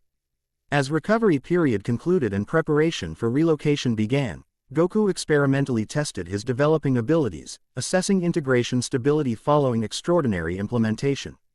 And subsequent proximity to suppression field technology encouraging despite expected fatigue effects, suggesting fundamental progress remained intact despite challenging circumstances. Your neural pathways show remarkable resilience, Chrono observed, conducting limited assessment with remaining equipment. Integration architecture maintaining structural integrity despite stress exposure exceeding recommended parameters. I feel different, Goku acknowledged, experiencing sensations beyond technical measurement capability. Like the energies are starting to work together naturally instead of me forcing them to cooperate. Integration achieving self-sustaining development momentum, Korin translated this subjective experience into technical framework. Transition from conscious implementation to intuitive manifestation representing critical development threshold. This assessment confirmed significant progress despite training interruption and emergency implementation requirements. Rather than hindering development, the crisis response had apparently accelerated certain integration aspects, creating practical experience impossible to achieve through conventional training methodology. Sometimes you learn more in 5 minutes of real fighting than 5 weeks of practice, Goku observed with characteristic practical wisdom. My body figures things out when it absolutely has to. The Saiyan evolutionary imperative optimized through combat necessity, 18 acknowledged, recognizing pattern consistent throughout his fighting career. Creating implementation efficiency NS sending conventional learning curve limitations. As they prepared transport vehicles for relocation journey, Nami completed encrypted communication transmission to her crew, providing essential information while maintaining operational security parameters. The message contained both practical instructions and personal reassurance, balancing tactical necessity against emotional considerations. They'll understand, she confirmed. Completing transmission protocols. We've been through enough situations like this before. They'll maintain position while establishing information gathering network regarding marine activities. Your crew's intelligence collection capabilities would provide valuable supplementary data, 18 noted with professional appreciation. Particularly regarding World G. Overment response patterns beyond direct operational zone. Robin and Sanji are especially good at gathering information without being noticed, Nami confirmed, pride in her crewmates, abilities evident. And nobody suspects Brook because they think he's just a strange skeleton musician. With communications completed and transport prepared, they departed the recovery location toward Korin's LTER native facility, a journey requiring significantly different route than original approach to avoid marine patrol patterns and enhanced surveillance zones. Their path would take them through coastal regions before transitioning to isolated island location accessible only through carefully concealed navigation channels. The facility lacks balance points natural harmonic advantages, Korin explained during transit planning. But compensates through technological enhancement and geographical isolation benefits. Will I still be able to continue integration training effectively? Goku questioned, prioritizing development concerns above comfort considerations. Different methodology requirements but comparable effectiveness potential, Korin assured him. Perhaps emphasizing control ECTS over raw power development initially, given monitoring limitations compared to primary facility. This adjusted approach aligned with logical development progression regardless of location. Foundational control necessarily preceding advanced power implementation for optimal integration stability. The training interruption, while unwelcome, provided natural transition point between development phases rather than true advancement obstacle.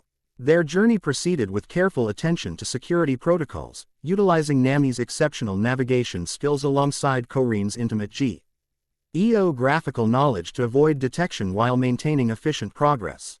The combination proved remarkably effective, natural concealment capabilities enhanced by technical countermeasures against potential surveillance systems. As they traveled, discussion continued regarding broader strategic implications from witnessed events, particularly the modified android's significance within the Divergence's apparent objectives.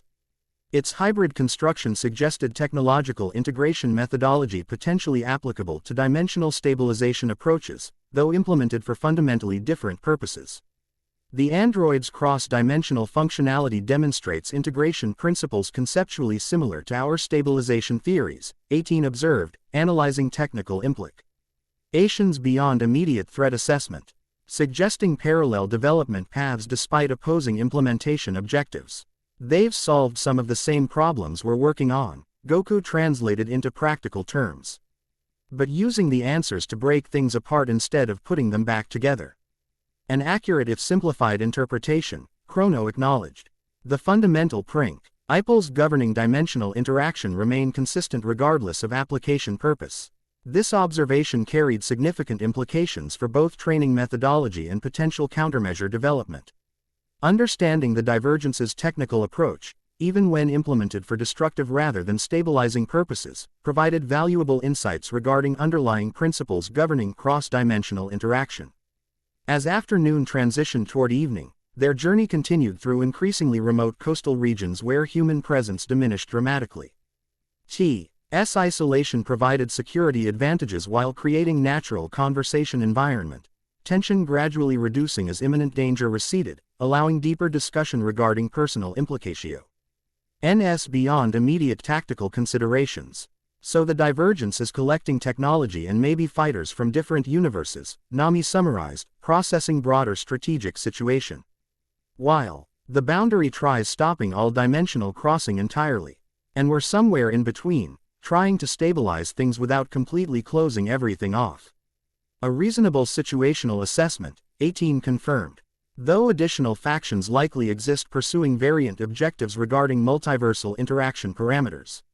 It's always more complicated than it first appears, Goku obs. RVED with surprising philosophical insight.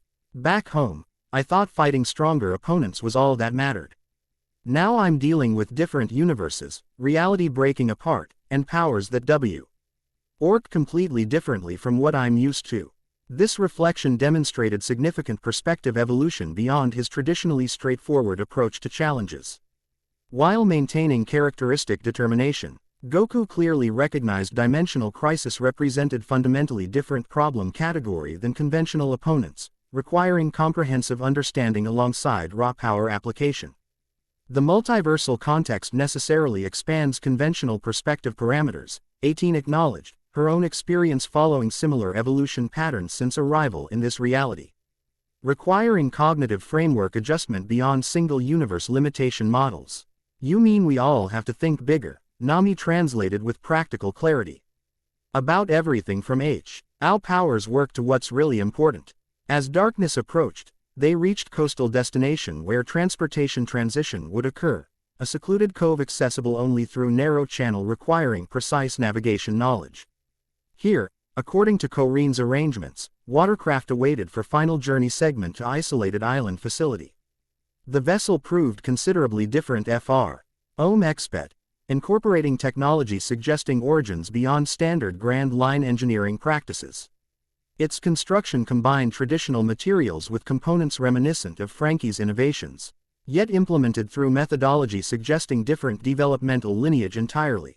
This craft incorporates stealth technology specifically effective against world government detection systems. Korin explained as they transferred equipment from land vehicles. Developed through collaboration between independent research entities pursuing surveillance countermeasure objectives. It feels like Frankie's work but different somehow. Nami observed, professional assessment identifying both similarities and distinctions from her crewmates' engineering style. Parallel development THS often produce comparable implementation approaches despite separate evolutionary trajectories, 18 suggested, examining the vessel with professional interest. Particularly when addressing similar, functional requirements within comparable resource-constrained parameters. The craft's capabilities proved impressive during subsequent journey, maintaining exceptional speed while generating minimal detection signature across multiple surveillance countermeasure spectrums. Its navigation systems incorporated both conventional Grand Line adaptations and specialized technologies specifically ADRE. SSING unique challenges within this particular maritime region. Their destination emerged from darkness approximately 2 hours after departure, a small island seemingly unremarkable from external appearance but revealing significant artificial modifications upon closer approach. Natural rock formations had been subtly enhanced to conceal structures within, while specialized vegetation provided camouflage and security functionality simultaneously. Welcome to Harmony Point, Korin announced as they approached concealed harbor entrance. My alternative research and training facility for circumstances requiring exceptional security protocols. The facility itself proved remarkable combination of natural integration and advanced technology, structures incorporated into existing geologic features rather than imposed upon them, creating impression of organic development despite clearly artificial origins. Unlike Balance Point's open training grounds, this location emphasized concealment alongside functionality, all systems designed for minimal external detection signature regardless of operational parameters. The facility lacks certain natural harmonic advantages of primary location, Korin explained as they docked at concealed pier, but compensates through technological enhancement and geographical isolation benefits. Most importantly, it remains unknown to world government intelligence services, 18 added. Recognizing security significance beyond functional considerations. Providing operational sanctuary outside conventional surveillance networks. This Ion of practical functionality and strategic security created ideal relocation destination given current circumstances. While training methodology would require adaptation to different environmental conditions, fundamental development objectives remained achievable within alternative facility parameters. As they disembarked and began transferring equipment to mainland structures, Goku experimenta. LLY tested energy manipulation within new location, assessing environmental differences affecting integration implementation. The results proved encouraging despite noticeable distinctions from balance points. Natural harmonic resonance patterns. Different, he acknowledged, comparing sensations with previous training location. But not necessarily worse, just requires different approach. The universal constants maintain fundamental consistency despite localized variance, Corrine confirmed, pleased by this intuitive assessment. Adaptation methodology rather than baseline capability representing primary adjustment requirement. This adaptability represented crucial development factor beyond specific training considerations, demonstrating capacity for functional implementation across varying environmental conditions rather than dependency on particular optimal circumstances. Such flexibility would prove essential for practical application beyond controlled training environments, particularly when addressing dimensional instabilities across diverse geographical locations. Final equipment transfer completed efficiently, allowing proper facility orientation before complete darkness descended.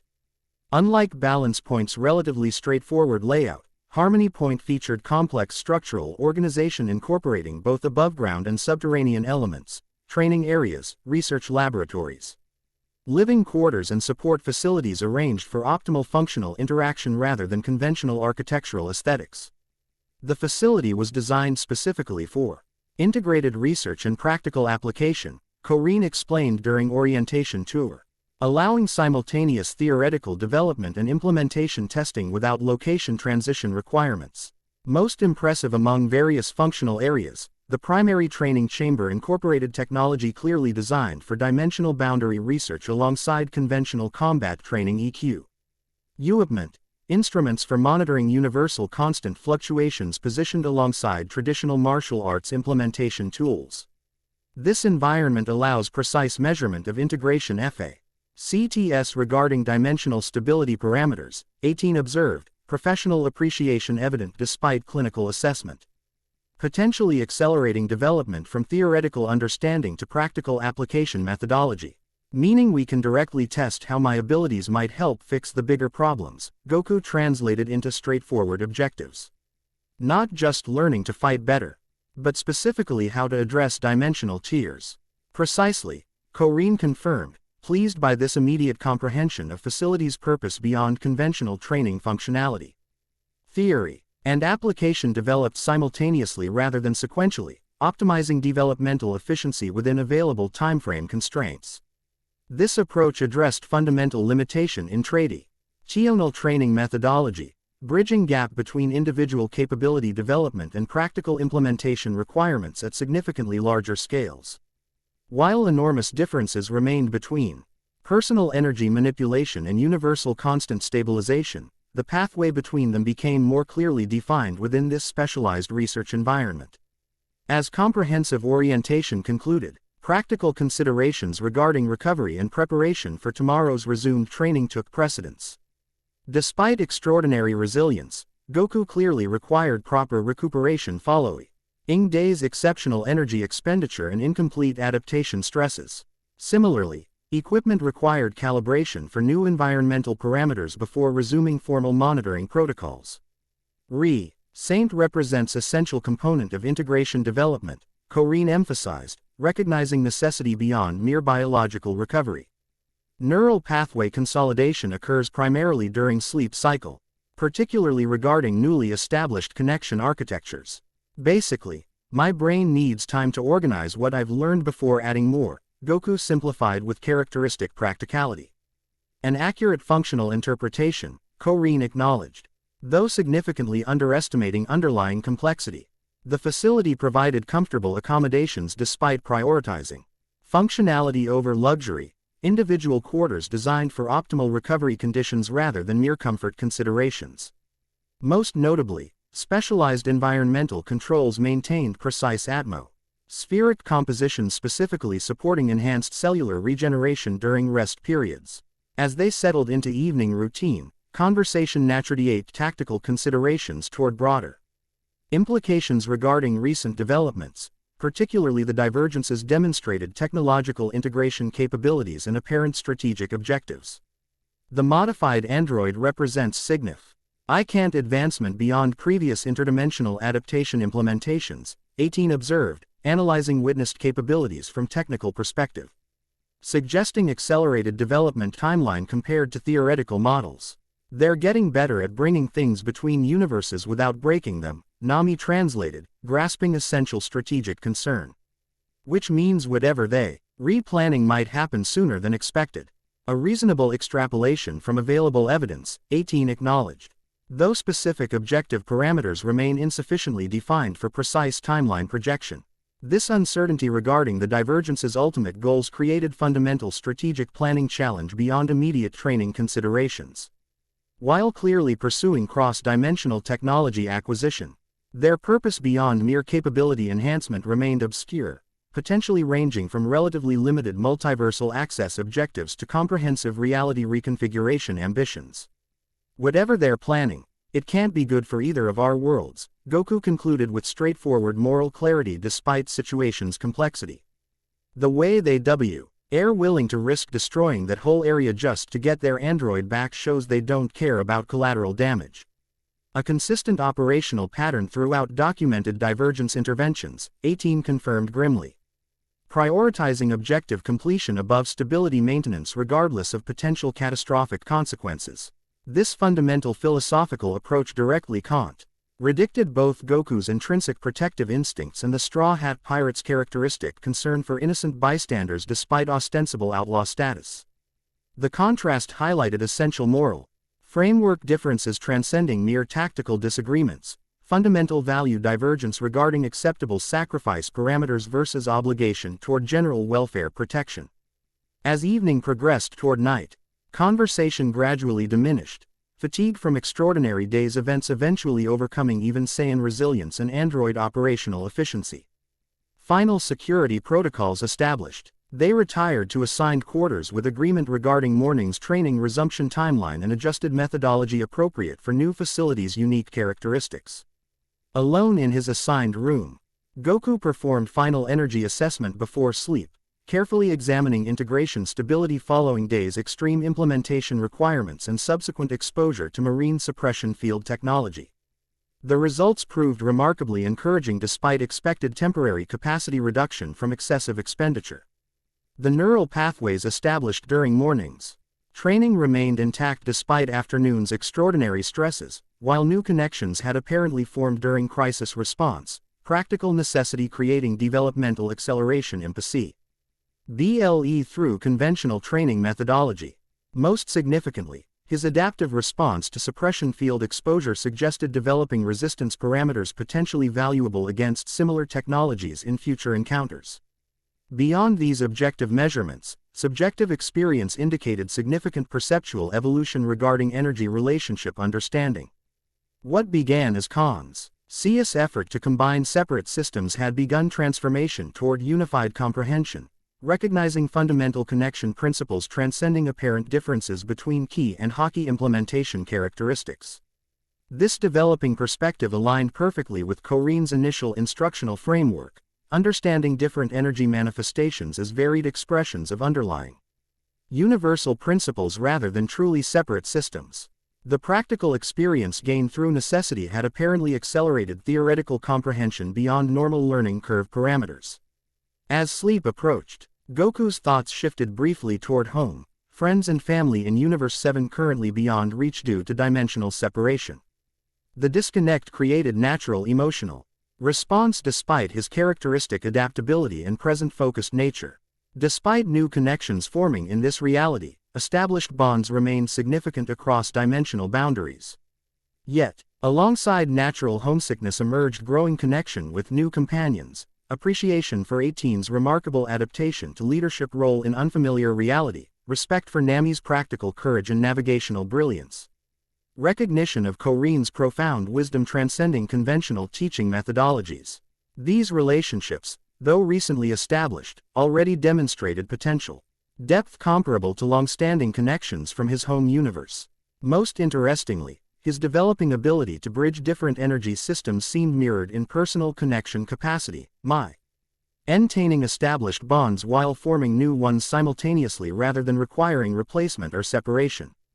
Perhaps the same principles governing energy integration applied equally to relationships across dimensional boundaries, connection transcending apparent separation through fundamental unity beneath surface distinctions. This philosophical consideration accompanied transition into sleep, unconscious processes continuing integration development even as conscious minds surrendered to necessary recovery. Throughout night, cellular structures continued adaptation optimization while neural pathways consolidated and expanded simultaneously. Biological evolution accelerated through extraordinary circumstances beyond normal developmental parameters.